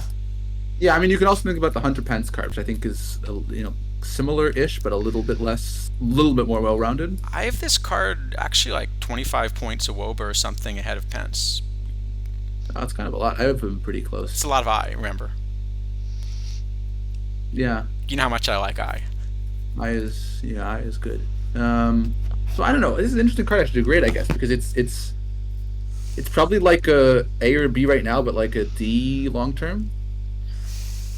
By long term, I mean like 2 weeks from now. Like 2 weeks from now, yeah. So, C? B? Sure. C. I'm C? C plus. C plus. C plus. So we go from C plus to C Gur. Yeah, I mean this is a card. I think this is the first of the Ozzie Smith casualties. This is a card I would have played, except Ozzie Smith. Yeah. Yep. Ozzy's just better. Run Ozzy. Yeah. But like, if Ozzie Smith didn't exist, this would be my shortstop in silver, probably. Certainly VR. But Ozzy's too good, so this card doesn't play. You get a lot of bat out of it. It's a lot of bat. I mean, I like the bat. I just Ozzy has too much glove. Like I have But I this agree. as the number two. I have him ahead of Rizzuto. But yeah, I have this Which is number who I was two-way running silver for. shortstop. Yep, but Ozzy's too good. So this is Ledef. I mean, it's just worse than Ozzy. So I mean, okay, it I is guess- worse than Ozzy. However, I guess the fact that Ozzy there are costs only 100 100K. the fact that there are only 100 copies of Ozzy means I don't think it can be an F because That's fair. No, that's true. because there are teams that are going to have to run it. So it's probably a D then, I guess. You run it if you run it if you have to. Okay. Why didn't I become an optometrist? No. I'm a glass half empty kind of guy. Oh boy. I guess maybe you could go. I think you go even as high as a C for Seeger. I guess it's a fair point that there's not enough Aussies. Yeah, I think if you don't have Ozzy, this is a card that you do want to run. Again, the splits are kind of funny here, but actually that extra I versus righties matters a lot. Yeah. And No, I agree. and there's a good mixture of lefties and righties in silver. Yeah, I agree with A if no Ozzy, but Ozzy, so it has to go down because it's no longer the best. Yeah, probably C. Probably C. C's probably right. Yeah, it's tough. I feel like I said if not for Ozzy, this is a clear A. But I think you're right. It's just there's a limit to where you use the card, and in a silver floor cap, I don't think you use him because the gap from him to some of the golds is actually pretty big. No, in silver floor you're playing Rizzuto if you want to. So you're either playing Rizzuto because he's cheaper, or you're paying up, but you're not playing Seeger. Yeah. And the other thing to keep in mind with Ozzy is he is a switch hitter. That's true. There is a high silver floor, so he's interesting there. I don't know how tight. I don't remember how tight that cap was. If it's tight, then maybe he's interesting for it. If it's not, he's probably just a backup. And if it's really tight, so I also think the gap between this and Fregosi is like enough that I'd rather run Seeger, but if it's a backup shortstop, I'll just run Fregosi and save 21 no DH. All right, let me check quickly. It's open high silver floor. Yeah, so it's it's high open. silver to open. Cap number is like So it's 7. That's a Pretty really tight. tight cap. You know what Pretty then? tight. If the cap is that tight, I think I'm running Fregosi. I'm saving the point and running Fregosi rather I think than... Seeger's enough better. I'm going to run Seeger. Though, in all honesty, you're going to play Monty Ward in that thing for sure. So maybe you don't end up playing it. Yeah, I think... Okay, so if it's a starting shortstop, you're paying 2 points for Seeger. If it's a backup shortstop, I think you're running Fregosi. because you're I mean, Monty Ward is a required card for that format, right? Like you have to have him. Well, but you could play Monty at second. You could play Monty at second. That's true. The other, you know what though? Eddie Stanky is a really good 75. Eddie Stanky is a good. I mean, you could also use Bob Ferguson. If you're gonna play a couple points. Yeah. I think I'd rather run Stanky for free, Ward at short, and that means I'm running Fregosi. I think that's the way I would do it. 6, but yeah, I mean, probably Fregosi also has third and first, so it doesn't mean much. In perfect game 1, okay, let's go at that. Seeger, let's move on from Seeger. I think we covered Seeger. Let's do Guerrero and then look at the perfect. All right. So Guerrero, I think we were debating a little bit. I see him more as, so we could play first or third. I like them both. Given the card pool, I think I see him more as a first baseman at the moment. But that's also kind of nice because it means that he can move to third. You know, if another big first baseman comes out. Yeah, he plays outfield too, I think, right? Or am I mistaken? But not well. Plays. You know, there's some air quotes around that. Yeah, I mean, so I think I want to run Matt Carpenter at first, and then this at third, and then I don't know if I want to run at first or third VL, but it's on the roster someplace for sure. And the lack of splits is great. So I don't know, probably an A. I think the lack of splits is, you know, also, yeah, that's great. So I do have him as both the top first baseman and third baseman in silver right now. As I said, I think just from a roster construction point of view, I prefer putting him at first at the moment.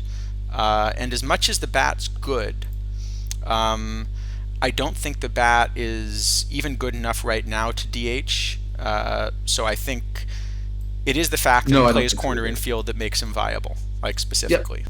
Yeah, I mean, I have him as the second best first baseman behind Matt Carpenter, but I mean, he's on the roster someplace right now either way, and he's probably playing both ways, so it's kind of an important card to have for silver, I think. Yeah, I think you're going to get a good upgrade somewhere. Like he's probably worth. It looks to me like a win and a half or so over whatever you're upgrading with him, which is pretty significant. I don't have him playing up. Basically, the low gold options are just so good. I mean, you're running into like Votto one way, for example. There's that gold McGriff. I mean, right now, low gold's kind of stacked. That's usually been an A, right? Like plays really strong in the level, doesn't play up. So I think that's all right, let's give him an A.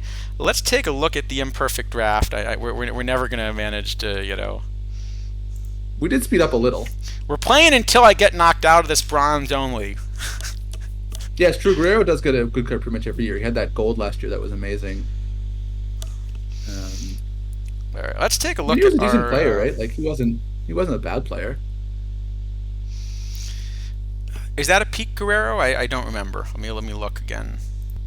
I can check if you're good in the draft. Yeah, it's a peak Guerrero. And that surprised me a little because I thought of Guerrero as being like better than that. That might be just a childhood thing, you know, like you.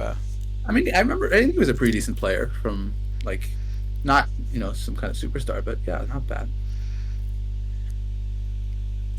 Okay, well, you know what it might be is it might be just sort of like overrating.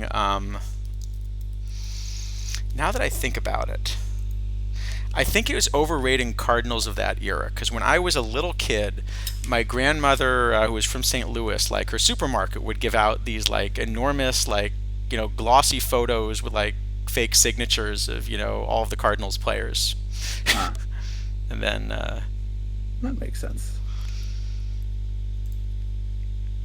But all right, let's take a quick look at how we did here. So we are playing the St. Pauli Keys kicker. Now I think I have a Frank Viola, which is that's D-Block Dragon's alt. Which team is the Viola from? What? Which team is the Viola from? I guess it's a Mets Viola? Well, we'll look at game 2 and then I'll check. Are they only running 8 pitchers? It looks that way. That's gonna not go so well, I think. All right. Well, we definitely did well to find 26 players. Okay. Well, big comeback late, so we're up 2-0. But let's take a look at a few of the teams and see how we did. Sure. It's a Mets Viola. Okay. then Or yeah. here, maybe we'll go do it this way. So what do we got? Ban Ludwig. What are they running? Okay, they got the Ted. That's a nice card. Yeah, that should crush this kind of stuff. That should. How is he doing so far? Oh, he's only hitting 556. That's not bad. There is a Sandy Alomar. Yeah, they got the same Mark Ellis we did. Yep. Has a complete roster. I think the pitching staff probably is on the weak side, but we found that was true for us too. Yeah, it was tough to assemble. Pitching was tough. Don't love that Harold Baines, but it is eligible. Sure, was that a White Sox or A's? Or yeah, it's a White Sox. Tops White Sox. All right. Yeah, Ted Williams is great. That's got to be one of the best. We saw ours. The Candlepin Bowlers. They're going with the Coopers. Mort Cooper. Is he eligible? Is this an eligible team? That's what I was checking. Mort Cooper, Walker Cooper from the Giants. Oh yes, well, we'll check the Ohio once we get to you. Oh yeah, this looks like an eligible team. I love that the Yankees are eligible. Yep, this looks good. I feel like again the pitching is going to be a little tough here. Yeah, this pitching it was turned out to be really tough in this thing. But this team looks decent. Let's see, the Charlotte Dachshunds. Okay, that's the team that had to go with Koji. They said at the beginning, so we'll see how Koji's doing for them. Well, look at that, Koji. Two perfect innings and a win so far. There you go. He's doing his job. He's doing it. He's absolutely doing his job. Yep. His BABIP allowed is 0. Yes. This is what we should expect from someone with 128 pitcher BABIP. At least 128 pitcher BABIP. Yep. Let's say. I like the Clemente. I think we found the Gold Clemente. Gold Clemente was the best great. Clemente, maybe. Yeah, Gold Clemente is really good. I think I like the nice. Iron's slightly better, but the Iron was good too. I really like the bullpen. I think they also had trouble. Everyone seems to have had trouble finding starting pitching. Yeah. So I think they had the same issue there. I like that Mark Connick card a lot. That's a really good pick for Silver. Yeah. Is he actually playing center for them? I'm guessing he's DHing. Whoops, let me see. I'm guessing he's DHing for them. Yeah. Rondell White is a card which I thought was decent on launch and never ended up using because he kind of got ouch, Yeah. Got beaten out pretty fast. And ended up with this Live Hunter Harvey's actually not bad for a live. No, I don't think that's a bad call. It looks solid. We got the Colorado Alpenglow. Okay, another Ted. Oh, Ted and Norm Cash. That's a heck of a 1-2 punch. Yeah, I had a tournament yesterday at Diamond Only where Norm Cash hit. But this is not a legal roster. They've got a chipper in there. No, okay. Well, this offense is absurd though. Ted Williams, Norm Cash, Chipper Jones, Roberto Clemente. This team's going to take some beating. Yeah. But it is not a legal roster. No. So they may win 3 packs, but they will not win our everlasting respect. No, definitely not. The Delco Hoagie Mouths and T-Chuck. Oh, I like that Tip O'Neill. Yeah, Tip O'Neill is And we good. decided he's on a defunct team, or did we figure out, or is that the team that ended up being the Cardinals?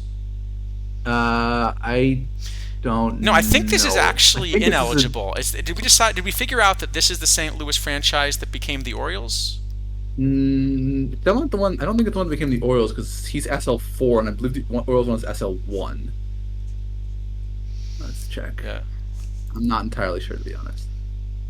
In any event, it's certainly within the spirit of the thing because it's clearly some team that isn't around anymore. Yeah. So, let's see. The Tigers Price. They got Colson Montgomery. Yeah, they did get to run Pedro, so their Guerrero. Okay, their Guerrero is not hitting in 2 games, but yeah, some people got forced into taking ineligible cards in the last round because there just weren't enough eligible ones, which is that makes sense. Acceptable. So, Yeah, that Tip O'Neil is going to be, especially in draft the format. criteria- He should just criteria- rake. Check was any card which is on a team not that is currently eliminated from playoff contention.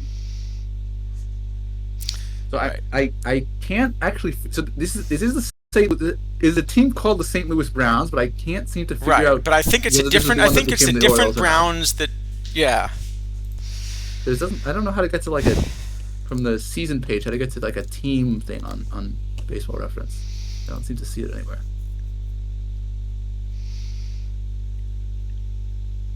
That's what I was trying to see. So no, the one Oh, that that's became the true. Orioles Guerrero looks would- like it Guerrero would do it. was in St. Louis only starting in 1902. So it's a Click. different Franchise. Browns. Franchise. Oh, nice. Thank you. This is the one that became the Cardinals, I think. Okay, there's the one that became the Cardinals. So then Tip O'Neil is legal. Yeah. So Tip Yes, O'Neil's Tip legal. O'Neil is legal. Yeah. Though Pedro Guerrero isn't. That is true. And Mike Oh, is Baker. Pedro Guerrero? He's a Dodger. Yeah. All right, that one's not legal. All right, Evie's baseball. Okay, that Babe Ruth is also going to be big for this format. Yep, for sure. Lever for Bosky, I guess they had to take the reliever. I think the Nebraska card is decent, but yeah, it's a reliever in the Taiwan rounds. But I think they actually got some pitching in this roster, which is different Yeah. than the other was looked at. That Babe Ruth is playing center field. That is a very good point. That's Okay, now I'm less Wow. certain about it. okay. That- I'm just curious. I just got to Ooh. check his minus 0.6 ZR in 2 games. Is, you know. That's fine. How many home runs does he hit? Exactly. Do you want to watch him catch fly balls, or do you want to watch him hit dingers? Did he actually play center field? I didn't realize he actually played center field in the major leagues. But I guess at that time they just put whoever they didn't really care. I mean, he was stealing bases at one point. You know. That's true. Exactly. All right. Oh, he did actually. He played 74 career games in center field. Wow, that's kind of a lot. Yeah. He was an athlete when he was younger. You know. That's true. Yeah, I guess. See, D-Block Dragon, I like this one. I love that we get DiMaggio and Ruth and all these Yankees as top picks. That just warms the heart.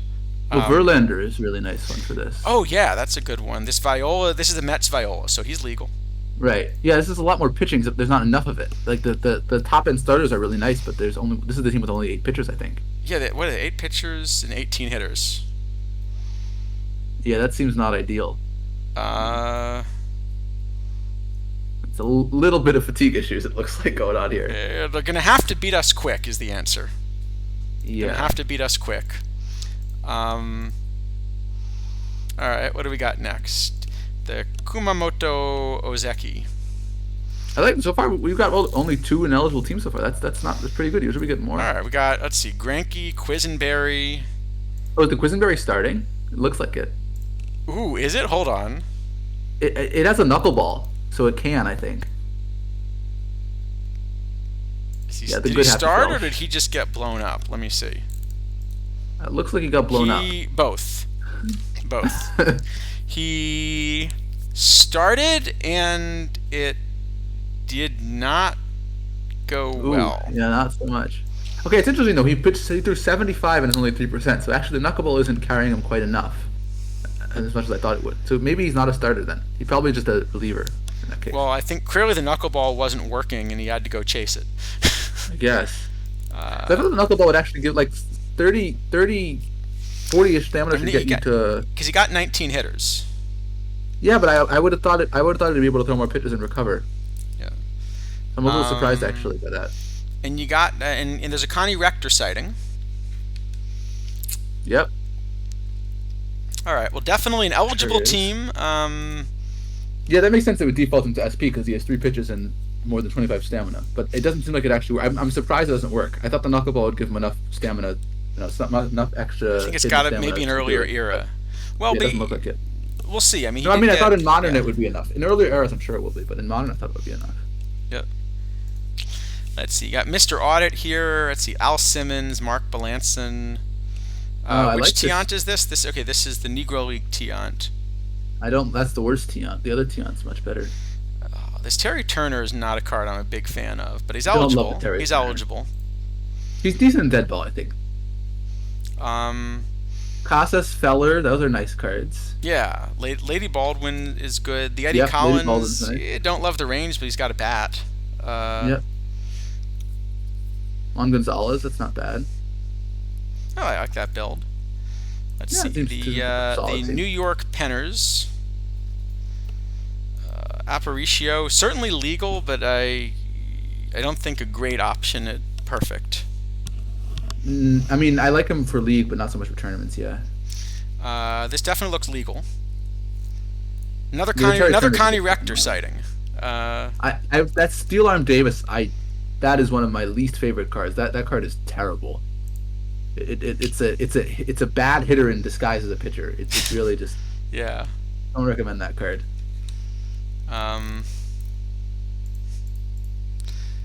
You never know what the options were. Hold on, isn't Valdez Yeah. a? Hold on, we got a Dodger here. They might have been stuck. It could have been stuck. That's true. Fair enough. All right, no, that looks good. What do we got? The Yes. Phoenix Haboobs. It looks like people got stuck with other stuff, but not other Sandy Alomars. Is the only one unlucky enough to be stuck with the Alomar. That Musial. All right, Musial's fine. No, Foster is no good. Oh wait, he's a red. Yeah, hold on. He's Yeah. This is not. Jackson this is Merrill's a not Padre. legal All team. right, this is not a legal team. Not a legal team. Illegal, and they are up 2-0. Someone's gonna have to take out Phoenix. All right, the Rochester Rhinos. Okay, so they did go pitcher at the oh no, they went Robin Roberts. Hold on, he's not Not eligible. not eligible. Another ineligible team. Oh, they got the Nucleon got Jones. The though. Nucleon That's kinda fun. Jones. All right, he is he's hidden so far. Yeah. All right, this is not an eligible team. Not so. eligible. All right, we got Mr. Black here. Oh, they got the new Burley. How did he do? I'm not a big fan of that card, I have to say. Well, I mean, he got the loss, but I can't complain about the performance. No, he pitched fine. 8 innings, 1 run. That's a hard loss to take. Yeah. Who was he up against? Whitworth. Well, that's a bit unlucky. That's an unlucky loss. Yep. Yeah, one home. That's a tough game. 1 home run loss. Uehara with the hole. Strang's good. They got Ott in there. That's going to be solid. Frank Duncan. Yep. I Yeah, a like bunch this of good build. stuff. Don't love the Rats Henderson, but maybe it was the only choice. Or the minor. You never know. In the pitching, for everyone, I think, has had trouble with pitching. Yeah, pitching looks like it's been really tough to come by. Let's see. The Tucson Generals. This is Legal Harper. This is Washington. Yeah, Rats was the only legal choice. That's what I. Trent. Saito is Dodgers, right? Oh, Saito's a Dodger. Hold on. Yeah, that one's not legal. We got Phoenix and Tucson. So the Arizona teams are illegal here. Well, we could. Okay, maybe we should not say anything about that. Yeah, lots of illegal stuff. Batista. Yeah, and the Wichita Eagles. A cool pop. I haven't seen that card in a while. That's been like ages. Hurley McNair, Ray Durham. Legal. I legal. like scorer. Wendell solid. We Yeah, got I we like got the Phenomenal Smith. Phenomenal. I like this. I actually love these silvers they got. Yeah, we got my my card. Isidro Fabre. Yep. They got a Ray King in there. So the early Oh, rounds Rodriguez look tough here, but I really like the late rounds. Yeah, the late rounds looked like they went pretty well. All right. So, how's everybody doing? Well, the main thing is, so the Rhinos are the illegal ones, the Haboobs, and what was the other? The Alpenglow. Okay, well, the illegal ones, the Alpenglow are up 2-0. The Haboobs are up 2-0. The Rhinos are up 2-0. And who was the other? And the Generals are 1-1. So maybe not shockingly, the teams that didn't follow are a little bit ahead, but yeah, that's true. Maybe let's be like a April Fool's card next year. Is print that same player, but not with his real name. So the way to win OTP is to ignore us. Yeah, I think that's been the lesson, Yes. actually. Yes, that's correct. Pretty much. I I mean, think yeah, that's- I don't know. We go on here, we say a bunch of random stuff, and then people seem to listen to it sometimes. I don't know I why. mean, have you seen this bronze roster that I've been trying to? Yeah, make his team Florence make out exactly. Yeah, have you seen this bronze roster? I'm still in the bronze only somehow, which is nuts. By the Well, way, I am too, but I actually have a build that was not made by the AI. yeah, but you have a That's a build little that's less you have a surprising. build that's supposed to win. I have a build that is basically designed to prove that like you can throw random crap at the wall and like have it stick. Yep. Look at this. We're up 3-0, and we're gonna cash in this. No, it's a best of 5. We've Hey, you cashed. did cash. My Bob Brown that I threw in to try has thrown 8 innings and then 8 in the third innings and allowed 5 total hits and no runs. Here, we'll pull up if you want to see So what a he's real apparently the best card. non-AI roster looks like. Okay, I would say this is a little bit experimental, but it's more real than Bob AI Smith is doing experimental. fine. Hey, mine is so Tom Tresh. Have I mentioned Tom Tresh?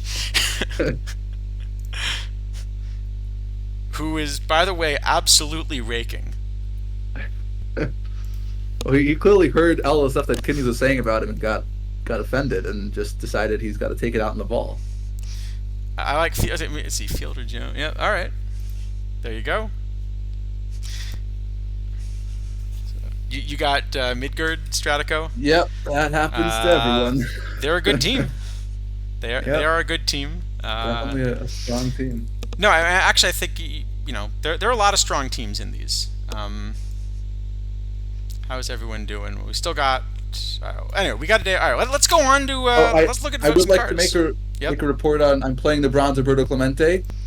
He has had 49 plate appearances and 0 walk. Well, yeah, yep.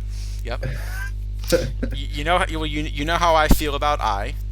Yeah. See, I don't think that card's actually good, but I've never actually played it before, and I was quite curious if it would actually All walk right. ever. We were in the middle of a speed round. Let's Let's go back to Adam that. Wainwright speed round time. All right. So first off, he's eligible for low gold. So floor stuff, right? yeah, I mean, I assume this card was released for his 200th win the other day, but this is a card that would have sold for a lot of points last weekend. Yeah. A really lot of points. That would have been a really valuable card last This weekend. card would have sold for hundreds of thousands of points last weekend, I suspect. Yes. Yeah, this is the best 80 overall pitcher. I don't think it's good enough probably to play in low gold, but gold floor cap, this is phenomenal. Yeah, I mean, I have him behind a few of the high silvers, as you might imagine as well. But for a gold floor cap free, I'm definitely going to be playing this card, especially in a tight cap. And one thing I do like is that a couple, as much as they've taken a lot of caps out, which I think they're saying is a mistake, they've also made a few caps a lot tighter, and I think that's a really good thing to have a few tight caps that are like different kinds of construction challenges. Yeah, I agree. I really actually one of the PTCS formats this time around is a caps like I think 6.5 or 7, which will be pretty interesting to build. Yeah. That's an interesting question. What's the lowest cap you think is viable? I've wanted to try a 1 for a while.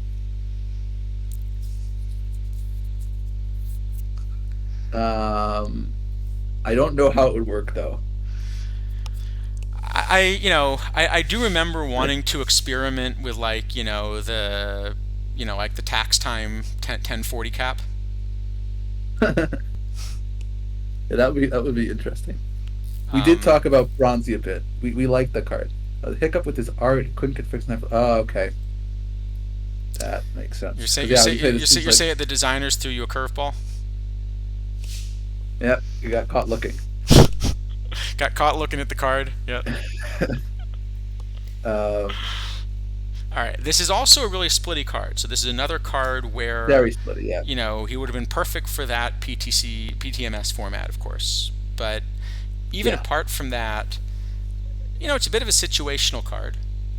But there are probably parks where this becomes really good, like the park we had last time. Yeah. But even just in a neutral park, this is a tremendously strong gold floor cap card. Yeah. So I don't know. I mean, if it does, we don't think it plays anything but gold floor cap. It sounds like so. Probably it's like a C or D. It probably ends up being like a D, but it's a card where for that one tournament format, I think we are going to play it. Yeah, absolutely. And I do like the art, but if we could have got a Beltron in the picture or something. Yeah. I think yeah. this picture is from the World Series, right? Which was against the Tigers, I believe. The patch on his arm looks like the World Series one, but maybe I'm going crazy. All right, Johnny Vandermeer. He's got a lot of P BABIP. Oh, sorry. What? That's 2006 World Series. It was, yeah.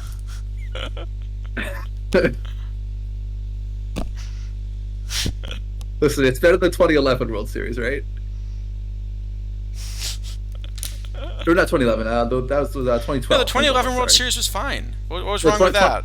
It was 2012 was the one I was thinking of, when the terrible Giants team beat the Tigers with Verlander, Price, Cabrera. Yeah. 2011 was great. What's your problem with 2011? No, 2011 was a good series.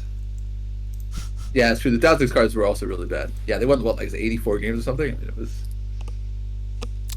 Great. So for what it's worth, in low gold, I have Wainwright as the 5th or 6th best bullpen arm. Yeah. But I have converting starters as ahead of sort of the 5th or 6th best bullpen arm as well. Yeah, that's pretty much what I've got.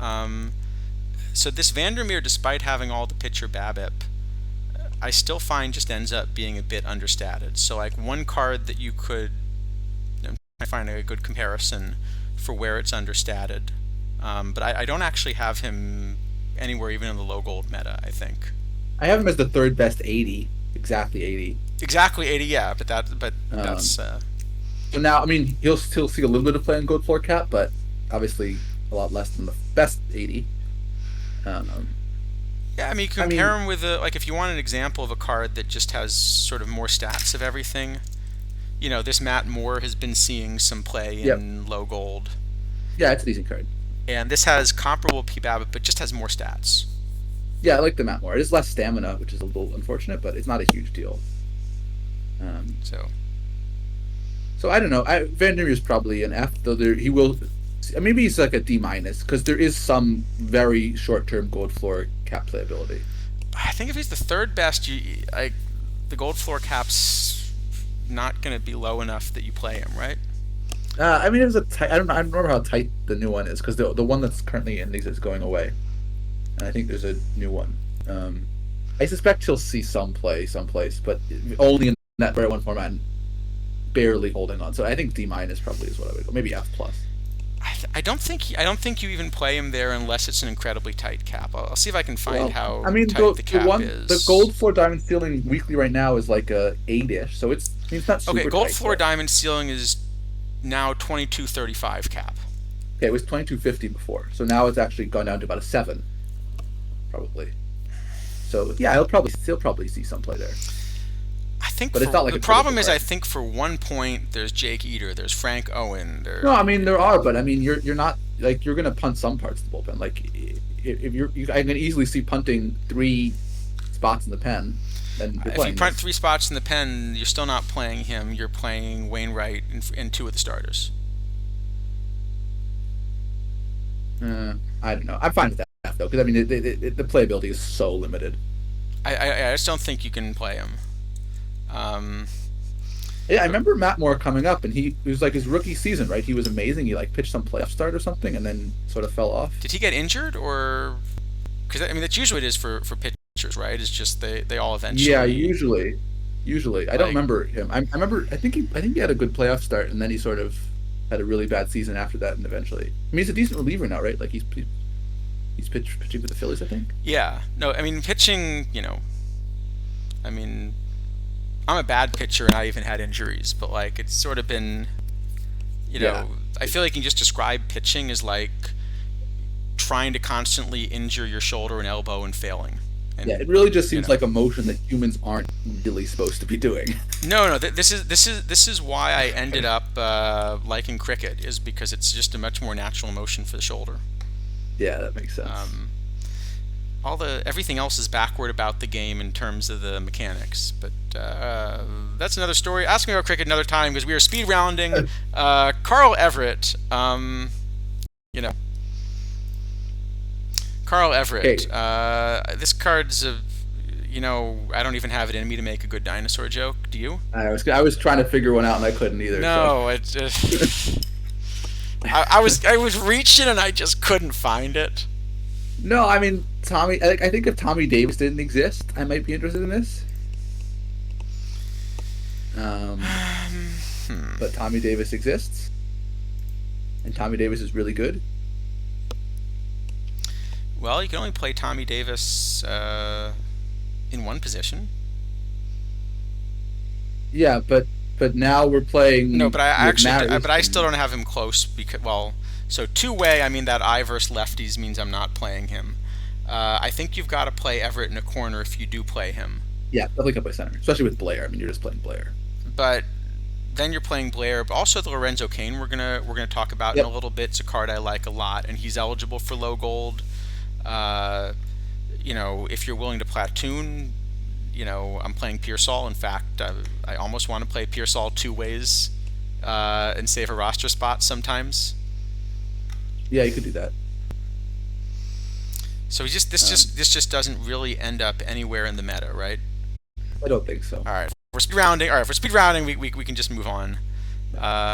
Al Leiter. I've been wanting to give Al Leiter an F for how long? We do have an important question. Would you play Everett on the fake moon? I think the answer is only if dinosaurs are present.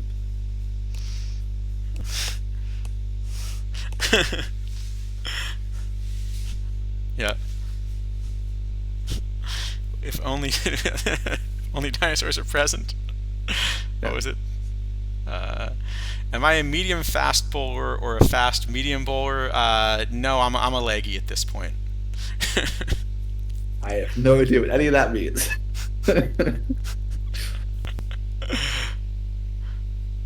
Yeah, Everett's a character. If people don't know about Carl Everett, go look him up. He said some wild stuff. Although, apparently the Mookie Wilson thing was actually fake. Oh, okay. Which is too bad. But although the Mookie Wilson thing is fake, I'm going to put a link to this thing in the chat anyway because I think it's just so good. Yeah, I'm going to put a link to this. Like I said, this is fake, but I'm going to put a link to this in the chat anyway because it's just so good. Yeah, I think in this era, he's Kyrie Irving if he weren't like one of the 10 best players in NBA. Or probably 10, like 20. Yeah, yeah. Pretty much. It still is amazing to me that people want to believe that the moon landing is a conspiracy, and they actually believe that the number of people that would have to be involved to pull that off, that's the path of least resistance. I mean, and also that there, it's often people. Yeah, I don't know. Also, there are literally rocks that came back from the moon.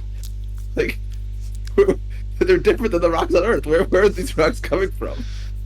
I mean, well, actually, so actually, funny story.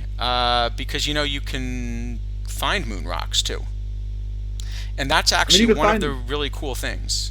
You can certainly find, I guess there's some that probably break off. I mean, you can certainly find what do you call it? Meteorites. Yeah, so you can find things that fall that on the moon? don't have. Falls from the moon? Yep, you can find things that a chunk breaks off the moon, And this is one of the things that actually kind of, so we didn't know until, we had known for a while that there were things we found which didn't look like they had the same composition as asteroids or something like that. And we guessed that they could be lunar in origin, but until we actually went and got samples of moon rocks, we didn't know. There are actually two others that are interesting. So one you can look up are sort of shergottites. So there's something similar that we also think are chunks that broke off Mars. And there, although we've had Mars rovers, we haven't actually been able to bring samples back for comparison. So we're pretty sure that those are Martian in origin, but we're not entirely sure. I had no idea. That's cool. And there's actually yet one other class that it's not clear where they come from. So there's a theory that they sort of broke off Mercury based on the composition, but the kinematics of that are harder because the problem. From Venus? So the problem with Venus is it's hard because the atmosphere is thick. It's actually very hard to break off small chunks of Venus and get them to escape. Okay, that makes sense. Yeah. But Mercury has a similar problem, which is if you break a chunk off of Mars and it kind of like moves around the inner solar system, often it ends up kind of spiraling in. And so because it spirals in, it'll, like the Earth is one of the things it can hit. And the same thing as the moon, right? It's gravitationally bound. Right. But hitting Venus sort of hard enough to break off a chunk and have it get out into the Earth's orbit is much more difficult, and Mercury even more so. Yeah, I guess you have to. Yeah, that's true. Does it mean there are chunks of the Earth on Mars? Well, that's sort of what I was saying. In principle, there could be. The reason it's a little bit harder, essentially, is it's harder to knock something outward than it is to kind of knock it loose and let it fall inward. By that logic, there should be chunks of the Earth on Venus and Mercury, but not on Mars, or less likely on Mars. There probably should be some chunks on Mars also, but you'd expect there to be fewer. Right. On the other hand, there's a good chance, there's actually a good chance there are chunks of the Earth on Mars, now that I think about it, simply because we know, the way the moon was created there was like this enormous, like literally earth-shattering impact, right? So when you have that impact, you're going to knock a bunch of smaller chunks loose also. Right. Yeah, I guess. Yeah, so probably there should be. But there's a lot of this. There should be Earth chunks on the moon then too. Yes. It'd be sort of funny if we brought one back. Well, the moon literally is an Earth chunk, and so. But like newer Earth chunks. Yeah, there should be. Well, there are a lot of things we didn't know about the moon. Part of the problem is sort of the surface of the moon. Because you get all of this dust from impacts and things like that. So when they were first doing the lunar landing missions, one of the things they did literally was to basically land like an enormous yardstick type probe, because there were some models that thought that the moon would be covered in like 50 to 100 meters of dust, and you'd go bring your lander down and it would just sink. Why would they think that? What was the reasoning for thinking that was covered in dust? Well, because you see all these craters, and so every time something hits the moon and makes a crater, it's kind of going to generate dust, and that dust has to go somewhere. But it just sits there. It doesn't. I guess it's just. It's gravitationally bound, right? Gravitationally, yeah. Unless something knocks it out. Right, so there no were weather events or anything. So yeah. I guess there's solar wind or something, right? That could. Yeah. So there were some models that thought that would be the case. So you kind of had to go check. Yeah, there's a lot of this stuff that's surprisingly hard unless you go check. I remember I was on a commission once where we were thinking about like how do you defend the Earth from asteroid impacts and stuff like that. Wasn't there something recently where they tried to shoot something at some passing by object? Yeah, that's really not the way you want to do it. So the whole movie solution of like you go send a big thing and like blow up the asteroid and all that crap. You just gotta knock it up first a little bit. If it you don't have to blow it up. Yeah, right? well, so first off, if you blow it up, what happens is it's gravitationally bound and it falls back together. Right. And if you blow it up into small chunks, what you're doing is you're basically hitting the Earth's atmosphere and covering it with dust and like killing all your plants after, for the But next can you 100 just like years. bump it a bit so it doesn't, it misses? That's a plan you could think about. It turns out that actually you need a lot of energy to do that too. And one of the things they didn't know was how strong these are. Like, do asteroids shatter if you start to bump them? But it turns out actually that if you've got the couple decades to slowly bump it, there is an even safer and easier plan, although no one's ever going to make a movie about it. What you do is you paint it. Paint it. Paint it, yes. You paint it. Because all you're trying to do is push it. And, Okay. it's constantly being hit by sunlight. And so if you change the color from things being reflected to absorbed, or vice versa, that's, over time, that's going to change the orbit because you're kind of Right. getting That makes momentum sense. from, I mean, I guess- from the sunlight hitting it. You have to paint it cleverly. You can't just like paint it randomly. But yeah, Well, you basically like take a dark asteroid and paint it white, or you Right. take a bright asteroid and paint it black. right. As long as you know, and I guess you have to know it because that's gonna take a while. You have to know enough in advance. But probably if you don't know enough in advance, you're kind of screwed anyway. You probably want a couple decades, yeah, but Yeah. usually we should be able to, you'd hope you can do this. No, there's a lot of this that kind of, Huh. we Yeah, didn't that's a know cool coming idea. in. No, there are a lot of these, look, this is part of the fun of being a scientist. That and teaching people statistics, because there are a lot of. All right, that's what I'm going to do. I'll give everyone. I'll give everyone the stupid statistic. An example of like the stupid statistics problem. Drive everyone in chat crazy, and then we'll go on and look at cards. How about that? Sure. Have you ever run into something called the two envelopes problem? Not by that name, at least. I don't think. Okay. So this is one of the things I point out, because one of the problems that comes up in statistics a lot is that all these statistical methods are things where, you've sort of started by, proving some theorems. And so you learn methods like you should fit a line and you should do some chi-squared minimization or something.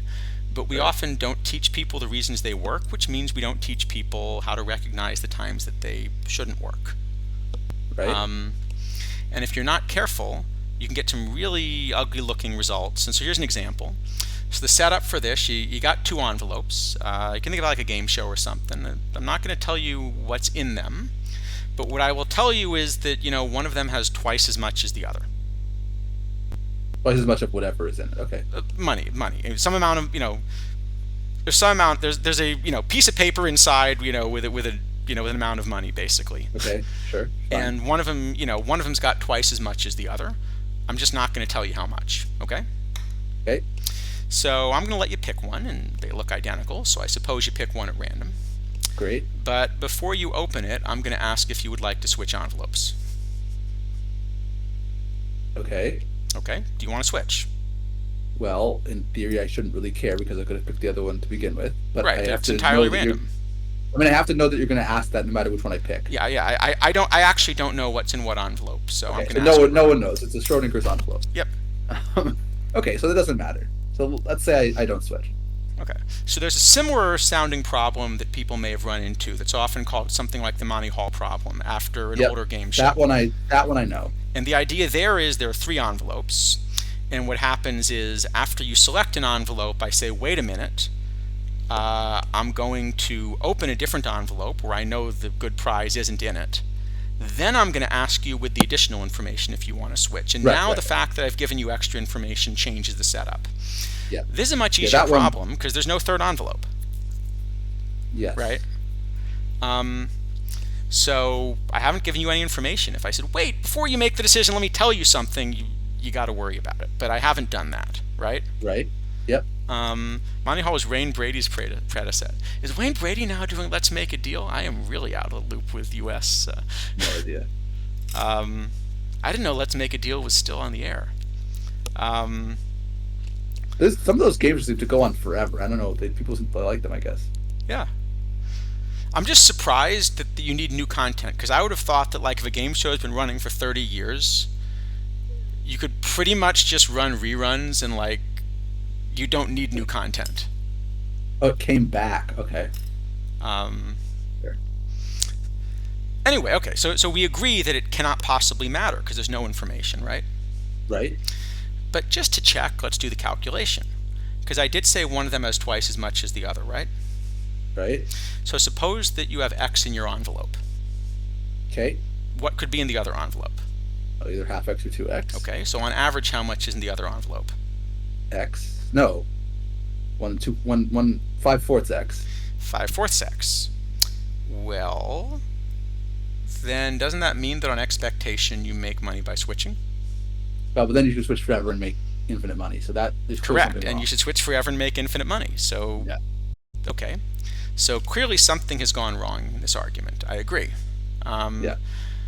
But of course, the problem is that in math, it's not good enough to just say something's gone wrong in this argument.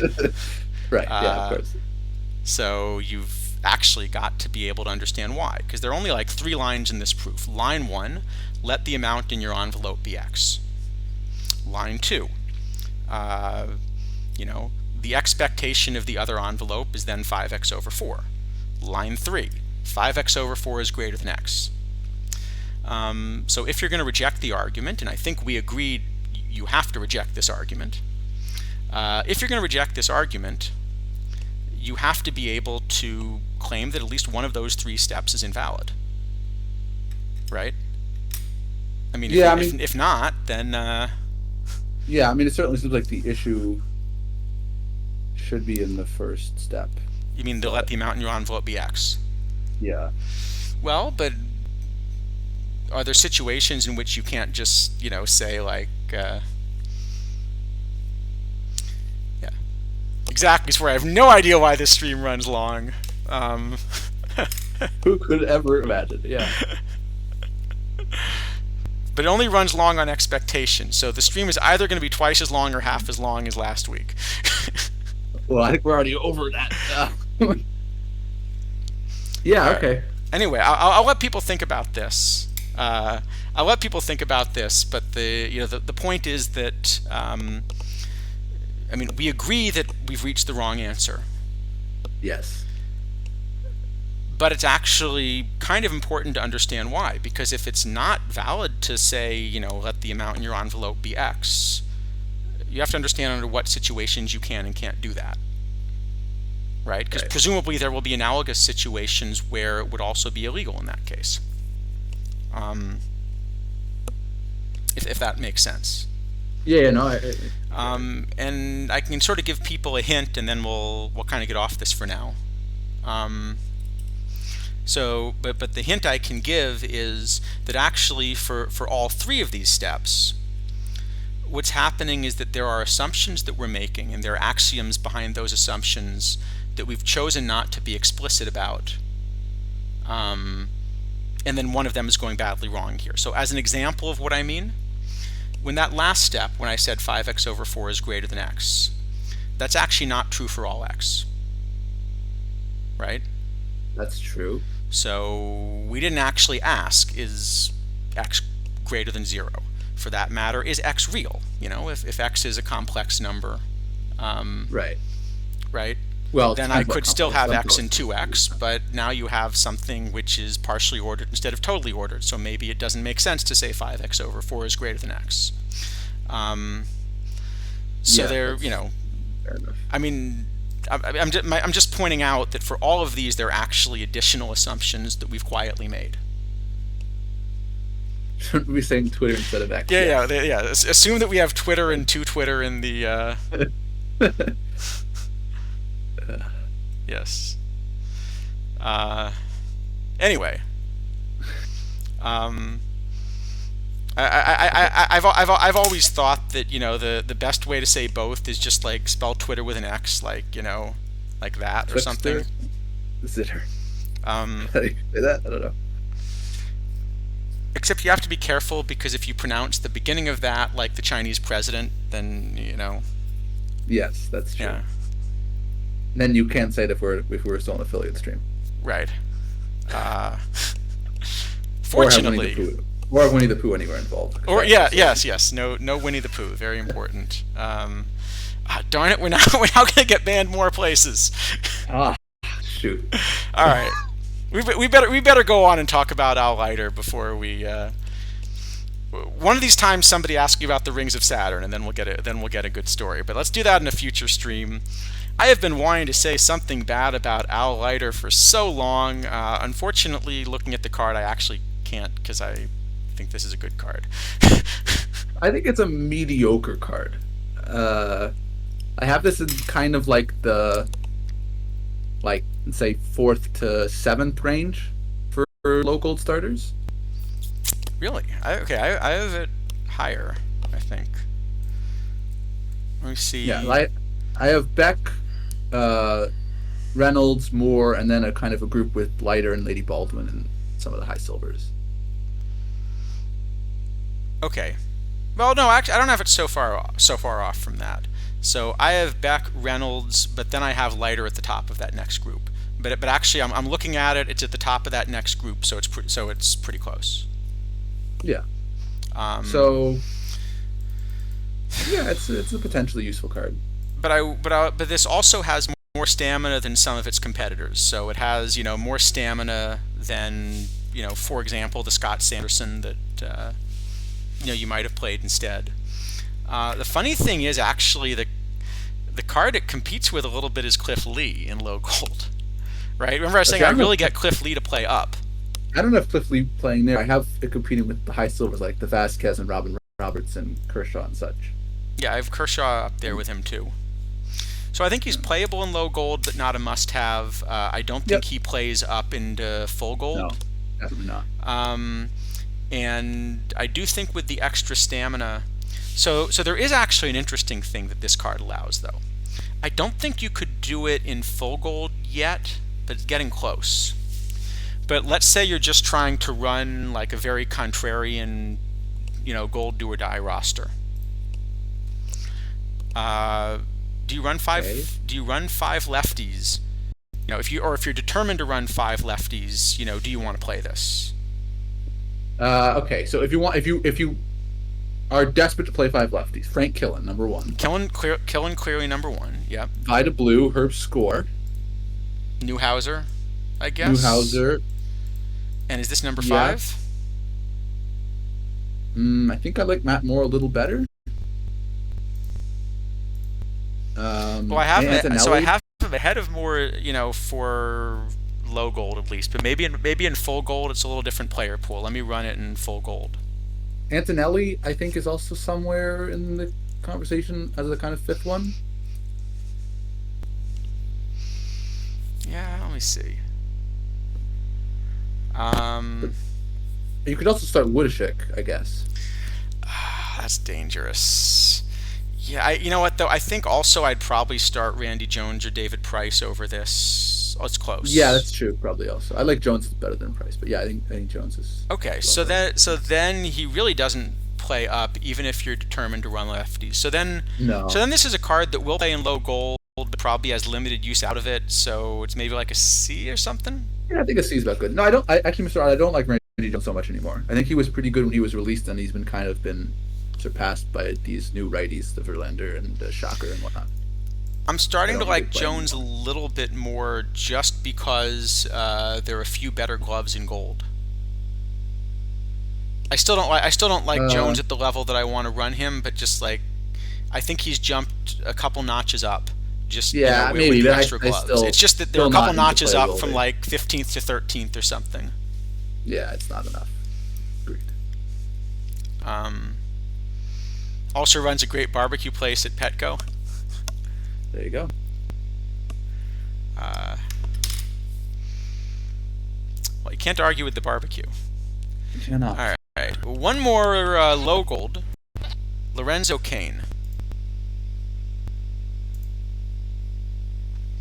So this is I like this card a lot more.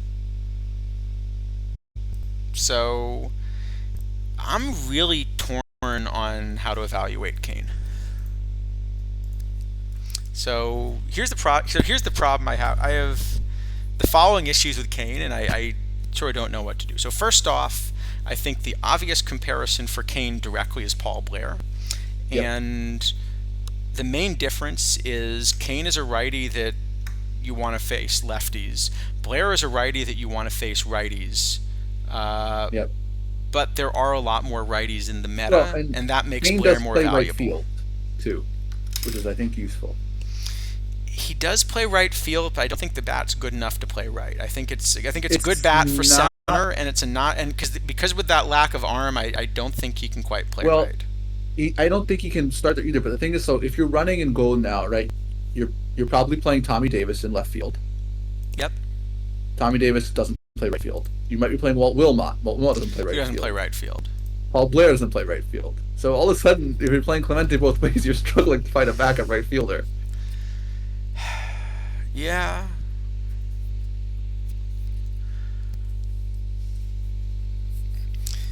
I still think if I'm looking at this as a lefty option in center, though, I think I'd still rather run the Pearsall, like the But low that doesn't silver. play right field. Like if you need, He doesn't. if you No, need the Pearsall right doesn't field, play like, right field, but I still think I'd rather run Pearsall.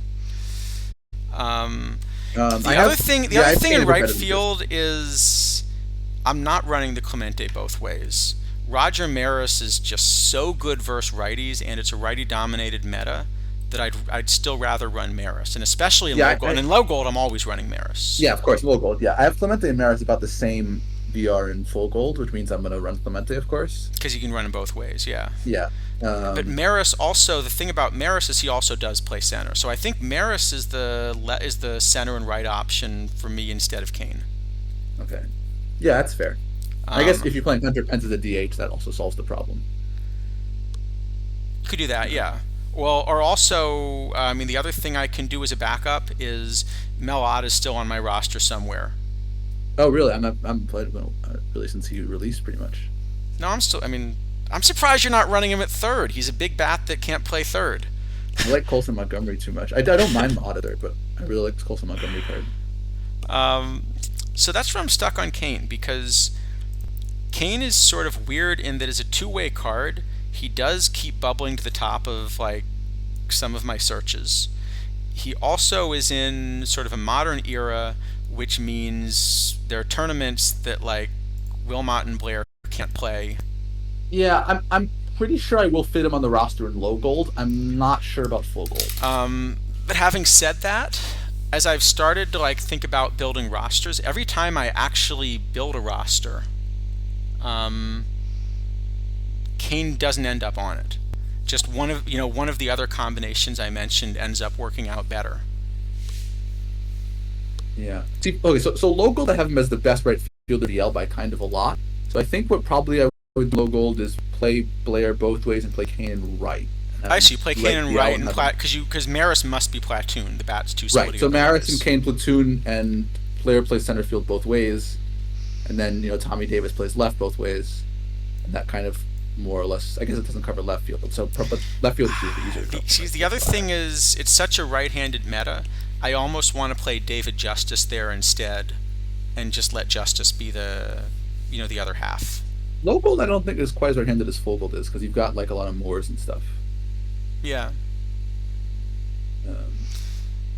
But yeah, I mean, it's certainly not a kind of slam dunk card. No, it's funny because it's a card where when I just look at where I want to grade it out, I want to grade it as like an A or B, but then every time I build a roster, there's no room for Kane on the roster. Yeah, and so I've never actually found a way to use him on a roster yet. I think it probably just gets a C because it's a little squeezed, but it's a good card. Yeah, it's at least a C that sort of, if you're missing one of the cards I mentioned, that's fine. I know at the moment Kane is more expensive than the cards I mentioned, but that's because he's new. He will be, he will be cheaper at some point. I guess he's not really competing with Tommy Davis because they don't share positions really. All right. So that helps a little. Yeah. Let's see. Oh well. Hey, our long nightmare is finally over. Mercifully, our bronze debacle has come to an end. Well, you got a silver choice out of it. That's not bad. I think it's kind of shocking that we managed to get a silver choice pack with that build. Yeah, a little bit. I mean, there are definitely builds I've put together where I felt they deserved better than the result I got. This is very much the opposite.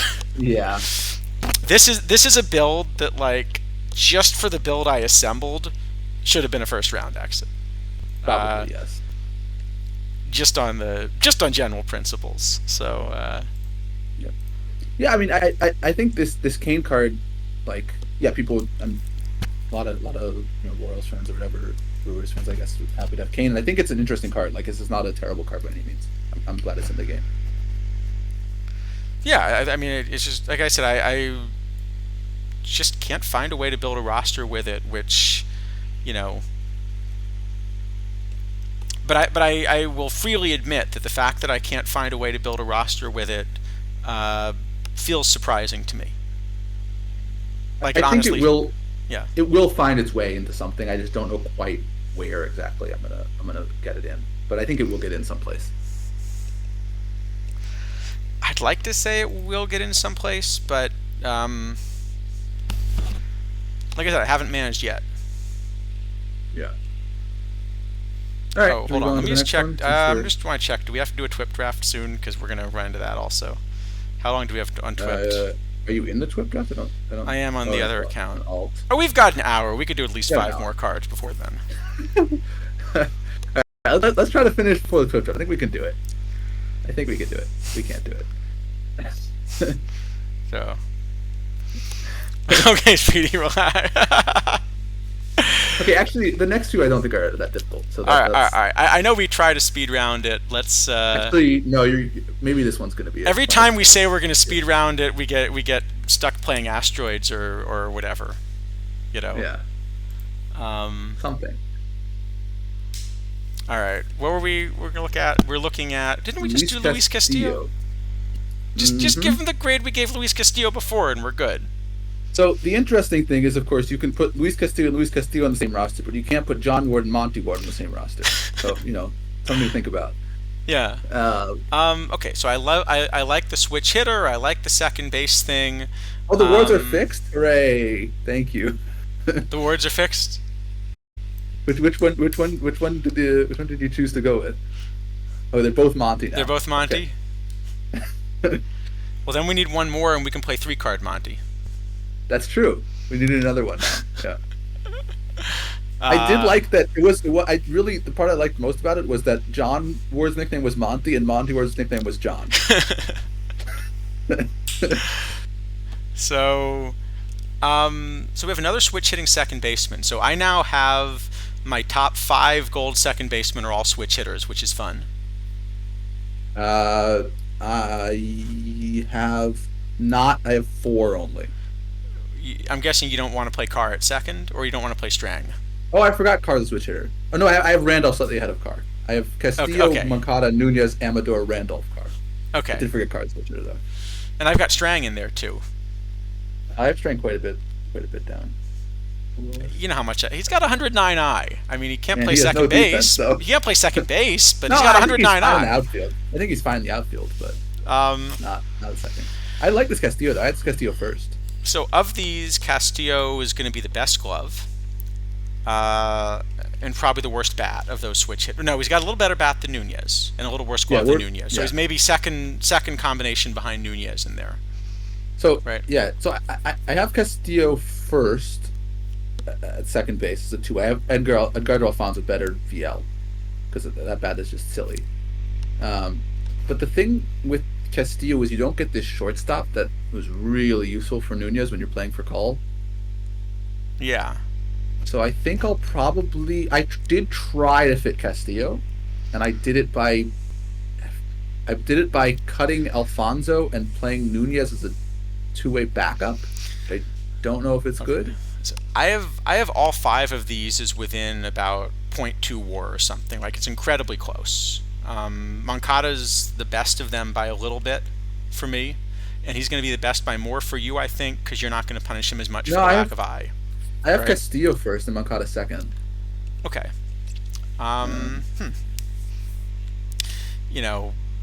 So which one ends up best keeps changing with the card pool.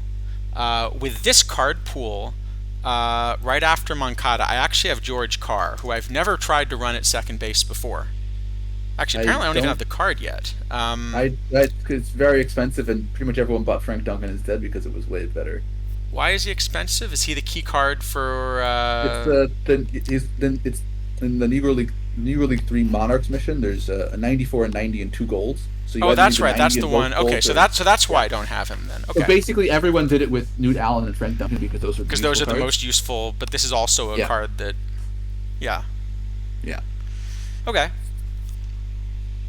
So, I think he's similar enough to the others. Like I said, I don't quite rank him number 1, but it's so close within this pack that I'm sure there are formats where I'd rank him number 1.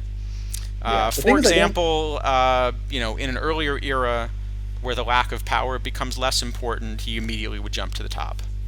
Yeah, I think I'm just gonna stick with Nunez because I tried to get this Castillo and it was the roster construction was pretty miserable trying to find a backup shortstop. So I think I'm just probably gonna stick with Nunez, and use him as the backup shortstop too. Yeah, I don't think I'm ever gonna play Castillo in Modern, but I suspect in an early era he becomes good enough that I'm gonna be motivated to get him and play him.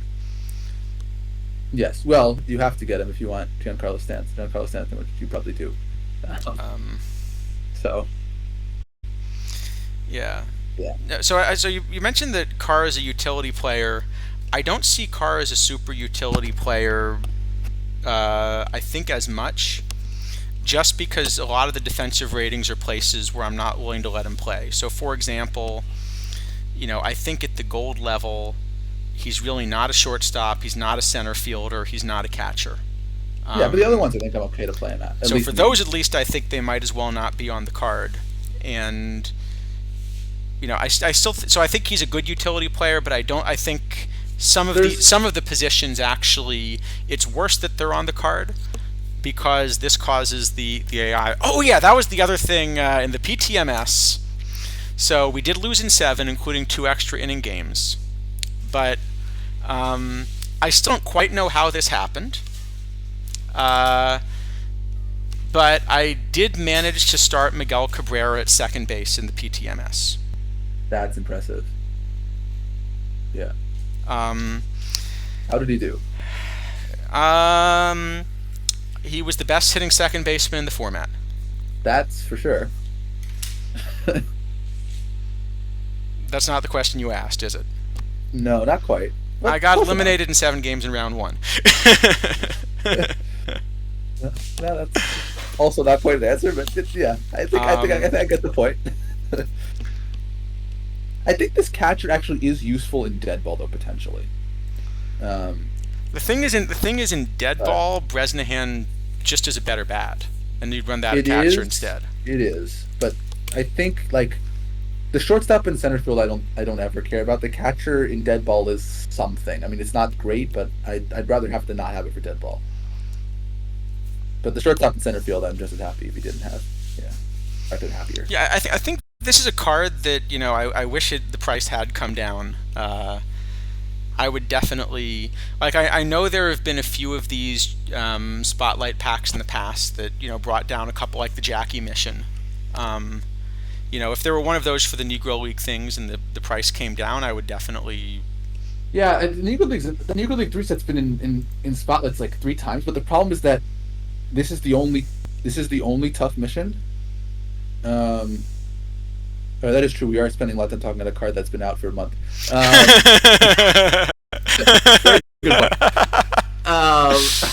Right. So Luis Castillo, B? C? Yeah, I mean... I think a B. Sure. I mean, I think this is kind of a viable option. There are builds you're going to want him. He's not must-have. No. As long as Nunez is cheaper, just play Nunez. But Castillo will be cheap, as more of them get pulled. Eventually. Yeah. All right. Yeah. All right. Krakow. We're not going to get to raid and DVC tonight, are we?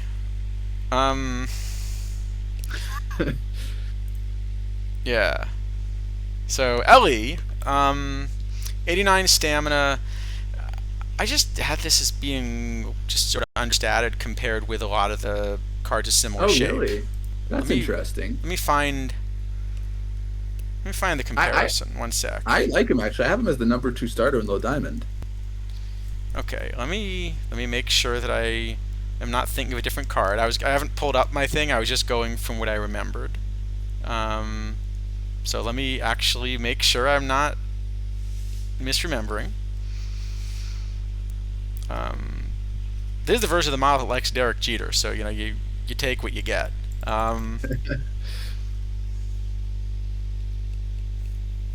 Yeah, he's nice for diamond only cap. That is very true.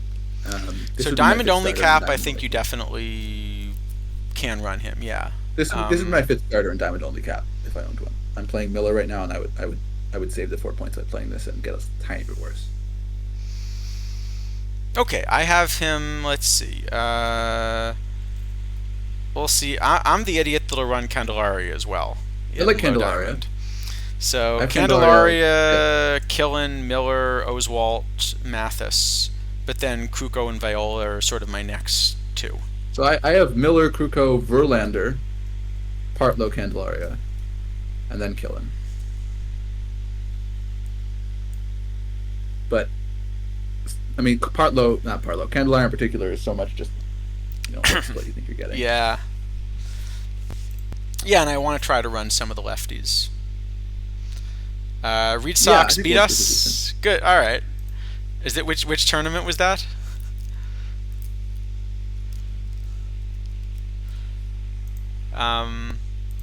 Just looking at the chat. Sorry. Yeah. Better version of Marshall. Yeah, this is definitely better than Marshall. Well, yeah, a lot of stuff is better than Marshall. So I think this is a minor upgrade. Kind of at the back end of a rotation, maybe in low diamond if you're running it. I still don't think it makes a full low diamond rotation for me. Like, certainly if I'm asking would I rather have this card or Candelaria, I think I'd much rather have Candelaria. The prices were similar, right? No, Candelaria was cheaper. No, Candelaria was cheaper, actually. I have this card, this Krukow, slightly better than Candelaria, but I would much rather own Candelaria because I think he's a card that will have much more interesting possibilities to use him in the future than Krukow. Yeah. I mean, we talked on the stream, like, I think Candelaria is the only card that's been printed that is good because he's limited. Yeah, if there are too many of them, people counter. Exactly. Which is interesting. I could kind of one of the better uses of LEs that we've seen this year, I think. So I think the Kruko Kruko's definitely one I'm going to save my points on. Says the idiot that just spent what was it, 25 or 30K on like 2 bronzes. I mean, I'd like to own one. I would be happy to own one, but I'm not going to go out and spend 75,000 points for it. No, I think Candelaria is a better card. Yeah. So, I'd rather own Candelaria for sure, and then I didn't spend 75K. So yeah, I think he's playable. He's probably like a C or something. Then like he's I think a C's playable. Right. I mean, he's true. He does have some, maybe C plus for a low diamond floor cap. Okay. Yeah, but I would say at least my advice would be at least my advice would be if you have 75,000 points to spend, there are much better upgrades to go for. You had to upgrade to 5G to activate. No. You already get the 5G. You get it for free. Yeah, I thought 5G was like you have to get like the rocks to protect you from it, right? That was the solution. Yeah.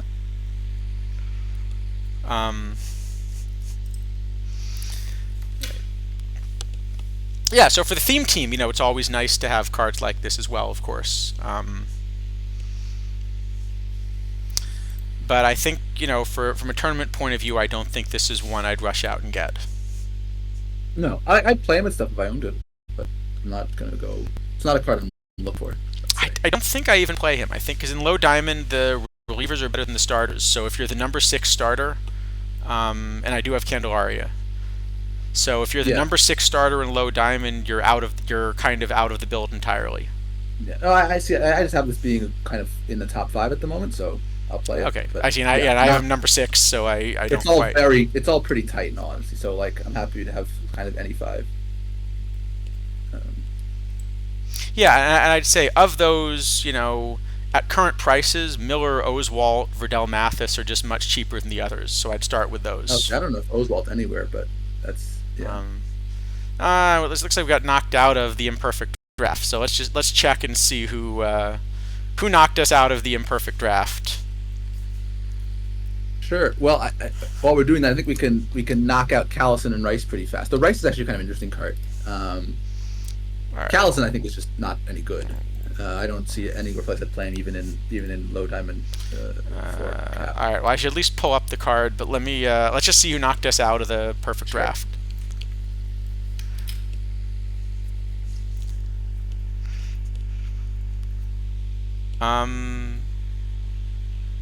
Wait, what? Oh, the sim just hasn't come in yet. No, but we got the notification that said we're knocked out. It shows we're knocked out. Yeah, sometimes it does this. It's like sim behind. I don't know why. It's really strange. Like I've had this happen before. Where okay, well, I'm gonna assume that we got knocked out by the Candle Pin Bowlers in the next game. Yes.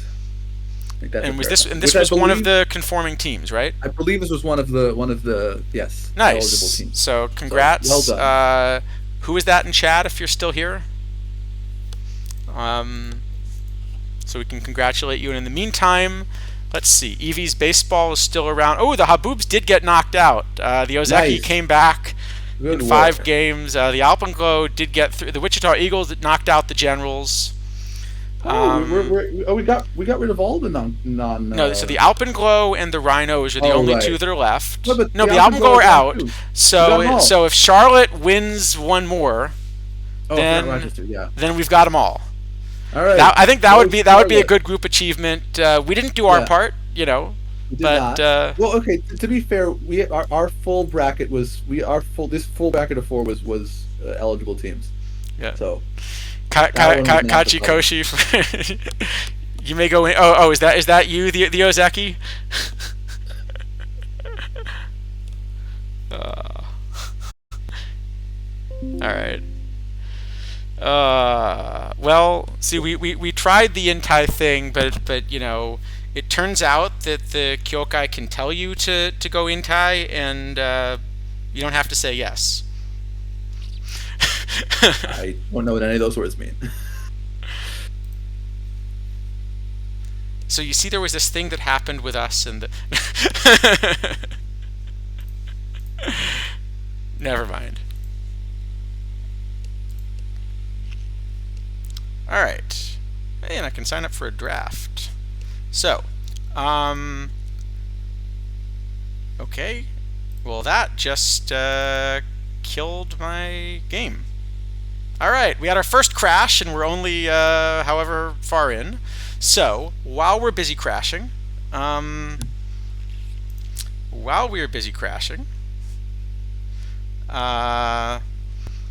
to tell us about who are we at next? Callison. Johnny Callison. I'm not going to be able to pull the card up, so I'm going to just let you rate Johnny Callison. Tell us what we won, Johnny. We won an F. Yeah. Yeah, this card isn't very good. It's not even really the best 90 overall outfielder. I think my model has Veach is the best 90 yes, in left. I like Veach. There's still the limited edition Hayward, actually. That card has been around. I really should have bought that card early on. Even Fred Long, VL I like better. There's Von Hayes, who's kind of not really an outfielder, but is better bat. So, yeah, I mean, I don't see this playing anywhere. This is just if you want Stanton, you need to get this. So it's kind of okay. So it's a piece for Stanton. Yep. Not particularly playable. No. Jim Rice. Well, I've also got the same cards we talked about ahead of Rice, I think. Yeah, it's a really weird card, this Rice. The splits are bizarre.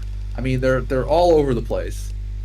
I think if you took all of his splits and you put them on one side, he'd be pretty good. Yeah. So this is one where I just the thing is this is not what Rice did for the career. So this is I think a good example of like really an overreaction to like the small sample of a season, and that just creates a combination that I don't think is that representative of the player, but also kind of means the card isn't really going to play. Yeah, I mean, splits like this I think can be interesting as long as they're kind of like decent on both sides instead of just makes them end up being not at all good Yeah. on both sides. One Like, example I'm of trying one to- that works there, actually, David Justice has Yes, that's a good funny example. splits. Sorry, not that Justice, the Silver Justice. But he's good enough that it kind of works. Yeah, I think cards like that are very interesting because then, instead of trying to think about like, okay, I want the best of the R and the best of the L, and I just figure out where I cut the platoons, like now you're sort of getting this like mediocre both ways kind of thing, and or decent both ways, and then it saves the platoon, and you might play it. Like there's a space there to make There interesting is. cards. I mean, I don't like it as much because it also, I think you run into two problems when you do this. One is that the AI is really lousy at figuring out matchups. So the AI doesn't understand when to pinch hit for this player or when to use this player as a pinch hitter. So that's one problem. It has big problems with reverse splits, but even more problems trying to use a card like this, I've found. And the that related is thing true. is the right way to use this card. Because a card like, so let's look at Rice specifically, right? The funny thing about Rice is there actually is room in the meta for this card, but in a way that sort of feels destructive to me, and so I don't want to do it. The place in the meta for a card like this is actually in tournaments like the PTMS, where you're going to be microing, and instead of platooning lefty righty, you're platooning basically against a specific starter. Because we have starters that kind of are a bit imbalanced in some cases. So you want to run him versus a specific kind of lefty or a specific kind of righty.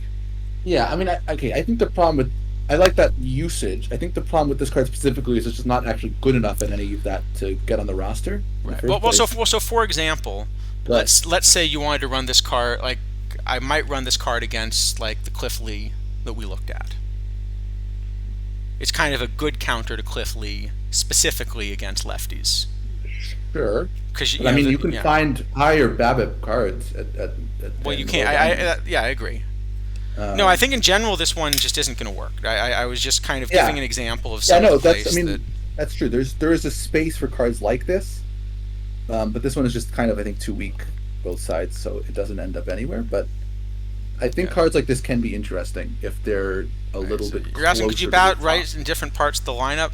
Well, the problem isn't as much there's different parts of the lineup. It's that. So, for example, let's say that you're thinking about this card as a power card versus right.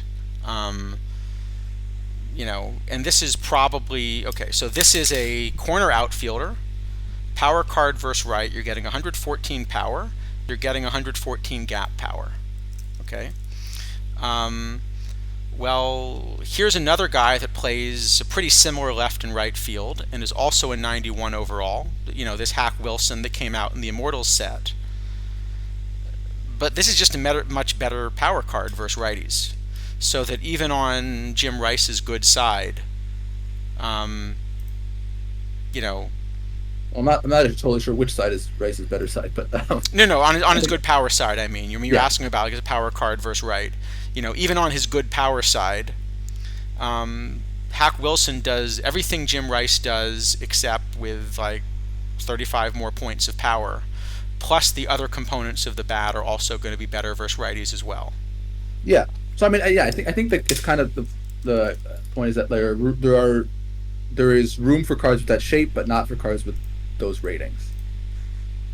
I guess right? That's kind of I think the Yeah, I think so. I think it's so I think Rice just ends up kind of not working So I think it's just sort of an F. There's just no reason that you're going to play it over the other 91s. And of course, as a new card, especially given this mission structure where it's a need all kind of mission. Right now Hack Wilson is 40 or 50K, I think. What is Hack going for? I saw a moment ago. It was a lot for PTMS, and then it went down a little. I don't remember. You exactly. can buy him for 47K right now. Yeah, I think so, right. So that's not bad if you kind of want, like, it's a really good 91. And I actually think Hack probably is a must-own right now. I agree. Yeah, Hack's great. Yeah. But, if you're going to run Hack, like the gap between running Hack and running Rice is just enormous. Yep. And I think that's true of several of these other bats. I mean, as another example, if you want a righty that you're willing to let face righties, another recent card, this Tim Salmon. Again, I think this is just going to be a much better bat versus righties, and he's a better defensive right fielder. So I think it's just that Jim Rice Even kind of is the behind Clemente, the other cards. Clemente, the 94 Clemente, I think is much better for first right than the Yeah. Rice. All right, Elston Howard. I wish he had eye, but just the fact that he's like a playable catcher defensively that has some semblance of a bat still makes him interesting. Yeah, I quite like this card actually. I have him as the number 3 catcher behind Cooper and Freehand in low diamond. Yeah, I have them all actually relatively similar. And then Frank Duncan a little bit behind them. Yep, that's what I've got. So Cooper Freehand is definitely what I want to run, especially as a platoon, because Freehand's a good platoon partner. Yeah. This is, if you didn't manage to get a Freehand, and I don't even know if there are any on the market, right? It's over 100K, but as an LE, It's a very pricey card. It's a very good card. But... Okay, there is one on the market. So actually, if you don't have a Freehand yet, I don't think it's crazy to spend the 125 and get one. No, this Freehand is phenomenal. Phenomenal card. But I think, Mr. Black, yeah. I think it is a pretty major upgrade over the 90s. The 90 catchers are like Jack Rowe and Elias Diaz. So I think it's a major upgrade over those. I have him as a few wins better than Diaz and much better than that over Rowe. Yeah, so you have to, but it's a point. So yeah, if you can find the point, then you should absolutely do this 1 point upgrade. You'll get a big improvement. Right. If you're trying to save some points, like let's say you're diamond floor cap and you're trying to run a 91 and a 90, then yeah, you can try to save some points over Walker Cooper by playing the Elston Howard. I think that's fine. I think Cooper's enough better. I'd rather play Cooper. Probably, and I think when you get outside of diamond floor, Freehand kind of is too strong. Yeah, I agree with that as well. But yeah, for people who don't have Freehand, don't play gold, you don't want to spend 125K on Freehand to play low diamond, then yeah, you're not going to be super far behind with Howard. So I think if you don't have the points for Freehand, you could do it. At the same time, Howard's going to cost you 50K right now, and I feel like spending 50K for the third best catcher is exactly the kind of thing that sort of you shouldn't be doing. I mean, you're buying Elston Howard for Johnny Bench. I think that's the reason to do it if you're going to do it. Yeah, so if you buy him to get bench and you go for bench anyway, then then sure. Yeah. Yep. So I don't know. He sounded like he's an F because, like, again, we're in Diamond now. We're talking about expensive cards, including an LE. And I guess you just never do it. But it's an F that is going to end up on some rosters simply because anyone who goes for bench is going to do it. I mean, that's the problem. It's not an F. I think it's not an F because Freehand is hard to find, and if you don't find Freehand, then you do actually want this to play low Diamond.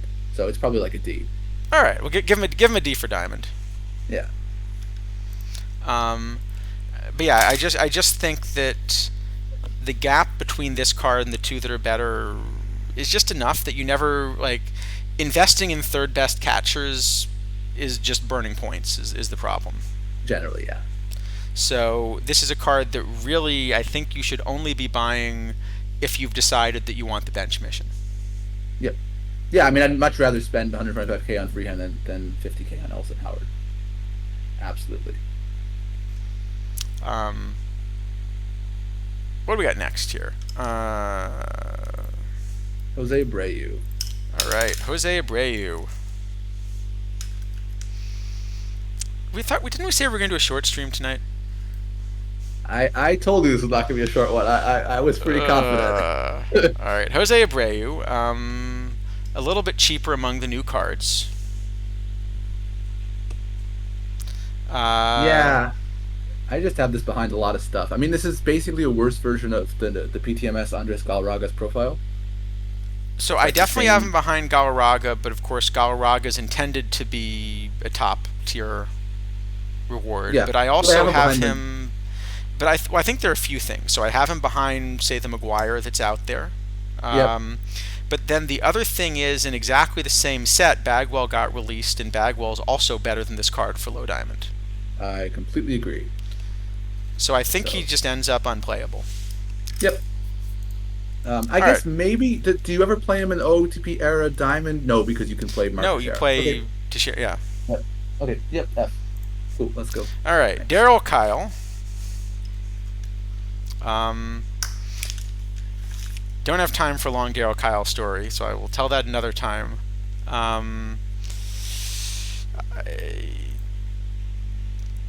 I don't know. Where do you have this card? I don't have him. I don't have it anywhere.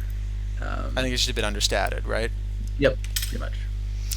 I mean, my sense is that the way these are designed is that most of these low diamonds are sort of cards that exist that need a diamond rarity that are going to be required for a need all mission. But that's going to be the primary value.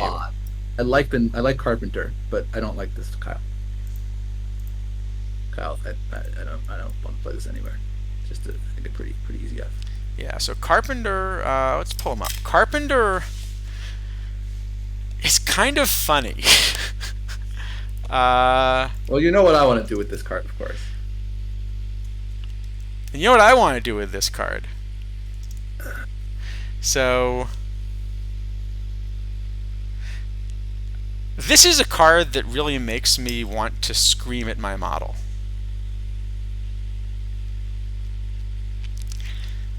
So my model has, or you can go first, and then I can tell you where I want to scream at my model. You know what I want to do with this.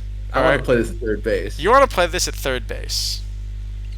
I would rather play Bautista at third base than this card, but I do have this card as the second best third base option because the glove is bad, but it's not that bad. It's pretty good. Yeah, pretty solid glove. Now, this is the thing that makes me, you know, I know my model's never wrong and all that, but I really don't like the answer my model's giving me on this. So my model would rather play Bautista at third base. Okay. But did you notice that this card has 122i against righties? I did. And 108 gap power and 95 BABIP. And did I mention 122i? Yeah. And did I mention that this card has an enormous amount of I? It does have a lot of I. Well, my model thinks this card has a lot of I. It does have a lot of I. My model thinks this card has so much I that it is willing to play it as a two-way player, not at third base, but at second base. You know, I don't have it as the best option at second, but I don't have it that far behind.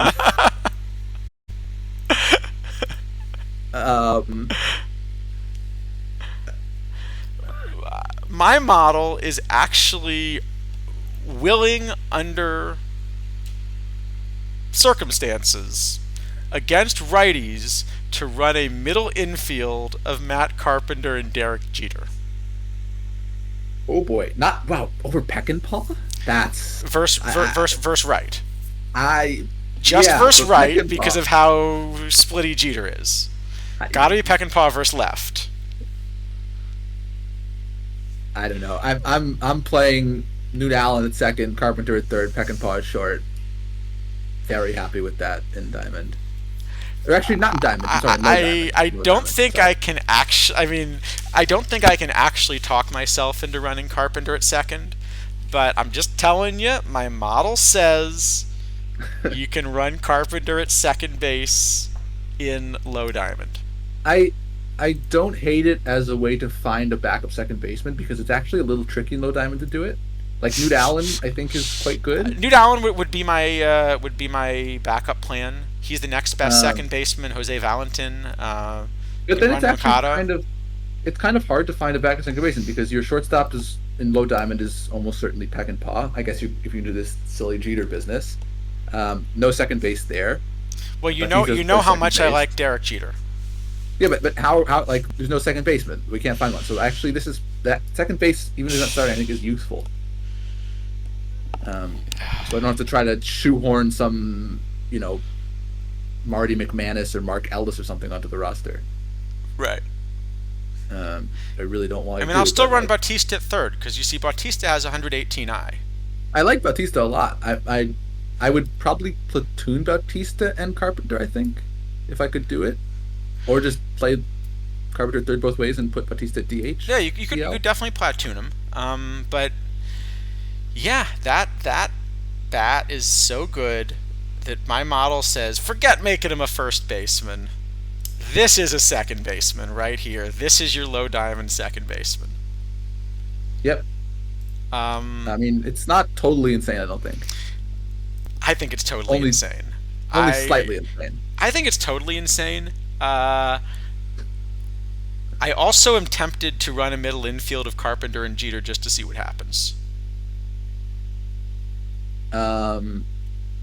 Bad things are going to happen to your pitchers, I think was what's going to happen. Well, no, you just run them with really high pitcher BABIP stuff, because the nice thing is that you have like two middle infielders that have no range, but you have the magic of pitcher BABIP, where like you have a magnet inside the ball that's attracted to their glove.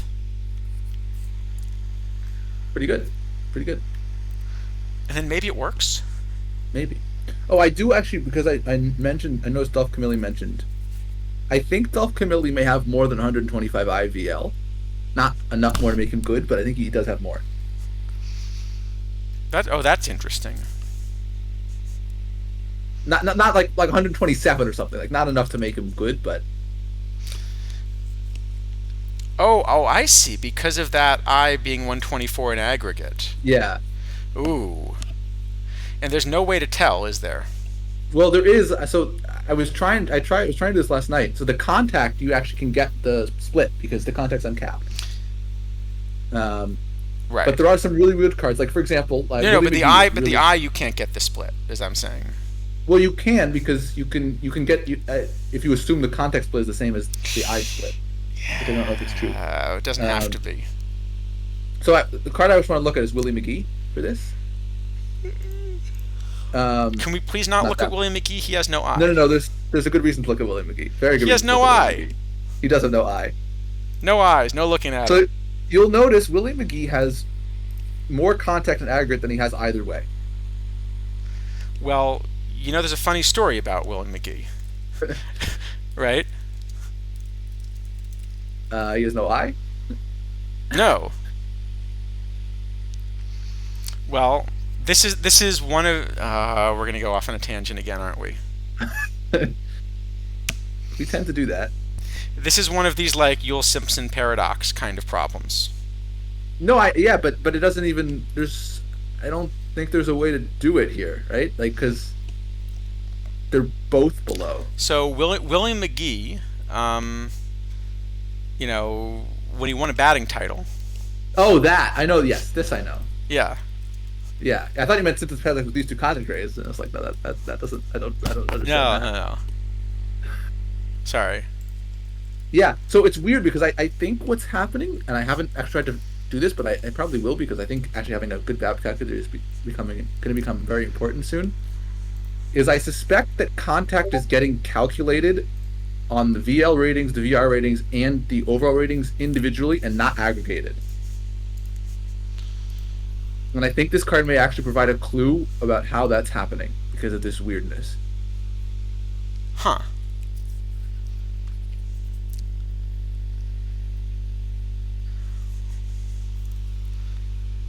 That is interesting. I had not noticed that.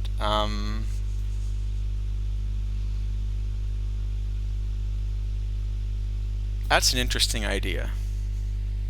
So that was because obviously we can do the void Ks plus power plus BABIP for contact stuff, but like you said on the stream yesterday, when two of them get to 125, we're out of luck. Right. But if you can do this, then you're not out of luck until everything gets to 125. Until everything gets to 125, yeah. Yeah. I have a different proposal, which is we should show the ratings on the cards that correspond to the actual ratings of the player. I prefer that proposal too, but I am trying to prepare for all eventualities. I'm just waiting for the Ricky Henderson that simply has 125 speed, 125 stealing, and you have to guess how big it is. Yeah, that's true. You have nothing then. But that one's at least pretty easy to find quickly, because you can just tell him to steal a ton and you'll get data fast. Well, the answer is you tell him to steal all the time, you don't worry about the data. That, yeah, also true. All right, what are we giving Carpenter? That depends. That depends. Is Matt Carpenter a second baseman? I think the second baseman is useful as a backup, but not a starter. But I would give him I think just for the content. Just for the content, I think the next time we do a stream, we're gonna have to find a diamond, and I am gonna run Carpenter Jeter up the middle and see what happens. Let's do it. I like it. They can't just make the bar bigger. Well, I think it's a display cap. I don't know what the technical issue is, but I'm after the Tip O'Neill, I think we were, what do you say, probably 60 to 70% confident there was a display cap. And after George now Brett, we're certain, yeah. I am very close to 100%.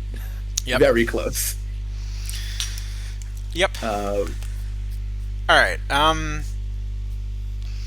So clearly this is like an S plus tier second baseman. But you're not going to let me give him an S for second base, are you? No, I think it's an A. I think it's probably an A. It's an A for almost a second baseman? Exactly. All right. Yeah, these go up to 11. Exactly. Yeah. Yeah, T-Chuck, I think that's kind of what it is. There's some breakpoint weirdness going on with McGee, but I think it'll actually give us a clue where the breakpoints are potentially. So that's why I was interested in this card.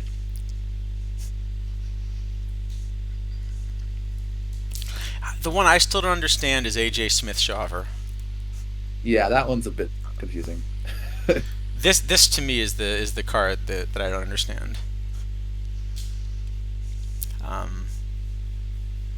But maybe that's a discussion for another stream, because we are running a little bit late. Just slightly. Oh, Mr. Audit's reminding us we have to do a TWIP draft very, very soon. Okay, let's do Bagwell. Well, CD Dempsey, it's not a question of the card making us sad. I mean, the ratings are what the ratings are. The really interesting part about this card is that it's a 41 overall instead of a 40. There are some cards that make me sad because of their ratings, to be fair. But this one's not one of them. Well, there are some cards that just make me sad because, like, as a fan, but, like, they're those ones with those horrible Yankee logos on it. Well, there's pitcher defense, but I can show you. Yeah, we did this at some other point. We did this on a previous stream. You can find it. Yeah. Someone remind me. I have to throw all the old stuff on YouTube. I have them downloaded, but I forgot to do it because I'm lazy. No, CD Dims. That's not why it's not a 40. There are players with higher pitcher defense that are 40s that I can show you. Yeah, we did this on a couple months ago, or a month ago about, I guess. All right, we'll do one more, then we'll do a TWIP draft real quick, and then we could do a speed TWIP draft. Yeah, let's do a quick. I mean, this was just a quick card, right? Bagwell's just amazing. Yeah, Bagwell's just the best first baseman. Bagwell good. Bagwell good. Does he counterfeit Galarraga for you? Yes. I think so, but you might be able to run both. Maybe. I think I try to run both because Hack Wilson's the other similar bat, and I'm gonna run him in the outfield. The problem and then McGuire's the one that gets squeezed out, I think. Yeah, McGuire. I definitely prefer both Galarraga and Bagwell to McGuire. I don't know if I have space to run them both, but they can both play both ways. So. I mean, did you notice this card has 122i? It has a lot of I. This card has a lot of I, and a lot of other good ratings too. I mean, even in full diamond VL, I don't think this is bad. Like you're not playing a VR anymore in Full Diamond, but VL. I think you still would rather play Fox if you had to. I have Bago better than Fox now. Except Fox is a third baseman, of course. Right. Because no, that's yeah. but you see, Fox has 124i. He does. And Fox has 57 avoid Ks, whereas Bagwell's up at 67. Yeah. So that also helps Fox. It's too bad we can't see the image of Bagwell because they've managed to find the only picture of him ever looking normal while hitting. Oh. Yeah. All right. I think this is at least an A. I don't think it quite plays up. You know, I don't think it quite plays up. I would think about it in the right park, I think, or environment. I don't know that exists at the moment. Something in A plus, maybe. Yeah, A plus. I think A plus is fine. All right. Should we stop and do a TWIP draft? Sure, let's do the TWIP draft. And speed. Let's do 5 minutes. Get through it quick. We can do a 5-minute TWIP draft, right? I mean, our 20-minute TWIP drafts are, entertaining and all, but like, do I have another? Did I get knocked out of yet something else? It's not going well for you today. We're not having a good day. All right, here we go. Daily Dead Ball Rebirth Gold. Let's go for that one. Pick up some gold PTCS points. Those are always tricky to come by. Yeah, I think that's the one I'm okay on. I think it's the iron and bronze that I just forgot to play. Yeah, I went for, so I've cashed in 9 of the 10 categories this year. I've been trying to go for bronze the last 2 weeks.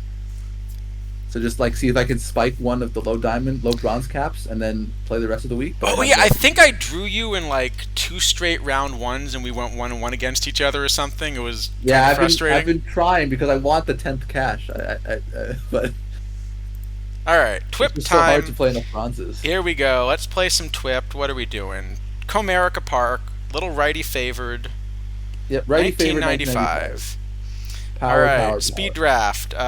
Ted. Yes. Miguel's better. Do you have a Miguel? Oh, I didn't know. I already see him. I was behind. Yeah, Ted. Oh. Oh wait, we have to do 2. Gunner. I don't know if Gunner or Jose. I think I might prefer Jose Ramirez for the additional flexibility. All right. That's tough because we have 3 excellent options here. Semyon Springer? I love Bresnahan, but I think it might be Semyon Springer. Bresnahan Springer was my initial reaction, but I think any 2 of those. I think for the era, we want Semyon's power, right? Yeah, but Bresnahan is so good. He is so good. All right, chat. What do you think? Which it's clearly 2 of Semyon Springer Bresnahan. 3. That's actually a tough pick. Yeah, we agree on Springer. I think we want Springer. Yeah, I like Springer a lot. Bresnahan is a bat though. Bresnahan is a real bat. He has so much eye. He has non-zero BABIP. Okay, how can I not take a card that has 115 eye? But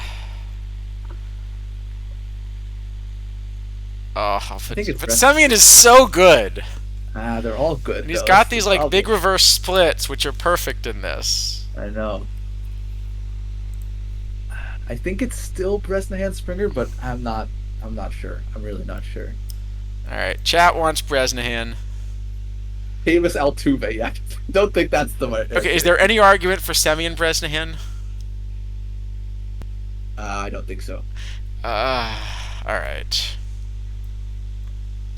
Leech Harper. Nothing else, right? Leech Harper sounds good. So that was a good choice not to take Semyon. That worked out really well.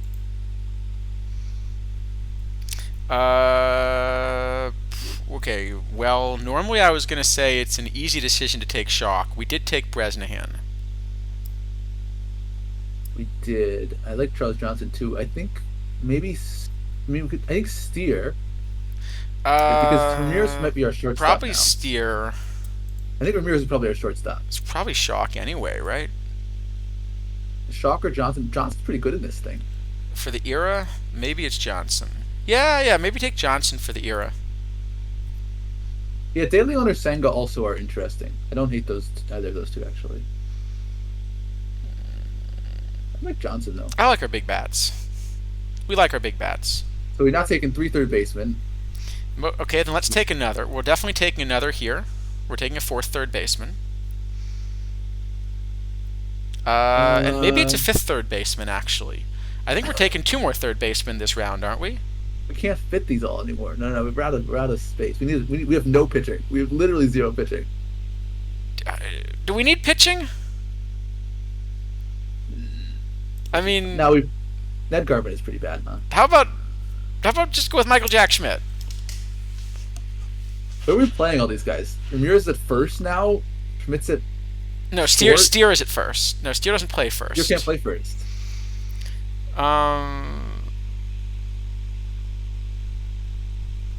Whatever. It'll be fine. Whatever, it'll be fine. We got bats, right? Yeah. Okay. DOD anyway, right? Who needs pitching? Ooh, hey, how about Colson Montgomery's a bat? And Colson Montgomery would be our 6th third baseman on the No, he's a roster. shortstop. Okay, well, it's obviously Verlander. And so, hold on. I just gotta fix this a little bit.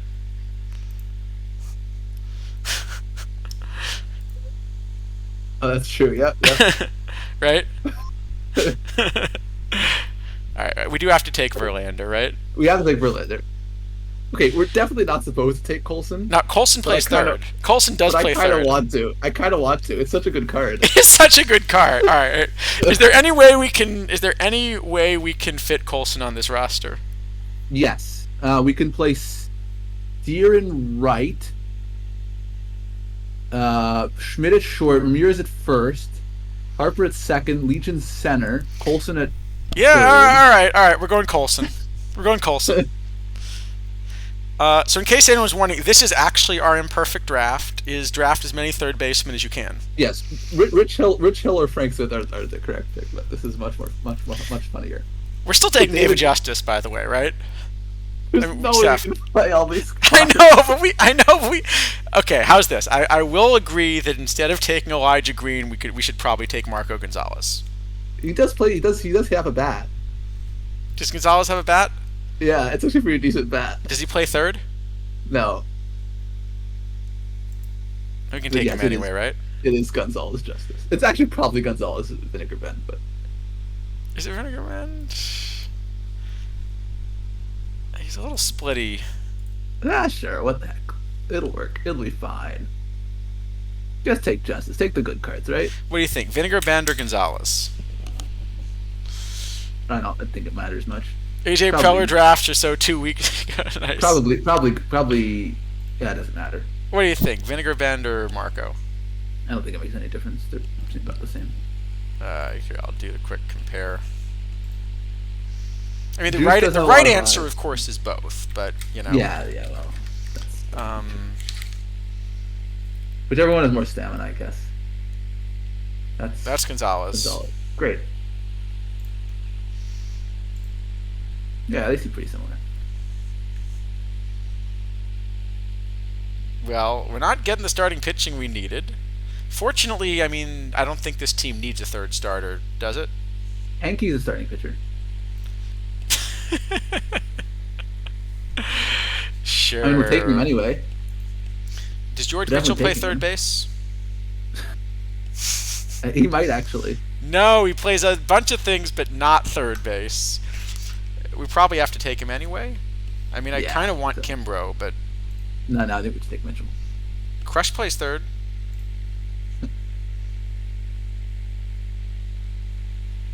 Yeah. Okay, this is not a good round. Bubba Harris is okay, Yeah. and then it's pretty sad. Yeah. And Probably it's Norm Cyburn is like the real answer. I think we just take a live pitcher, to be honest. Boulder's horrendous. You're only saying that because we're through silver and we have no pitching. Yes. Okay, that well, is Mark in fact the reason I Wohlers thought is that. like a Oh no. Mark We, Wohlers is we were too long. Oh no! We forgot to raid the EVC. Thank you, EVC though. Thank you for the raid. We are busy trying to figure out how many third basemen we can squeeze into a TWIP draft. So far, we are at 7. Yep. We are at 7 third basemen at the moment. But this is a rough round. Now, here's a question: can they all play third at once? Well, If we just have if they did that, then we could play some of the third basemen you want with. Then you could play Ryan Braun. That's true. Listen, I would take Ryan Braun if we were offered him. So would I. No, it's Bubba Harrison and Yemi Garcia, right? That has to be Is it. it Yemi? The Kowalas has 30 pitcher BABIP. Yeah, but Yemi is not good. Wohlers at least will prevent some home runs in this era. And everyone, everyone is going to get singles against him instead. I mean, I guess.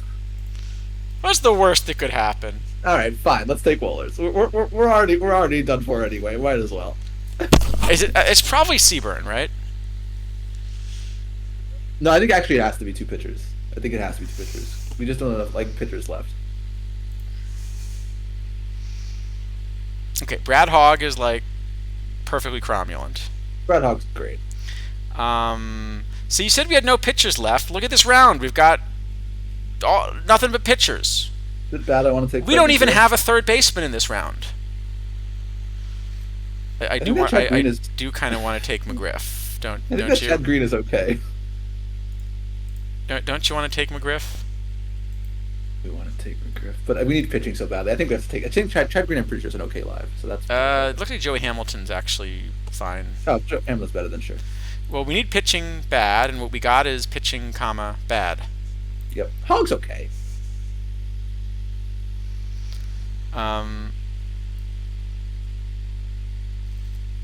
Yes, exactly. They stand on the lying down Braun. There you go. It's like when in soccer they have the guy lie down behind the wall so that the all right. can't So under it when they jump. We should of course take Santana Zamora. However, I am kind of looking at that Wayne Gross. Wayne Gross is 125 pitcher BABIP or something. 113, I think, actually. Wayne Gross has 102 I, and he plays third base. No, but more importantly, look at that pitcher BABIP. Yeah, look at that pitcher BABIP. Yeah, he has a lot. You can't. The game actually won't let him pitch, unfortunately. I've tried. Yeah, it won't let you. I would do it if it let you, but it doesn't let you. You can't. Do it. What do you think about Wayne Gross? I think it's Santana Zamora. Is there anywhere we can play Wayne Gross? I mean, no. He is a third baseman. Yes. It has to be Santana Zamora. Fine. Fine. All right, we're taking Shiggy. Okay, this team maybe. I mean, it should be Jim Clancy, but this team does kind of need a Connie Rector, doesn't it? Yeah, why not? Wayne Gross does have a lot of PBABIP. No, I mean, does Denny Hawking play? Denny Hawking plays third. Actually, Denny Hawking plays third. Connie Rector plays second. It's pretty good. Does he play third? No. He doesn't play third. I think we play Denny Hawking at third. I mean, he plays third. Yeah, why not? Let's take Denny Hawking. We can fit another third baseman on the roster. Sure, it'll be fine. 8 third basemen. 8.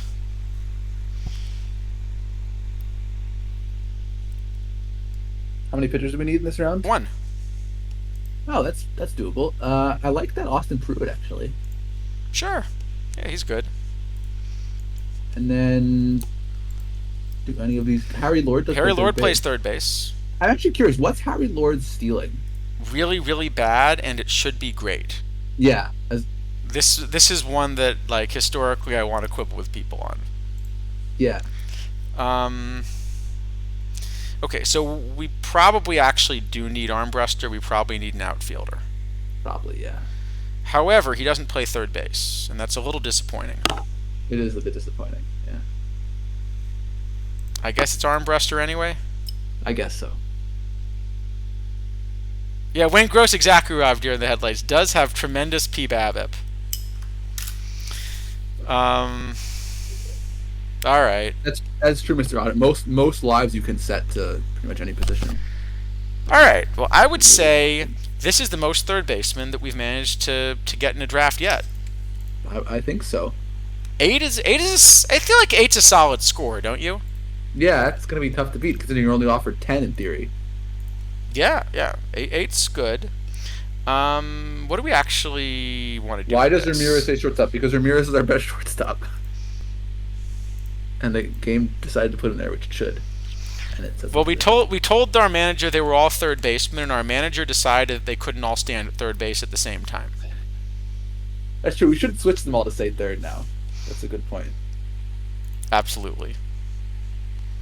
I wonder if any of our we lives should- randomly play third. Does should Pruitt play third? No.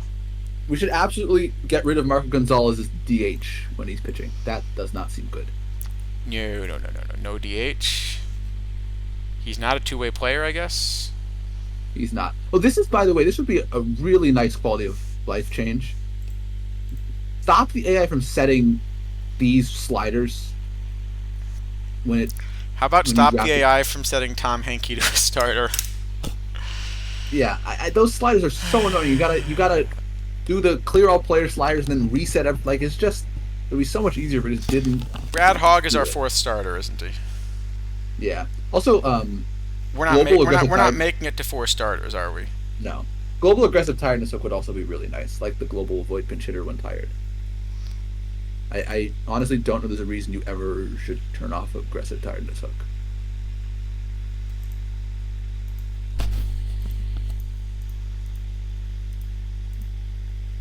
But yeah, this looks like what we've got. Okay, our first round we're probably doing okay because Verlander's fine and just have a Okay, ton of bats, what did it do with all our third basemen, by the way?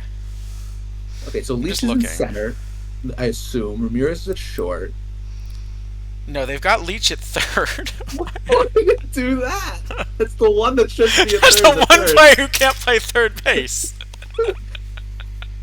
Wait, Denny Hawking is our starting first baseman. What? This is You're incredible. drunk. This is incredible. Oh God. Why did it do that? You know, in all honesty, the answer is probably to put the untrained Colson Montgomery at first. I think that's actually the right thing to do. Yeah, third base is easy. Tell him, Wash. Yeah. That's All what right. I say. Anyone could do it. Anyone can do it.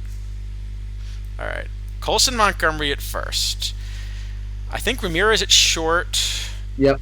Or Schmidt at short and Ramirez at third. Which is the better combination? I think Ramirez is better at short. Okay. So we run guess- Schmidt. The responsible thing to do is Schmidt at short, Ramirez at first, Montgomery at third, but this is much funnier. No, Ramirez doesn't play first. He doesn't? I thought he did. No.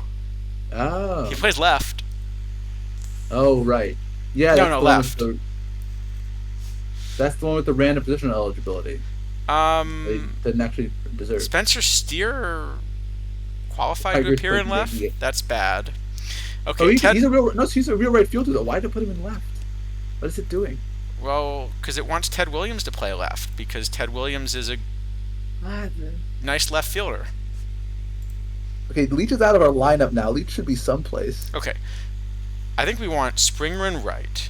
I think we want Yep. Ted at DH. Yep. Justice in left. Yep. Leach in center. Leach in center. And yeah, Steer sitting VL. VR. That makes Well, sense. but And then Bautista... Hold on. No. Bautista... Bautista and Schmidt both have reverse splits.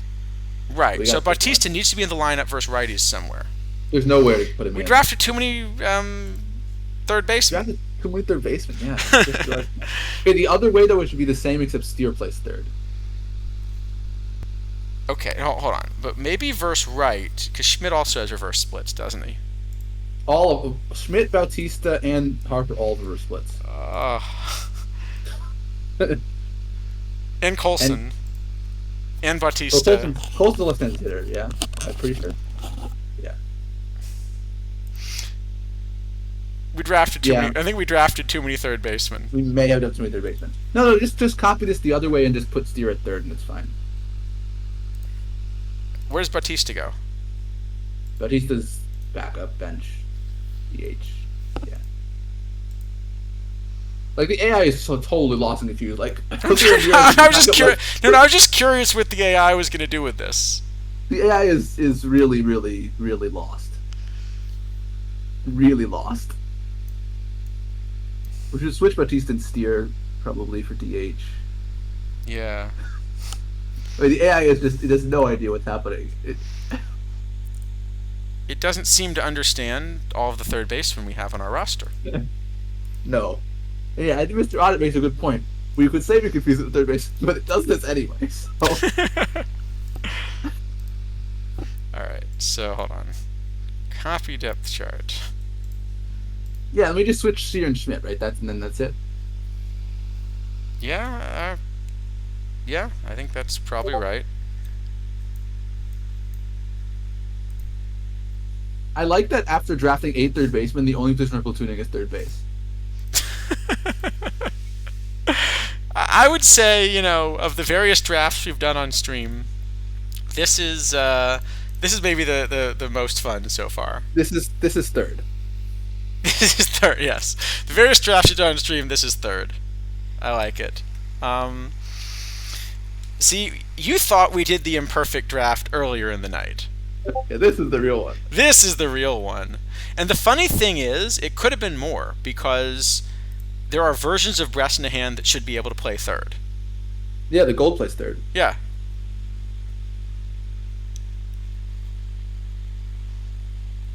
All right, I think we did it. All right, back to Giancarlo Stanton. Actually, Back you want to talk about missions now before we do Stanton, or do you want to do that? Sure, after? you can go ahead and talk about missions while I. So, mission. Obviously, you know, these missions. Obviously, like you have to collect them all, and the reason I think that we have collect all missions is kind of a response to spotlight packs, right? Because if you don't make missions extremely difficult, too many of the cards get pulled in the spotlight packs, and then nothing has any value because there's just a million of them running around. So the only way to make it so you actually cards hold value is that everyone needs every single card. Because then actually spotlight packs can't outstrip the demand. The problem is that as soon as so when these cards are in spotlights, it works okay. Like the cards get kind of normally priced and everything is sort of reasonable. As soon as these cards are out of spotlight packs, good luck. Well, you actually hit on the thing I was going to mention. The very best spec I think that I can do is if I had, say, I don't know, a couple million points lying around, I think I should buy up all the spotlight packs, like tomorrow, right before they stop being there. You could do that. You could also just buy the cards. I think is probably better to kill the variants, but I guess if you're buying 2 million points of them, it's maybe doing it anyway. It's hard to buy 2 million. It's hard to buy 2 million points of cards without moving the market. It's easier to buy 2 million points of spotlights. That's fair. That is fair. Not that anyone would have 2 million points to spend on spotlights. Certainly not me. No. Should we connect to your account? Yeah, why not? You definitely won't see an extremely similar number.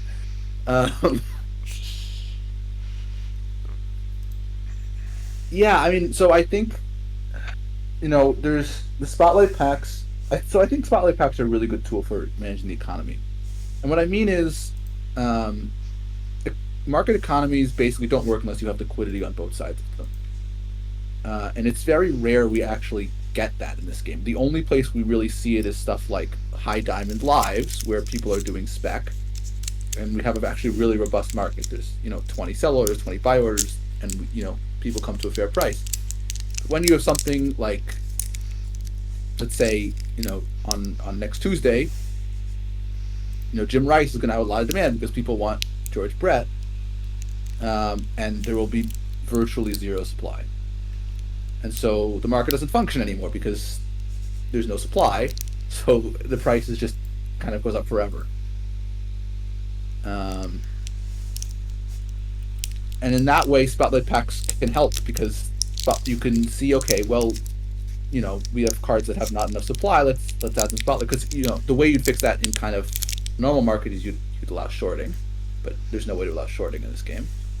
So you have to do it some other way. You have to actually introduce real supply, and the way to introduce real supply is spotlight packs, or a way to do it. But when you do it like every single week, and you just kind of throw whatever the last stuff is in, It gets priced in. You will overload the market with supply now in some cards, and so the prices will go to zero because there's no demand anymore.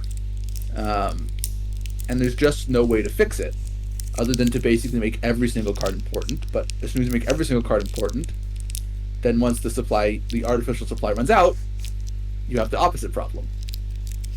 So the way that Spotlight Packs is now, I think, is completely unsustainable. And I think these missions are a very good example of what's wrong. So that's a bit distressing to me. Not just because like X out of X is hard. I don't mind hard missions. I like hard missions actually. But this is not the way to make hard missions. This is the way to run the economy into the ground.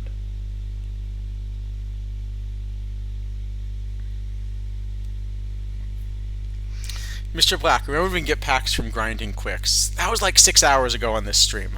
That was. You should have been here for the discussion with Adobe. Yep, I remember. I remember back when we had Adobe on the stream. Yeah, and that's the thing also with spotlights. I mean, if I'm spending 25K on a spotlight pack, that's 25 standards that just left the economy. That would actually generate quick sells, which is a way to actually introduce perfect points back into the economy, and it would give kind of a much more even supply of cards. So yeah, I think spotlights are good to have, and stuff like these Immortals missions, which are basically spotlight. These Immortals packs are spotlight packs, right? They're just very targeted spotlight packs. Are great because they're a way to make missions that have actual value without like giving everyone the exact same card. But doing it like this, where you just spit them out and you let everyone go to town on whatever the flavor of the month is just it won't work in the long term. I mean, we're already seeing it break down now. Yeah. See, and you guys thought the best lecture tonight was going to be about, like, the moon. Yeah, that was a bit ranty, huh? No, it was good, you know. No, it was good, I'm just saying, like, you come for the card ratings, but you stay for, like, painting asteroids and principles of economics. Yeah, I have to say that the asteroid stuff was very interesting. I'm glad we talked about that, even though it was totally not good. We should talk about asteroid mining sometime too. But anyway, I'll take the science questions another time. We are a little bit later in the stream, although it's possible. I know EVC rated into us, but if you're still here, EVC, how long until your next stream? That's a very good question. So you introduced Adobe to sumo wrestling? Yeah, I cannot say I have any knowledge of that world. Where were we? Right, Giancarlo Stanton. Here we go. Back to the regularly scheduled programming. Back to our regularly scheduled Stanton. Little splitty again. So yeah, very I splitty. don't think he's a two-way bad. I think he's a one-way bad for me. He may be a two-way bad in an upcoming format, potentially. I don't know. Is there a particular format you're thinking of that would want a right-handed hitter with a lot of power and what are you thinking? No, there's no such format. I'm sorry, that was just I don't know what I was thinking about there. Yeah, couldn't be. But no, I mean I have this actually as the best corner outfielder VL in Full Diamond. But yeah, it is tough because Full Diamond is very few left-handed pitchers. and this is not really a card I'm excited to run, like in a not error restricted situation. Just to confirm, when you say best corner outfielder, that's not including the PTMS Justice, or do you actually have him ahead of Justice? I have him ahead of Justice VL. Okay, VL, yeah. Two-way I have Justice pretty far ahead of this. The two-way Justice is ridiculous. I was shocked actually how little Justice was selling for. I think that card is much, much, much better than its L10. Much better. What did he go for in the end? So I decided to skip one just because I don't play enough Diamond. I did not. So I got mine for a bit over 300K. If I were going to play enough Diamond, I definitely would have been willing to do this at that level. I think this is a 700K card or something like that. I think 1990 is a little tough for the era, the eras he's eligible for, but it's a really good card. It is, but this is the best Diamond outfielder by. I mean, this makes the other Diamonds look like golds. Sorry, yeah.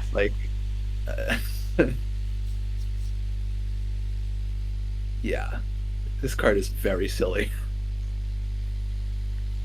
Anyway, again, we're onto a card we're not actually supposed to be talking about. Right.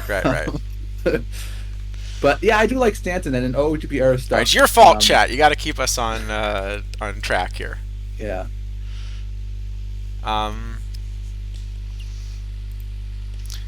So yeah, and OOTP era stuff. I really like the card. In full Diamond, I like it as a platoon. I'm not sure I'll end up running it. Yeah, I think it's probably at least a solid A. And as you say, there is a format coming up that it may be interesting for. Yep. All right, give it an A. Yep. This is our speed round version. You can see this. Jose Rijo. So there was a tournament edition Rijo that was really unplayable. This is a little bit more balanced card, although pretty splitty. Yeah. The controls are obviously a ton better. Actually, I think some of his other ratings got worse, but. So I have this card. Let me see, 7th among starters. I have him. Well, okay, so I'm not sure. I really am confident I can. So I have Galen Perry and Tim Lincecum as the top 2 at the moment. Yeah, and then kind of a small gap, and then Max Manning, Don Newcomb, Jose Rijo, Felix Hernandez, all sort of close, very close, like basically tied. Right. So you have Newcomb higher than I do. The card that I have in there instead is like the Dennis Martinez. Yeah, I have Dennis Martinez as kind of fallen down. And then Halladay as well. Yeah, I had Martinez above some of those guys when he was released, but he's sort of dropped a bit now. I'm not sure what that makes. Some card pull changes probably. I'm not sure quite exactly what, but makes sense. So yeah, probably fringes in the meta, something like that. Yeah, and I mean again, okay, we're talking about Gaylord Perry, who's still hanging around, who's like a 250K starter, I think, or something like that. So okay, if you don't have that one, which is reasonable, then you probably want this card for full Diamond. I mean, it's not going to be a huge difference maker, but it'll. I think this card is at the same power level as Halladay, or actually is pretty similar to the Orville overall as well. So you're getting 14 points of control for overall, but you're giving up 5 points of stuff and 3 of homer prevention, and a few of stamina. So I have Rijo quite a bit better than Halladay actually. Okay. I thought you were gonna say overall. He's a little bit. Surprised you have him a lot better because they're actually pretty similar cards. I mean, not a huge amount better, but seems like a pretty clear tier gap after the Manning, Newcomb, Rijo, Hernandez, and then the next tier down for me is like Grayson Rodriguez, overall, Dennis Martinez, Sutcliffe, Halladay. Yeah. And the first lefty making the appearance is Francisco Liriano.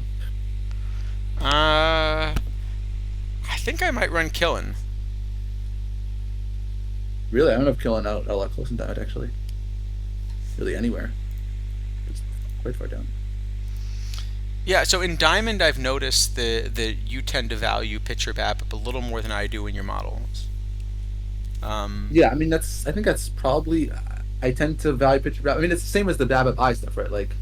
Yeah, it's basically exactly Control about the same, and I think pitcher BABIP is a little bit better than control. So That makes sense.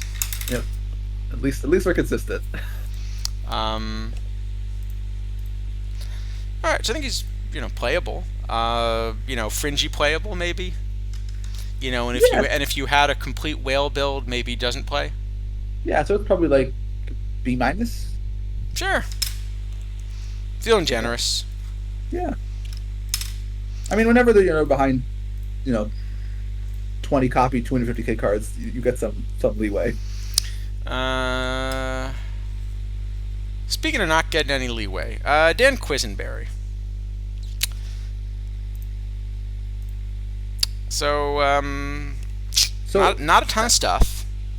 I will say my opinion of Quisenberry has changed while we were streaming. Really? A little bit, not a lot.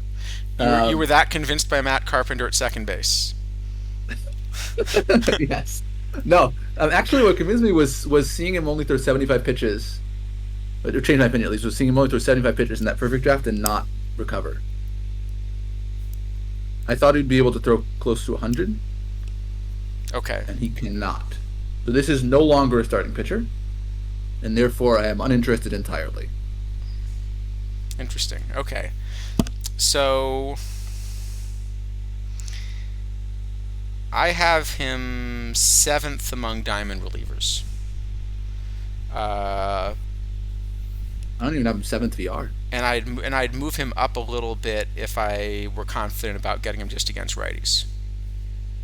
Wow, I have him like 9th VR, which is his good side, and then which is good side for sure, yeah. It's way down there. I have him striking out 3 batters per 9 in Modern. I don't have. There's not a lot of strikeouts, Great. Not a lot of strikeouts. Let's see. Yeah, I have him striking out.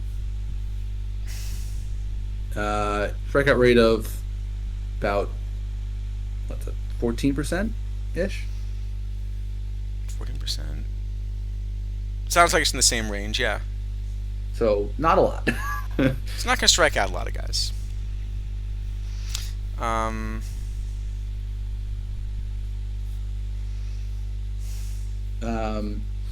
It's funny because he shows up actually pretty well in league for me. I think because there's a lot more defense there. That makes sense. Yeah, it does depend. So this is definitely not a card that I can run, with my Carpenter Jeter build. No. No. So since we've agreed that Matt Carpenter is the best second baseman ever, I think that has to downgrade Quisenberry a little bit. For those from EBC stream, we didn't actually agree on that. One of us agreed on that.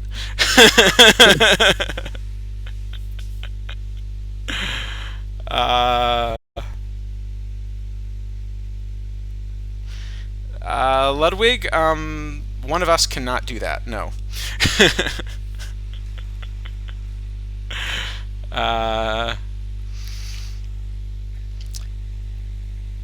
D?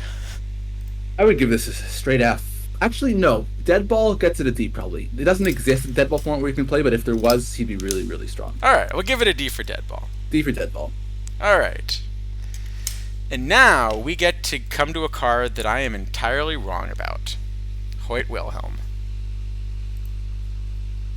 That's always a good place to start. I suspect we had the same thought, and then I ended up rejecting it, but I'm curious what you had on it.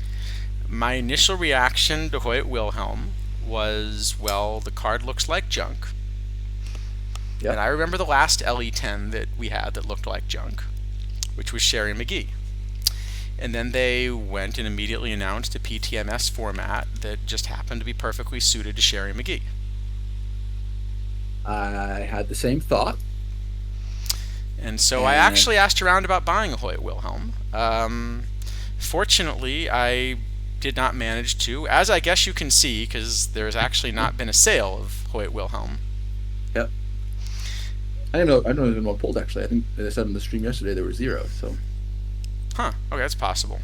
There is one buy order of 100K, and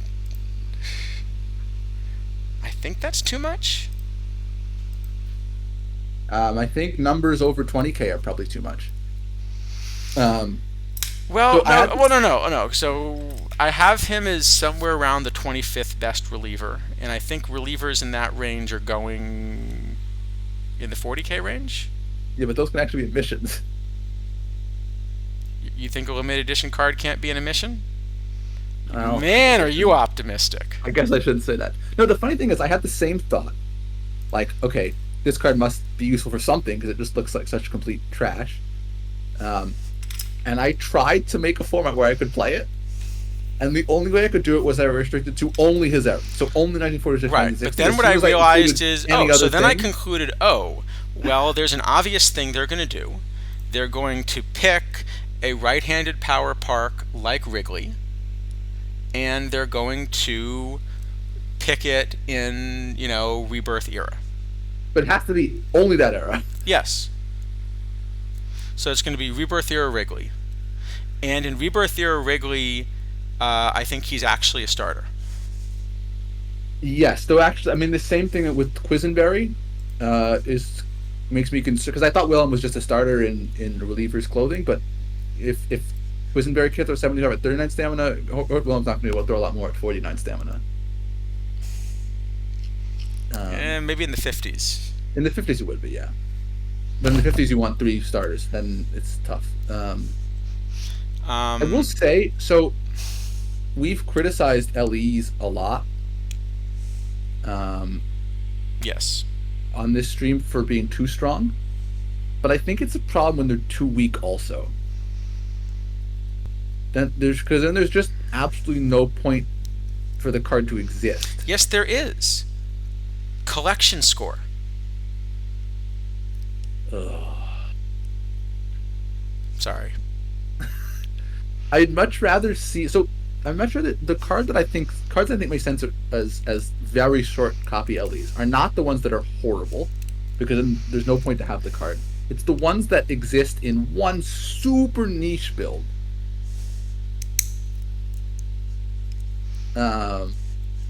This doesn't exist in any build. This is just terrible. So, I can tell you the card that for me is most similar to this in terms of the huge picture BABIP. So you can take this card, and what you can do is you can take away about 15 points of stuff and 15 points of home run prevention and just give them to control. So it's not that dissimilar of a shape. Sure. And then you would end up with this card.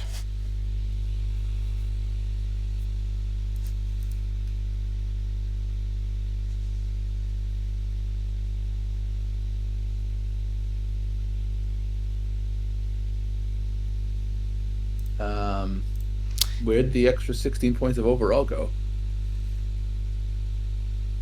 Magic. Yeah. We took those extra 16 points of overall and we gave them to Ben Sheets. Right. Yeah. And then we found 15 more to take from him too. Yeah. I thought the stream died, but it was stunned silence. Yeah. But no, I mean, I don't think it makes sense to print LEs like this either. I really don't. I would much rather see LEs that actually have a purpose if you're going to print them. Like, they shouldn't have a big purpose, but like some little niche purpose. If there's like one build that wants it, and the build exists only in League or whatever, and someone wants to try it, then that's sensible LD10 to make. Well, you're going to make an LD10. So I will say, so far, there has not been a ton of like price discrimination between the top LEs and the lower LEs. I've been surprised by that, but the way the market's reacted to them, there hasn't been a lot. So with that in mind, this is an LE10. What would you predict the market price is going to be? Well, we have a 100K buy order, right? So yeah, so it's at least 100K. The first sale, at least, is going to be 100K. Yep.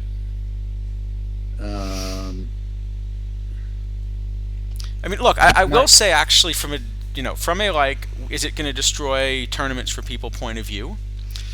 I actually, if we can convince people that collection score is a thing to go for, I love the idea of LEs basically being ornamental cards that people can chase for collection score that don't break tournaments. I think that's a great use of LEs. I would be very happy if that ended up being the compromise where you could let people that want to card collect chase the LEs, but I would much rather them have extremely narrow league use, because then there actually is an interesting decision to make. Do I want to try to make this build? Well, or I'll give you an example of another thing I'd be happy with. I would be happy if they did something like take Griffey and say, we're going to release a great Griffey for everybody, and we're going to release like a limited edition, foil version of Griffey that has cooler card art, and maybe, a very tiny bump in rating if you get the cool foil edition. And that one's limited. I'm fine with the cosmetic stuff. I don't love the rating bump, but I'd prefer without it. But if it were tiny enough, But like there's something where stuff there's where- like a cool, fun thing to show off, where it's just different enough that like you can say, "See, I collected like the cool foil edition Griffey." Yeah, you get your extra collection score, and you get your cool. Maybe it has some like I don't know, some it shows up in like the little 3D model of the game. It's somehow. Yeah, like some cool cosmetic. Yeah, some cosmetic. Like happy to adding cosmetic stuff is a way that a whole lot of games have gone to monetize, and I think it's great because it allows the people who don't care about the cosmetic stuff to sort of still feel like they can play, and that the people who want to collect the rare stuff, and that's their goal, then you have an opportunity to do it. I have rest changed from 15%. What is this, Brent? I think I may have missed something. Rest change. Yeah, I don't know. What did I change from 15%?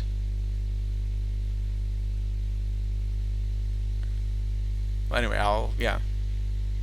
So Wilhelm's an F, yeah. You think he's that good? I mean, yeah. I mean, he is worse than Stu Miller. Hard. Yeah. Technically, it can be a starter in early eras. No, he can't. All right, you know what? We can give him an S for starter.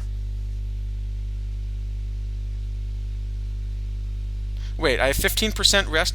Do I have 15% rest for players somewhere? Hold on. That doesn't seem good. No, I don't think I do. No, I don't think I have 15% rest. Where do I have 15% rest? Oh, I'm playing you in this tournament. Oh, look at that. Do you have a good build for Dead Ball? Nah. I haven't looked at what you're running. I'm missing Tip O'Neill, so I don't have a good build. I am also missing Tip O'Neill. Wait a minute, you're running Monty Ward as a starter? It's no DH. Yeah, but you can pinch hit for him. You can pinch hit Monty Ward for him.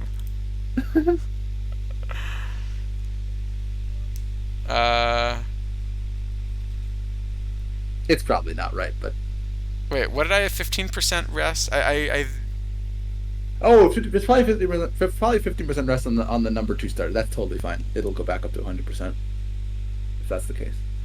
That's not a problem. Wait, what you should use for rest on your perfect team? No, don't use 15%. I don't think No. said. I definitely would not have said 15% rest on perfect team. That does not. Yeah, that will not work. Don't use 15%.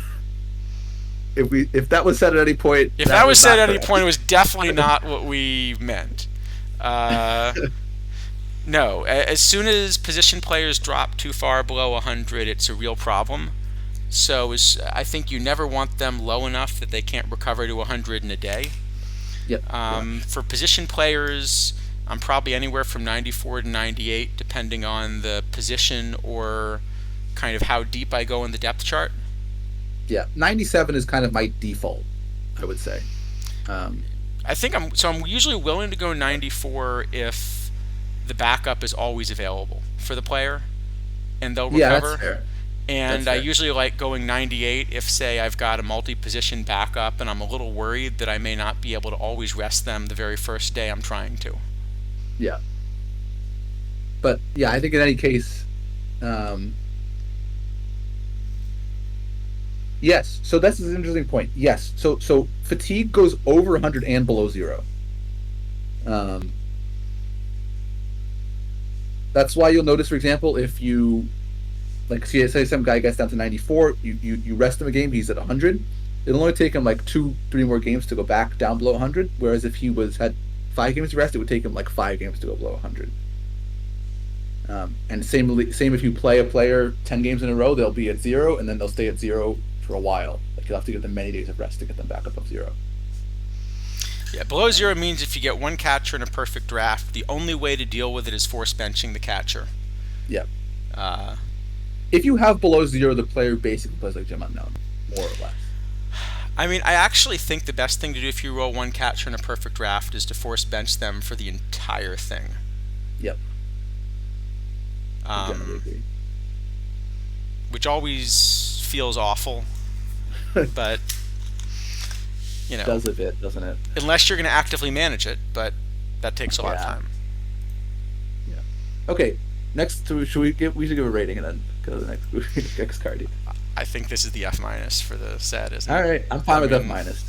It's really bad. It is really I bad. am happy to give it an S for starter, though, if that will help them print more cards like this instead of more cards like Koufax. I mean, okay, I much prefer this to Koufax, but I do think this is actually too weak. I think this card should be stronger. All right. S for starter. Thing is, I'm not even sure anymore after the Quisenberg situation. And even when I was restricting it to his era only, he was like SP4 or something. So it wasn't like he was a huge. Well, what do you think? difference Should maker. we? What do you think? Should we give him? All right. Here's what we could do. We could give him an S for the people that aren't watching the stream, because they can always go back and play the discussion and see how we rated the card. Yeah, I'm not sure. I'm not sure I like that approach. All right. Should we go on to the other Adam Wainwright? Yeah. All right. So again, we got nice card art. But of course, we're really interested in the ratings more than the card.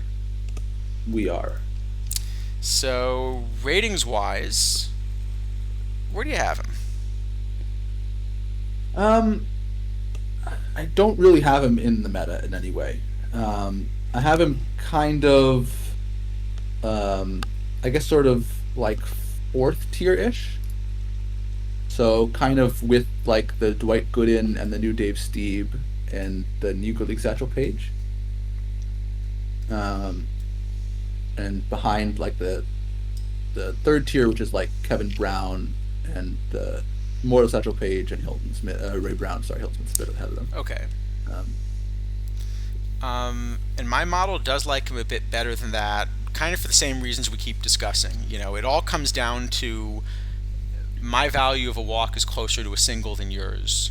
And Yep. so I'm willing to play players that have control and less pitcher BABIP like this about as well as players that have kind of the opposite mix, as long as the numbers work out. And I think you're punishing the lower pitcher BABIP and high control a little bit more than I am. That certainly seems to be the case. So for me, this is a card I am willing to play. But by other- willing to play, you mean like in the Ray Brown tier or below the Ray Yeah, Brown I mean tier? also because I love the reverse splits on this card. Yeah, I mean those are. I'd rather have them not have them. You know, because if I'm going to run in League, if I'm going to run a very righty-heavy park, this is a wonderful right-handed pitcher to run in a righty-heavy park. That's true. That is true. Hey, yeah, I mean it's maybe. I It's maybe like survived round 2, so clearly Monty Ah. Ward not the answer. Congratulations. No, I mean I think. I just won the extra coin flip this time. is this? It feels kind of like like an updated version of Greg Maddux a bit to me. Yeah, and Matt. Where Okay, yeah, it was very coin flippy actually. yeah, And Greg Maddux is another card that I was running in League, kind of most of the season, and most people didn't want to run. yeah, I ran for a while, but I was playing a very low Babbitt park for the last the last kind of 5 weeks when I was in Perfect League. And I was playing Maddox in that park, but mostly because of the park until Saberhagen and Kevin Brown came out, and that off the roster. But Yeah. yeah, I think it's just kind of a updated Greg Maddox. So it's gonna have parks where you want it. This kind of low BABIP stuff, it'll be really good. Yep. OTP era stuff, it'll definitely be strong. Surprise, Yep. surprise. So I Yeah. have him. Yeah, I have him. I have him even a little bit ahead of Ray Brown. Really? I don't quite have him as a top 5 starter overall. Um, but I have him very runnable. Yeah, I like Ray Brown a lot. I'm a big fan of Ray Brown. Ray Brown also does have the knuckleball. He has the knuckleball, and Ray Brown's also a two-way card in a lot of tournament formats, whereas this isn't. Yeah. Um, Yeah, if you can own one, you definitely rather own Ray Brown, except for the upcoming tournament. and also from a stamina point of view. Yeah. So, but I think I actually really like this card. I think it's at least like a solid B. Um, I'd probably give it a C, I think. I think that's what we gave Gooden last week, and I think that's sort of what is sort of in the same place as that card. But yeah, B is probably okay. It does have better tournament eligibility than Gooden. yeah, I mean, I think it's a little bit disgusting that your Adam Wainwright is better than your Immortal Seasons than a 1985 Doc Gooden. I mean, Well, I'm not a Mets fan, but you know, I mean, when Kevin Brown and Brett Saberhagen are also better, not sure. I think we've kind of we're kind of past that already. yeah. But yes, I agree. All right, what are we giving him? Doc Gooden was. I'm fine with a B. All right, we'll make it B minus. How about? Yeah, sure. No, we can make it a B. If you're happy with a B, we'll make it a B. Either way. All right, Mark Burley. This will, in honor of Mark Burley, let's make this a quick one. Same shape as the L.E. Burley, just not quite enough stats. I mean, compare this to Hilton Smith, right? Yeah. Here's Burley, here's Hilton Smith. Hilton Smith is like Burley with 30 extra points of stuff and some extra bits. Yeah, I don't even have this as LHSP 5 No. in League. So, skippable? In honesty, even in OTP era, I'm not sure he's all that great. Yeah. So, yeah, I think it's just a pretty quick. All right. Yep. See, we made it nice and quick for Mark Burley. And this one will definitely be quick. Stratico, you're sure. asking about Dead Ball. I think the problem again is that there are cards like Hilton Smith, which are just this plus extra bits. Yeah, stuff gets nerfed a bit in Dead Ball, but if it's literally the same card with 30 extra points of stuff, you'll still take the 30 points of stuff for free. Yeah, plus you can also get a lot of innings out of a card like the Immortals Koji Uehara, who's just a Dead Ball monster. Yeah. Or something. Saberhagen should be good there too. Kevin Brown, all that kind of stuff will be good there. Even the Quisenberry will be really good if you're able to play any era card in Dead Ball. Yeah. So, yeah. Dave Steve finally appears, indeed. After 6.5 hours, Dave Steve has made an appearance. Well, except for the first 10 minutes. Yes. All right. Oh, Brett's not going to be quick for us to discuss, is he? Well, I mean, thankfully, I think we can mostly just forward people to what you said yesterday, because I think that is pretty. Yeah, I think pretty actually, I don't know, Lap, if you've got a link to the whole,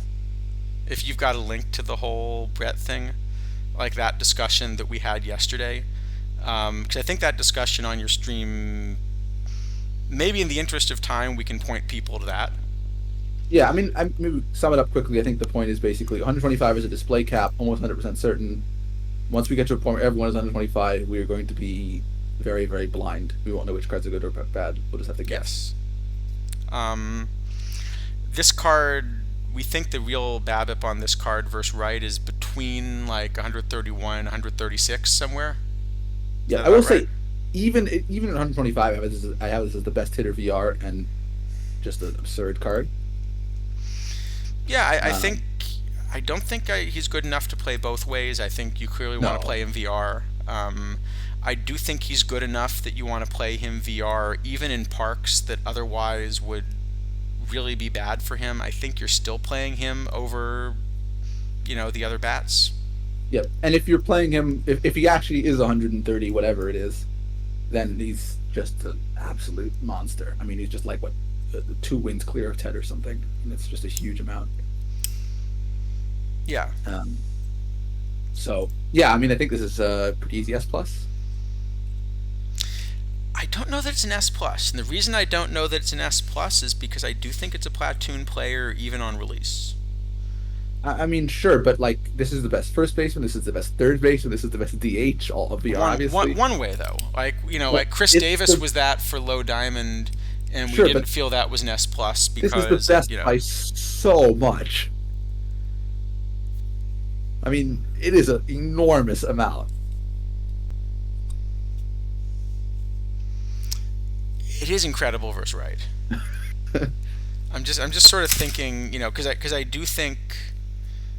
Okay, it's at least an S, right? We can agree on that. It's just a question of the plus. Like. Yeah, I think it's at least an S tier card, but I think. Like, if you're in perfect. All right, the 340 mark lap. Yeah, so if you look in laps thing, that's the discussion at the 3 hours 40 mark. I mean, that's early in the stream, right? Yeah, only halfway through. No, I mean, I think basically, if you're in perfect league at the moment, you are more or less obligated to do everything you can to acquire this card. Which fortunately you can do at a reasonable price. I mean, the funny thing is with the spotlights in this mission structure, you can get them at a reasonable price. For now, I mean, I don't know whether so you're saying that somebody should buy 2 million points worth of spotlights tomorrow? Depends if they put him in next week or not, which of course we don't know.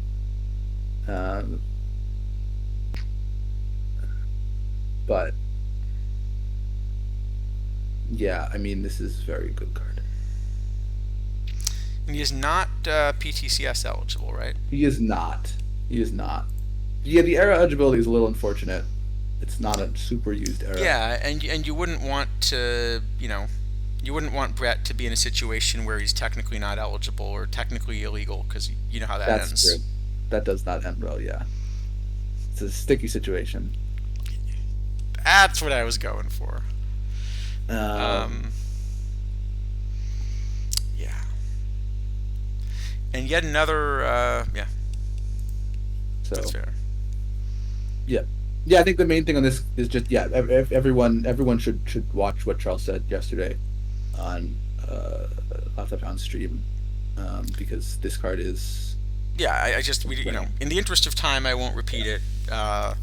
But I do think that this card is literally game breaking in terms of this presentation issue, and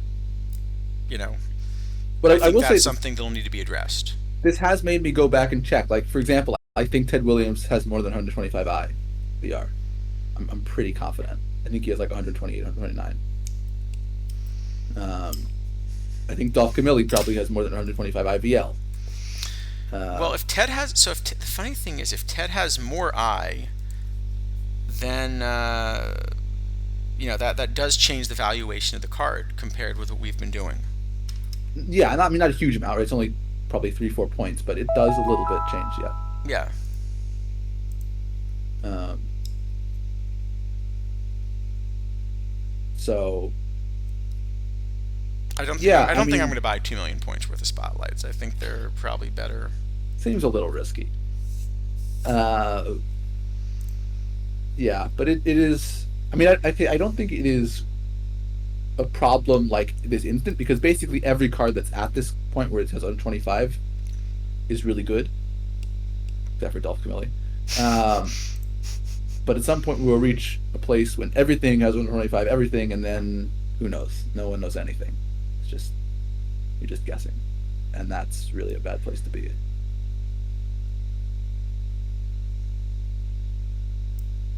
Yeah.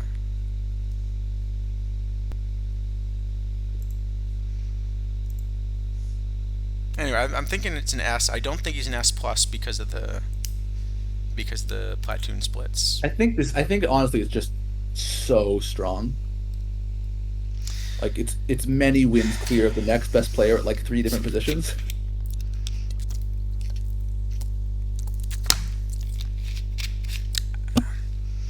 The other thing is, as a league card, I think, there are parks you can build. If you don't have the card in a very right-handed park, I think you can counter him at least a little bit. Yeah, you can minimize him. I don't think you can make him bad. Yeah. But the other thing is, I think part of the reason that we're running into this issue now, I think in general, one of the changes this year seems to be that power creep is quicker.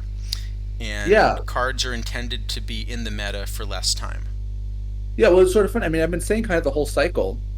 I'm concerned that there's not room in the top end. Like, I've been saying that, I think, since the first month or 2 months of the cycle. And I think this may be the answer, is that there actually is more room in the top end than we thought there was. Yeah. Just we can't see the room on the top end. Yes. Which is not great. Yeah, but for the same reason, that's the other reason that when a card starts out as a platoon bat, I think part of the thinking behind is this an S plus is you can't make a better bat than this very easily. Well, you can. And I think the answer is you can. You can make, but you have to make 3 of them now because he plays 2 positions and DH acceptably. Yeah, but if you make one better VR bat. Okay, now he's at first. He's better than Garrick for sure. Yeah, but you can play Garrick 2 ways. I don't think Garrick VL is that much better than Brett's VL, to be honest, if at all. Yeah, it's fair.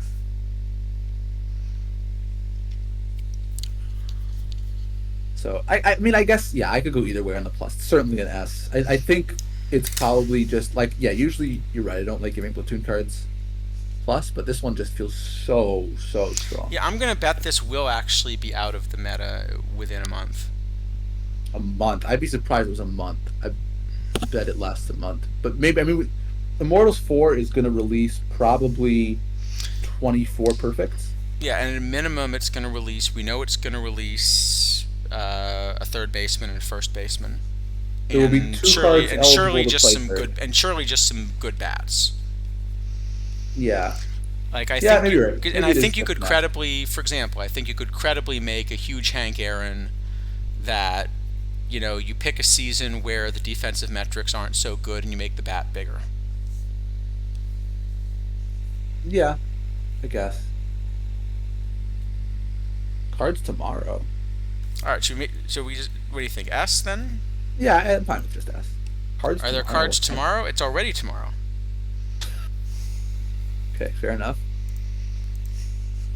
All right, Johnny Bench. Is there a TWIP stream we should raid into, by the way? That's a very good question. I don't know. Who would have thought that we'd managed to do that starting when we did? But No, I thought we had a good shot at being finished by TWIPed.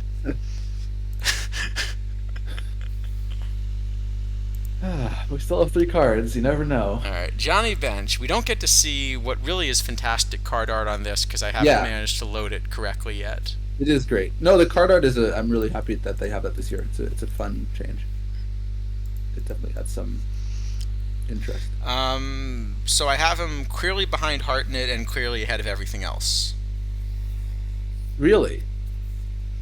I have this behind Carter VL. Like, good deal behind Carter VL. Sorry. I mean just like overall. Oh. I have it, only slightly better than... No, actually about the same. About the same as Carter. Really? Overall. Let me run the model specifically VL.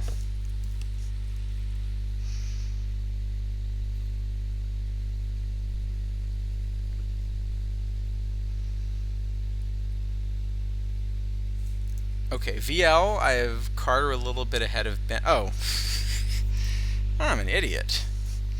For this discussion we've just been having, I have been looking at cards versus righties specifically because we previously had a platoon discussion. That was the Right. problem. Okay. Left. Yeah, I do have him still clearly behind Carter, clearly ahead of everyone else as a two-way player, but I would platoon him with Carter. Yeah, I have Carter. I mean, obviously, it's going to depend on the lefty-righty split, which, who knows? But I have them very similar two-way, which I think means, yeah, it's a good point, laptop. We can just start over now from the beginning. I think what this means is that I would rather own a Carter than a bench for the long run. Or Lap, are you doing a bootleg TWIP stream like you did before, at the risk of having another game go however many innings? I will say I would have loved to see Lap calling your 30-inning game on stream. That would have been fun.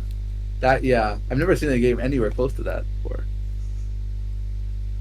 How good is Iron Zambrano? Oh no. We'll scroll up. We'll scroll up and do that. Here, we'll go back and give you those All right, ratings. so welcome to the stream, everyone. We're going to talk about a bunch of cards today. First one's Carlos Zambrano. Okay. Very split. Okay. Right. Anyway, so bench. Yeah, I think bench is a card you want. Yeah, he's behind a couple of these others. He's behind Carter one way. I think you definitely want bench somewhere. I think bench having these little bits of ability at other positions is actually completely useless, and possibly a detriment. I just still have Yogi Berra flashbacks. Yeah, I like the first and third. I'm glad to have those. Third, really you see him as a third baseman. That's right. He has no third base ability, so you see him as a third baseman. I really wish he didn't have the left and right field. Those are a problem. But the first and third, I'm fine to have. Please tell me you're not going to platoon him with Brett. I'm not going to start him there. No, I thought his bat's not nearly good enough. But I like having it. No, his bat isn't anywhere close to good enough to start anywhere except catcher. But it's useful to have, I think, the third. The left and right are terrible. I'd rather not have them.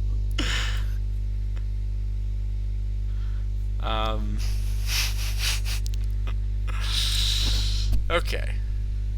But again, people may not be third base non-believers, so that's fine too. Third base is a myth. It's only. Yeah. I know how we say third base is a myth, but I don't know if you all saw our TWIP draft that we just did. I'll pull that up as soon as we're. Well, that's exactly it. Third base was faked, right? Like the moon landing. It's not a real place. No one actually hits the ball there. Right. It's just sometimes the ball falls down from the sky onto first base, and Yeah. that's how it works, right? And I think there's a solid A then. I mean, I think I probably actually would give this one a B because I think Carter will stay longer than bench. I think it's possible. Once the next catcher comes out, I'd rather have Carter and that catcher than bench and that catcher. That's actually, yeah, that's a good point. B for bench then? Yeah, I think B is good. B for bench. Okay. Alright, yeah, you could play a left-handed third baseman. You could totally play a left-handed third baseman. Why not? Sure, it's fine. Who even needs hands? Really? I mean, what about no-handed third baseman? You could play a one-handed third baseman. If They you can have to just stick kick Jim the ball. Abbott in the field somewhere. They can just kick the ball over to first. It'll be fine. The ball gets there more quickly than it's short or second, so you have extra time. You over. say that. I'm still suffering from deciding that I was a hockey goalie. Couple nights ago and taking a shot back through the box and thinking I could just kick it and knock it down. Yeah. Well, those pucks do travel quickly. Baseball, but yeah. Yeah. Oh, I mean, I thought you meant actually hockey goalie. No, no, no. Um, Yeah, it's true. Roger Connor has been a funny third baseman before. Um, hey, at least this Roger Connor's a switch hitter. I am a little sad that the Pedro Martinez lost his third base, because that was a great story for anyone who didn't catch that. Yep. He started at third base one game to try to get, I forget who it was, some other Dodger player, the pinch hit record in a single season, which was successful. So he started one game, played no innings, which is funny. I see. All right. Well, we have these 2 alumni cards. Should we take those on? Yeah, I did actually manage to run stuff quickly on them while we were discussing other. I mean, I had enough time, I guess, in the last. We 7 can at hours. least take on Cleon Jones, perhaps out of respect. You know. Nah, we gotta talk about. You got to talk about the other one. Yeah. All right, we can do Jones first. We can end with the Steve. All right. In the meantime, just for people that think third base exists, we should just show you the TWIP draft that we came up with. Yeah.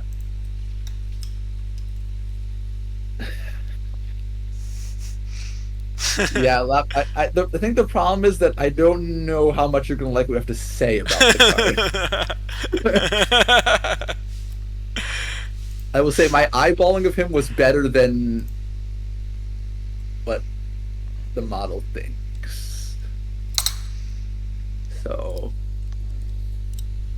yeah.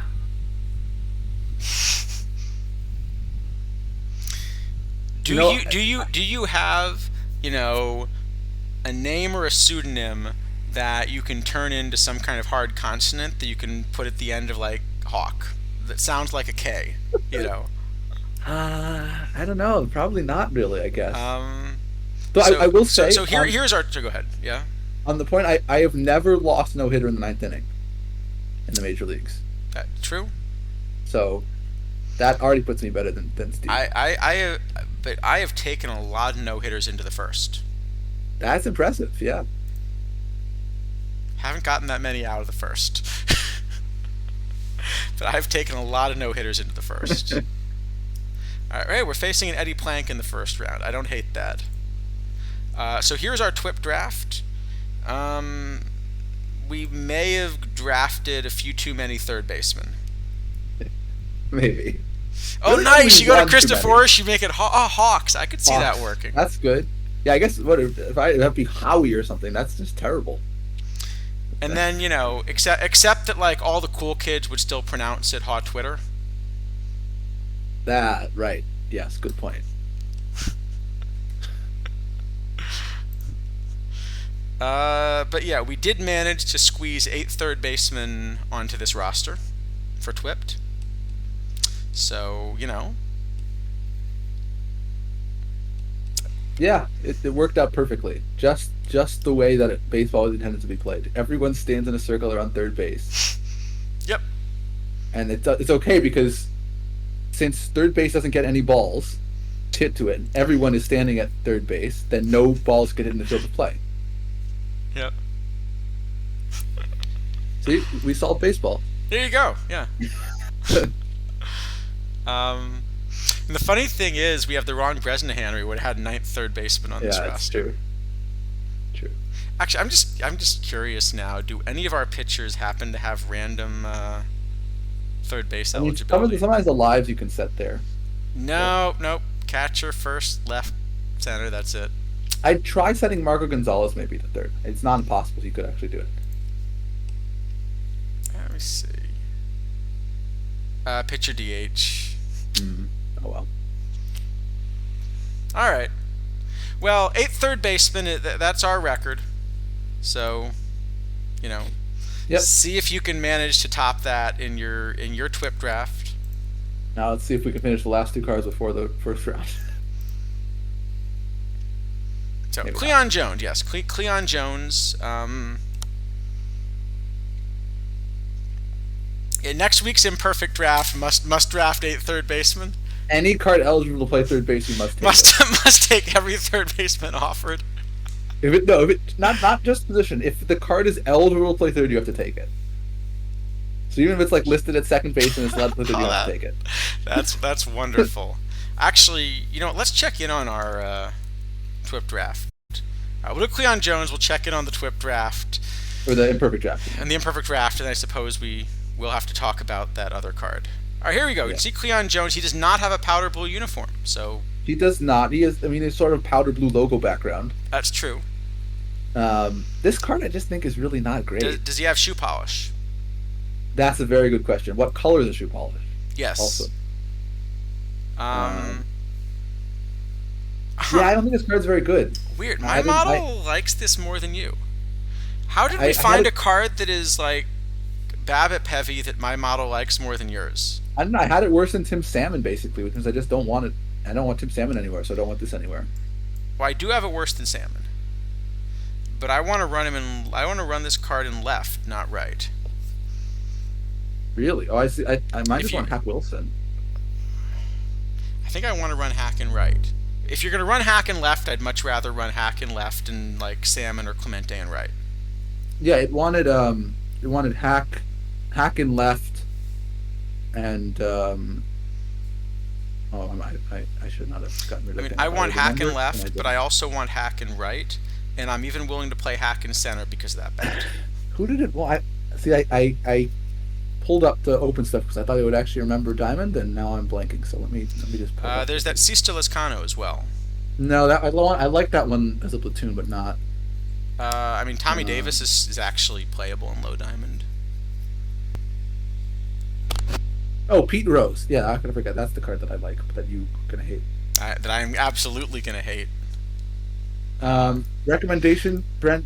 Actually, that's a good question. So, if Pete Rose is banned by baseball, okay, are we allowed to say bad things about Pete Rose on stream if we were still an affiliate? Good question. Very good question. Is Pete Rose a member of the Players Union? I assume so if they got rights to have him in the game, unless they license him separately.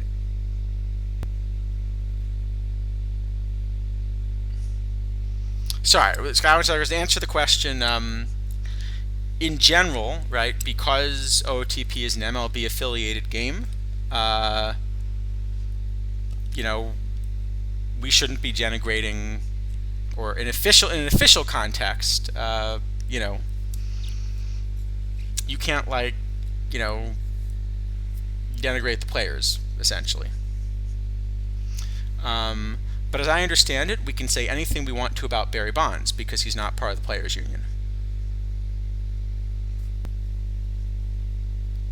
Mm-hmm. Well, we could now anyway, but yes. No, that's true. Now we could anyway, but But even before, I think we were allowed to badmouth Barry Bonds, but not anybody else. So I'm wondering what the deal is with Pete Rose. Yeah, I don't know. Anyway, yeah, Cleon Jones. So I have him like playable, not needed, not probably the top option, but I do think this is more like a C or D than an F. I would give this an F, but I'm sort of okay with the D. It's kind of close-ish. D minus? Sure. All right. D minus. And we are going to have to take on Dave Steve, aren't we? Okay, Lap, cover your ears. Just pretend we're saying really, really nice things. All right, before we take on Dave Steve, let's check it on the imperfect draft. Let's give ourselves one more out. We're going to check it on the imperfect draft. Maybe we can distract everybody with marbles while we quietly talk about Dave Steve in the background. Low diamond floor boom era cap. For Cleon Jones? Yeah. If we get one of those, sure. For Cleon, you mean? Yeah. If I play my backup 2 games out of 10, what should set my players? I don't understand. Don't use the every second game, every third game. The AI doesn't know what it's doing. It doesn't actually listen to it. It plays the players sort of randomly anyway. Just put everyone on if tired. and they'll be much happier. You won't get screwed Oh, up. that's hilarious. We've been doing this so long that our imperfect draft actually finished. Wow. So congratulations to the Candlepin Bowlers over the Wichita Eagles. So in fact, 2 of our theme teams did manage to take down the packs. Congratulations to K. Carlton Lassiter and O's Bones. Yeah. If either of you are still in chat after, like, is that you, Cage Wisdom? Yeah, congrats. Oh, congrats. Well done. And as a reward, you have won. I'm going to check the prizes for Quicks. 3 standard packs. Yeah, EVC, we're trying to work up the courage. We're trying to work up the courage to talk about Dave Steeb. The amazing thing is we have cut things we wanted to talk about for time. Multiple things we wanted to talk about for time. Yeah, we were totally going to talk about like the new tournament formats. We're going to rip some packs. Yeah. I mean, I certainly there was going to be a longer discussion with Brett. We were going to talk about the tournaments. We were going to talk about all kinds of stuff. We could do another imperfect draft. All right, the one thing we may not be able to cut. We may have to. Yeah. Oh, hey, Dr. Dynastic. We were totally going to do a Homer Hindsight thing with people. I think that one gets cut. Yeah. Okay, PT Live, you do not want our advice on PT Live. I think that is very much a stream for some of the people that think about fantasy baseball or... Yeah, I know nothing. I will. My official opinion on Perfect Team Live for the playoffs is 2 times 0 equals 0. Well, actually, I will say I do have some important advice for PT Live for the postseason. No matter how optimistic you are, don't go buy Padres. Well, that's true. They actually theoretically could have been eliminated by now. I mean, that's true. Could we actually have done this long enough? The Padres are eliminated. No, the Pirates are winning. So the Pirates are up 3-0 in the 5th inning. Did the other game finish? No games have finished so far except for the Mets Phillies got postponed. No, I thought that there was a suspended game, right? No, that's not being played today. That because the Marlins had to go play in Pittsburgh. That'll be played on Monday if it's necessary. Okay. So nobody has been eliminated yet. No, there are currently two in progress games. Either the Marlins beating the Pirates or the White Sox beating the Padres, which would eliminate the Padres. But the Pirates are winning, and the White Sox Padres game is tied. All right, we're gonna have to take on Dave Steeb, aren't we? And I think the Cubs winning would also eliminate the Padres, and that game's about to start. So.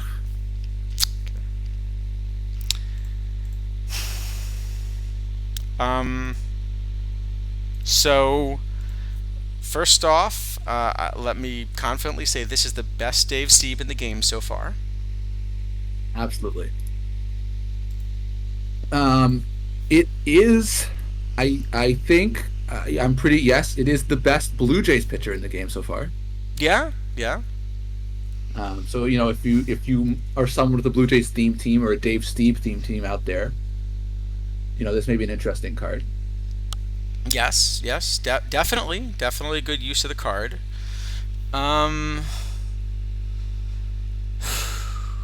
There's a lot of stamina. There's a lot of hold runners. Yep. The VR is good. I like that. Yeah. Maybe run this card with an opener if you're gonna run him. It's the one really big pitch. If you had a second, I love the hold runners for righty. Yeah, that's a nice added bonus.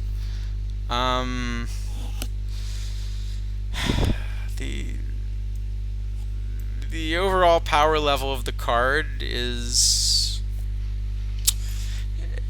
a little behind some of the other things that have come out recently. Yeah, I have this as slightly worse than the Wainwright, and I already didn't love the Wainwright. So yeah, it doesn't pick up any nice tournament eligible like Wainwright does. I do like the stamina, but I just don't think it's going to be good enough to play, unfortunately. So let me see where I have this.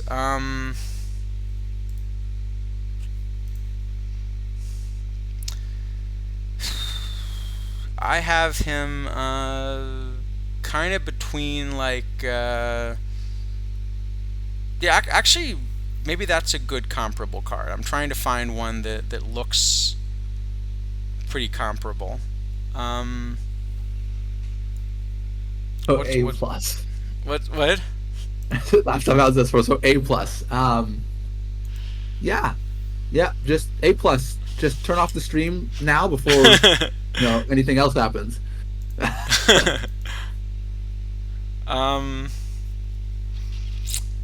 Well, we can give him a plus, eh? Okay, I don't think it's an F. To be fair. No.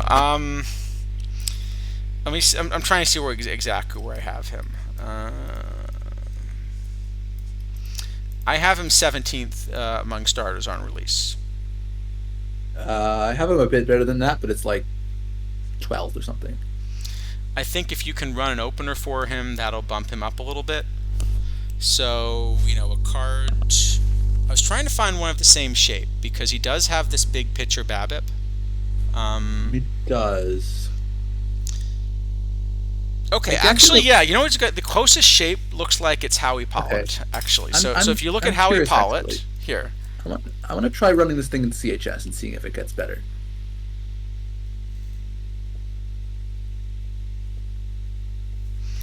Give me a second. I see, that's a good idea. So for Howie Pollitt, this card actually looks pretty similar to me. Steve is going to be slightly, more overstated compared with Pollitt. Yep. Okay, if you play CHS, this for me now leapfrogs Ray Brown. No, hold on. Nightbot's it's getting. But like, it's getting okay, so aggressive only again. in the That, home that, that, games that's at- from EVC. Sorry, just Yeah. posting. So only in the home games at CHS, if you take out PTMS Pedro, PTCS Winspan, PTCS Mark Pryor, and Ellie Corey Kluber, I would now have Steve as SP5.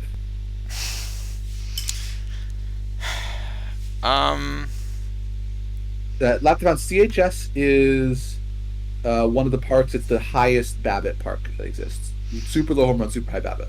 I like that Stratico. Stratico points out there's excellent spelling on the card. That's true. Steve can be hard to spell for people. Yep. No, I was really hoping this would be a, really top tier card. I think that would have been a lot of fun. I don't think this is a key meta card the way it's released. I don't either. But I do think it's a card that's good enough that you'll be happy. If you're kind of, running starters like I said, if I look at the starters that are in a similar tier for me, Pollitt, Carlton as lefties, maybe Zach Greinke, something like that, or Scherzer. Yeah, I like it a little better than those guys, but I have a little better than Greinke and Scherzer. yeah, I have it sort of like below the little Wainwright Gooden tier. But in the next to that with like Tiant and someone you get Tudor and Sabathia and Carlton and such. Will he get me to die? He should be great in Gold League. I'm confident he'll pitch well in Gold League. And he should be okay in Diamond. It's really just as a perfect league, Yeah. or open tournaments. So I think it's probably like a C, I guess. C or a D. Probably.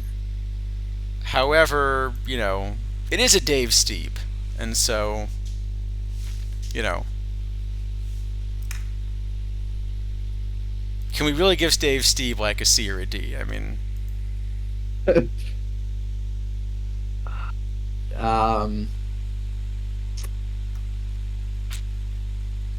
I think you're getting threatened.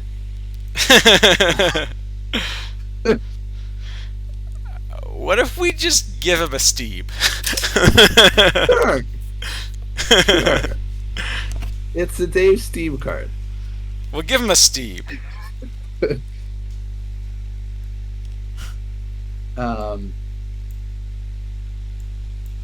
Here you go. We'll give him a Steve. How about that? Yeah. There were, while we were doing Steve, two questions in the chat that I want to just address really quickly. First one was on Hayden New block policy. Okay. Very good policy. Which drugs are we required to test?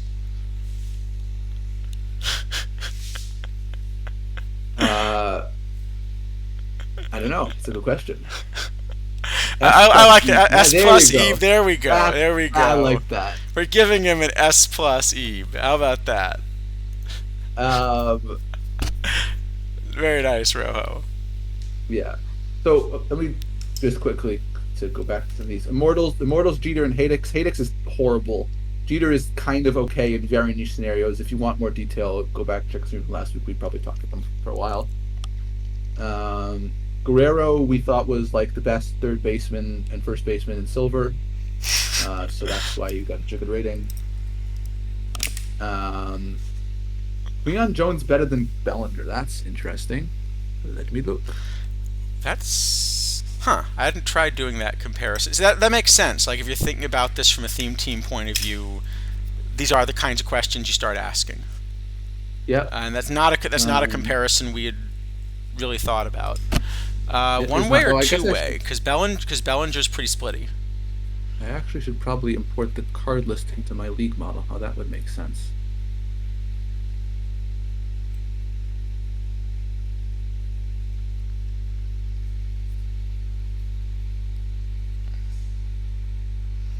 Give me a second. So you're looking at running Bellinger in right, I guess, in this case. Yes? Like versus Cleon?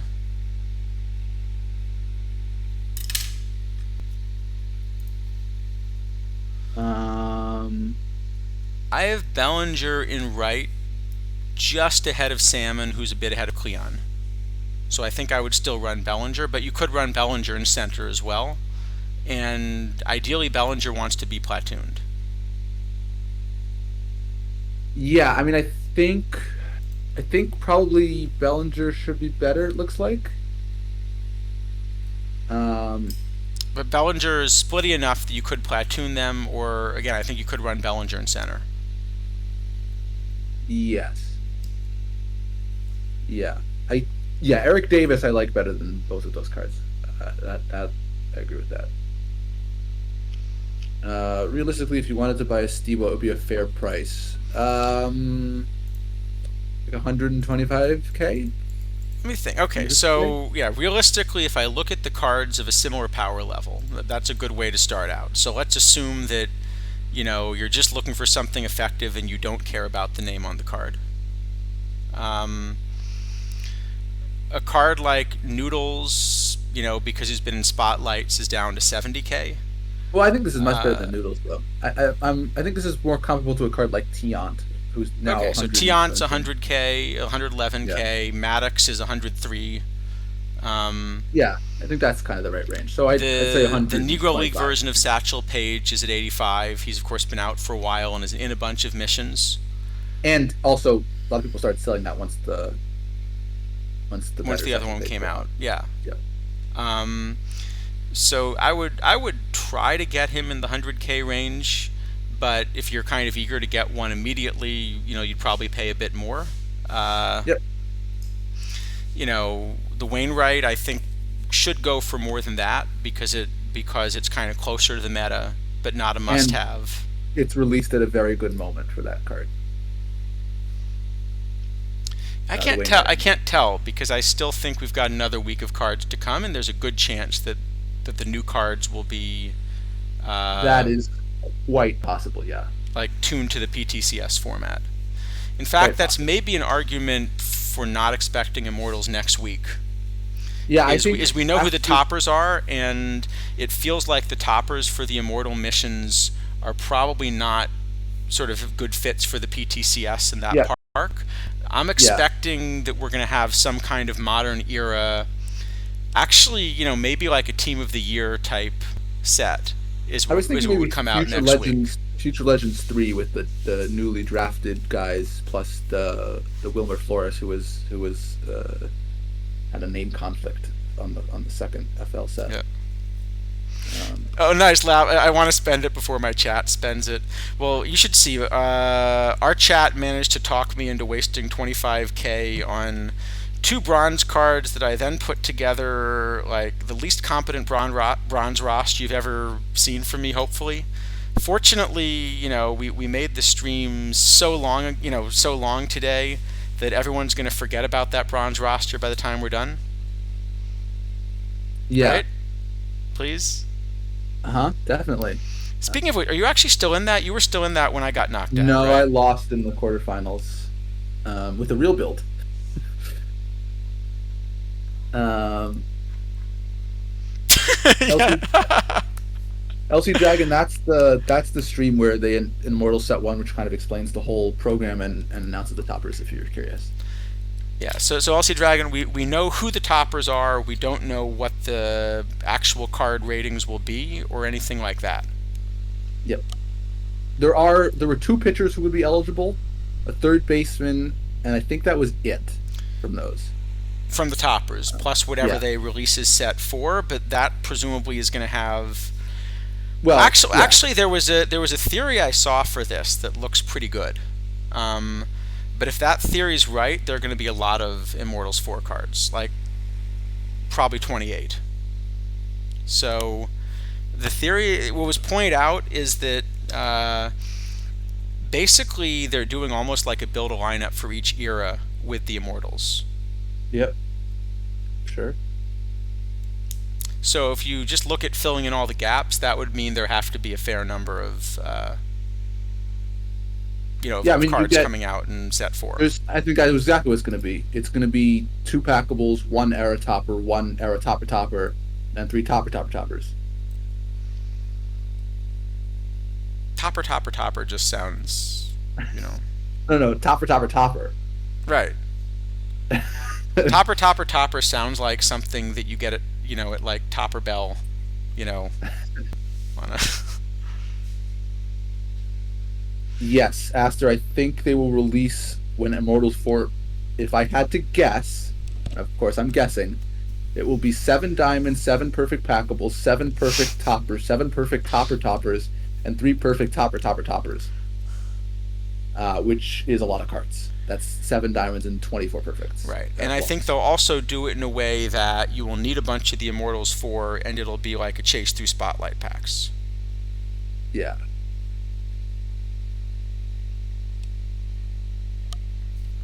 What would Steve need? Well, at least more of something. So it could be more control. It could be more of different stats. Yeah, more control or better VL. I think those are the 2 things that are problematic for him. What I'd like to see. Probably. Like the pitcher BABIP's really good, but the problem is you're comparing him against. So I will say there is another interesting feature here, which is that pitcher BABIP is actually at the very high end. So depending on how the normalization ends up working. High end except for Koji. Except for Koji, and I guess that's a problem. Yeah. But to give you an example, let's say you were to compare Steve against a card that very much is in the meta right now. So just keep these numbers in mind. So you've got 98 stuff, 104 homer prevention, 112 PBABIP, 84 control. And let me see if I can spell correctly. Not that Kevin Brown. This Kevin Brown. This Kevin Brown, you're 108 on. No, I did not do well in the tournament Friday bronze only. I'm sorry. I know you want to be nice and say I did well in the tournament Friday bronze only. This stream has seen what I did in that tournament. It has now played from start to finish since we started streaming. Just excellent. Yes, it has. So if you compare Kevin Brown, you've lost a couple points of pitcher BABIP, right? but you kind of have, very similar stuff in home run prevention. You've got the same stuff, one more point of home run prevention, and then a lot more control. So if you were to compare like the Steve and Kevin Brown, just Brown ends up giving you a lot more. And yeah, not only that, you lose the OTP era eligibility. So in fact, Steve would have to be even better than Brown to make you want to pay the same amount for him. Yeah. I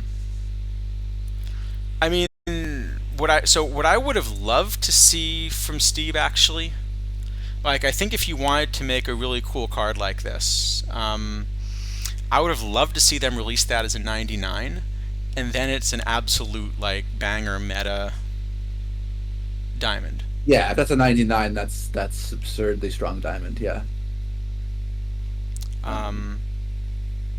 The card art is He's not really even the a card Hall of art is Famer. great though. Although I feel like every single one of these alumni cards is in a powder blue uniform of a completely different franchise. Well, I mean, okay, I guess it's a lot of guys from the same era, and that was a pretty common uniform. So in that did era, I everybody guess, in the so. 80s just wear powder blue?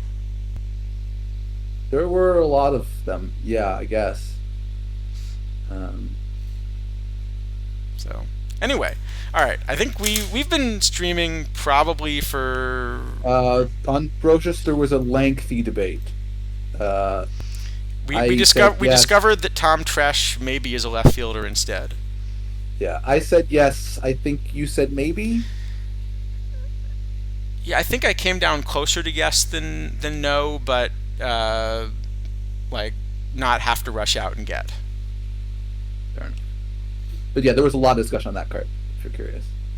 First game in on. Are we already in Twipped? All right. Oh God. All right. What do we think, chat? Did our eighth third baseman strat succeed? They all surrounded third base. They, summoned the ritual summoning of Ryan Braun. Yep. Well, it was like the one I'm just waiting for is it's like the high pop up on the infield where everyone just gathers and has like a union meeting. Yep. Yeah, that's true. And then they all ended up dropping it. So. Well, actually, all right, that's a good question for anyone in chat that like played baseball at different levels. So when you're a little kid, the pitcher is like just the most athletic person on the diamond, right? Generally, yeah. Otherwise maybe they'll play short or or center or something. But if they're not playing short or center, they're basically pitching. And at some point, as you keep playing, like I get this now too. Like I used to play other defense heavy positions, but even so, when you're a pitcher and there's a pop up in the infield, you are not allowed to touch the ball. Yep. Run away. At what age did that start for you? Oh, that's a good question. Because there's got to be some point, as a little kid, where the pitcher's the only person that's going to catch the ball. I did pitch when I was really young. I can't say I ever remember running away from pop-ups. Yeah, no, the funniest is always when the pop-up's actually over the mound, and then people have to figure out what to do.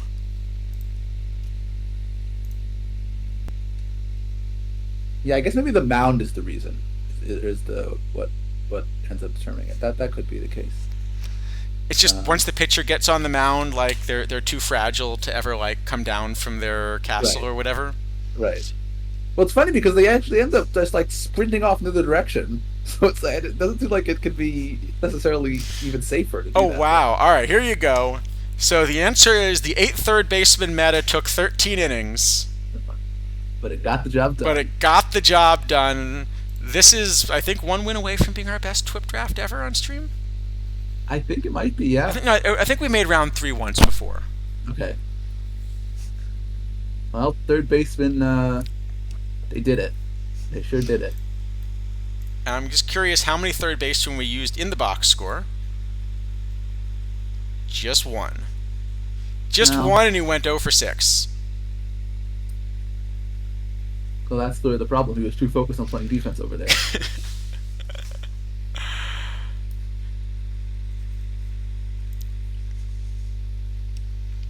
Yep. All right. Yeah. Well, check on Brown's movement. I don't think that's actually a quirk, really. P home run. Do I have a rested third baseman for next game? Let's see. No. No, yes. that's Yep. it. Yep. We've got a third baseman available. Oh, we do. Oh, yeah, yeah, that's true. We it was always we have Bautista Schmidt to back it up. Fine. Yep. I don't think we have time to talk PTCS now, but I don't know if Exto and Aster are planning to do a stream. But if they don't, we can maybe talk I about think it a I little saw bit Aster in the next week. chat, so maybe Aster, if you're here, maybe you can mention if you were planning on doing a stream if you're Yeah, still around. Exto and Aster streams are always great for those. So definitely, if they're doing one, check it out for sure. Otherwise, maybe there's a good point to wrap up. This is one of the longer streams we've done, I guess. Yeah, and actually, I think it's a pretty good set. There was like not a ton of like super strong cards, not a ton of really terrible cards. So yeah, I think it was a pretty interesting set. I was pretty happy with it. Sounds good. All right, should we wrap it up here? I'm. Anything else people wanted to ask about in chat before we I mean, kind of wrap this up? I know you've only had 7.5 hours to get your questions in, so we're not a little pressed for time here. Yeah, because we do usually ignore questions until the end of the stream. Right. You know, that is Yep. our policy. Yep. All right, sounds good, Aster. All right. Well, thanks to everyone. Thanks to our celebrity guests. Oh, that's actually a good question. Best card under 70 not named Ozzy. Ooh. Let me go back and see what our list was. Like from today or just any card? From today, I think it's Roberto Perez. Yeah, that was the one we liked the best. From any card in the game, like the best, as in the strongest card, has got to be Mathis. It's in like the most, the Yeah. card with the most wins.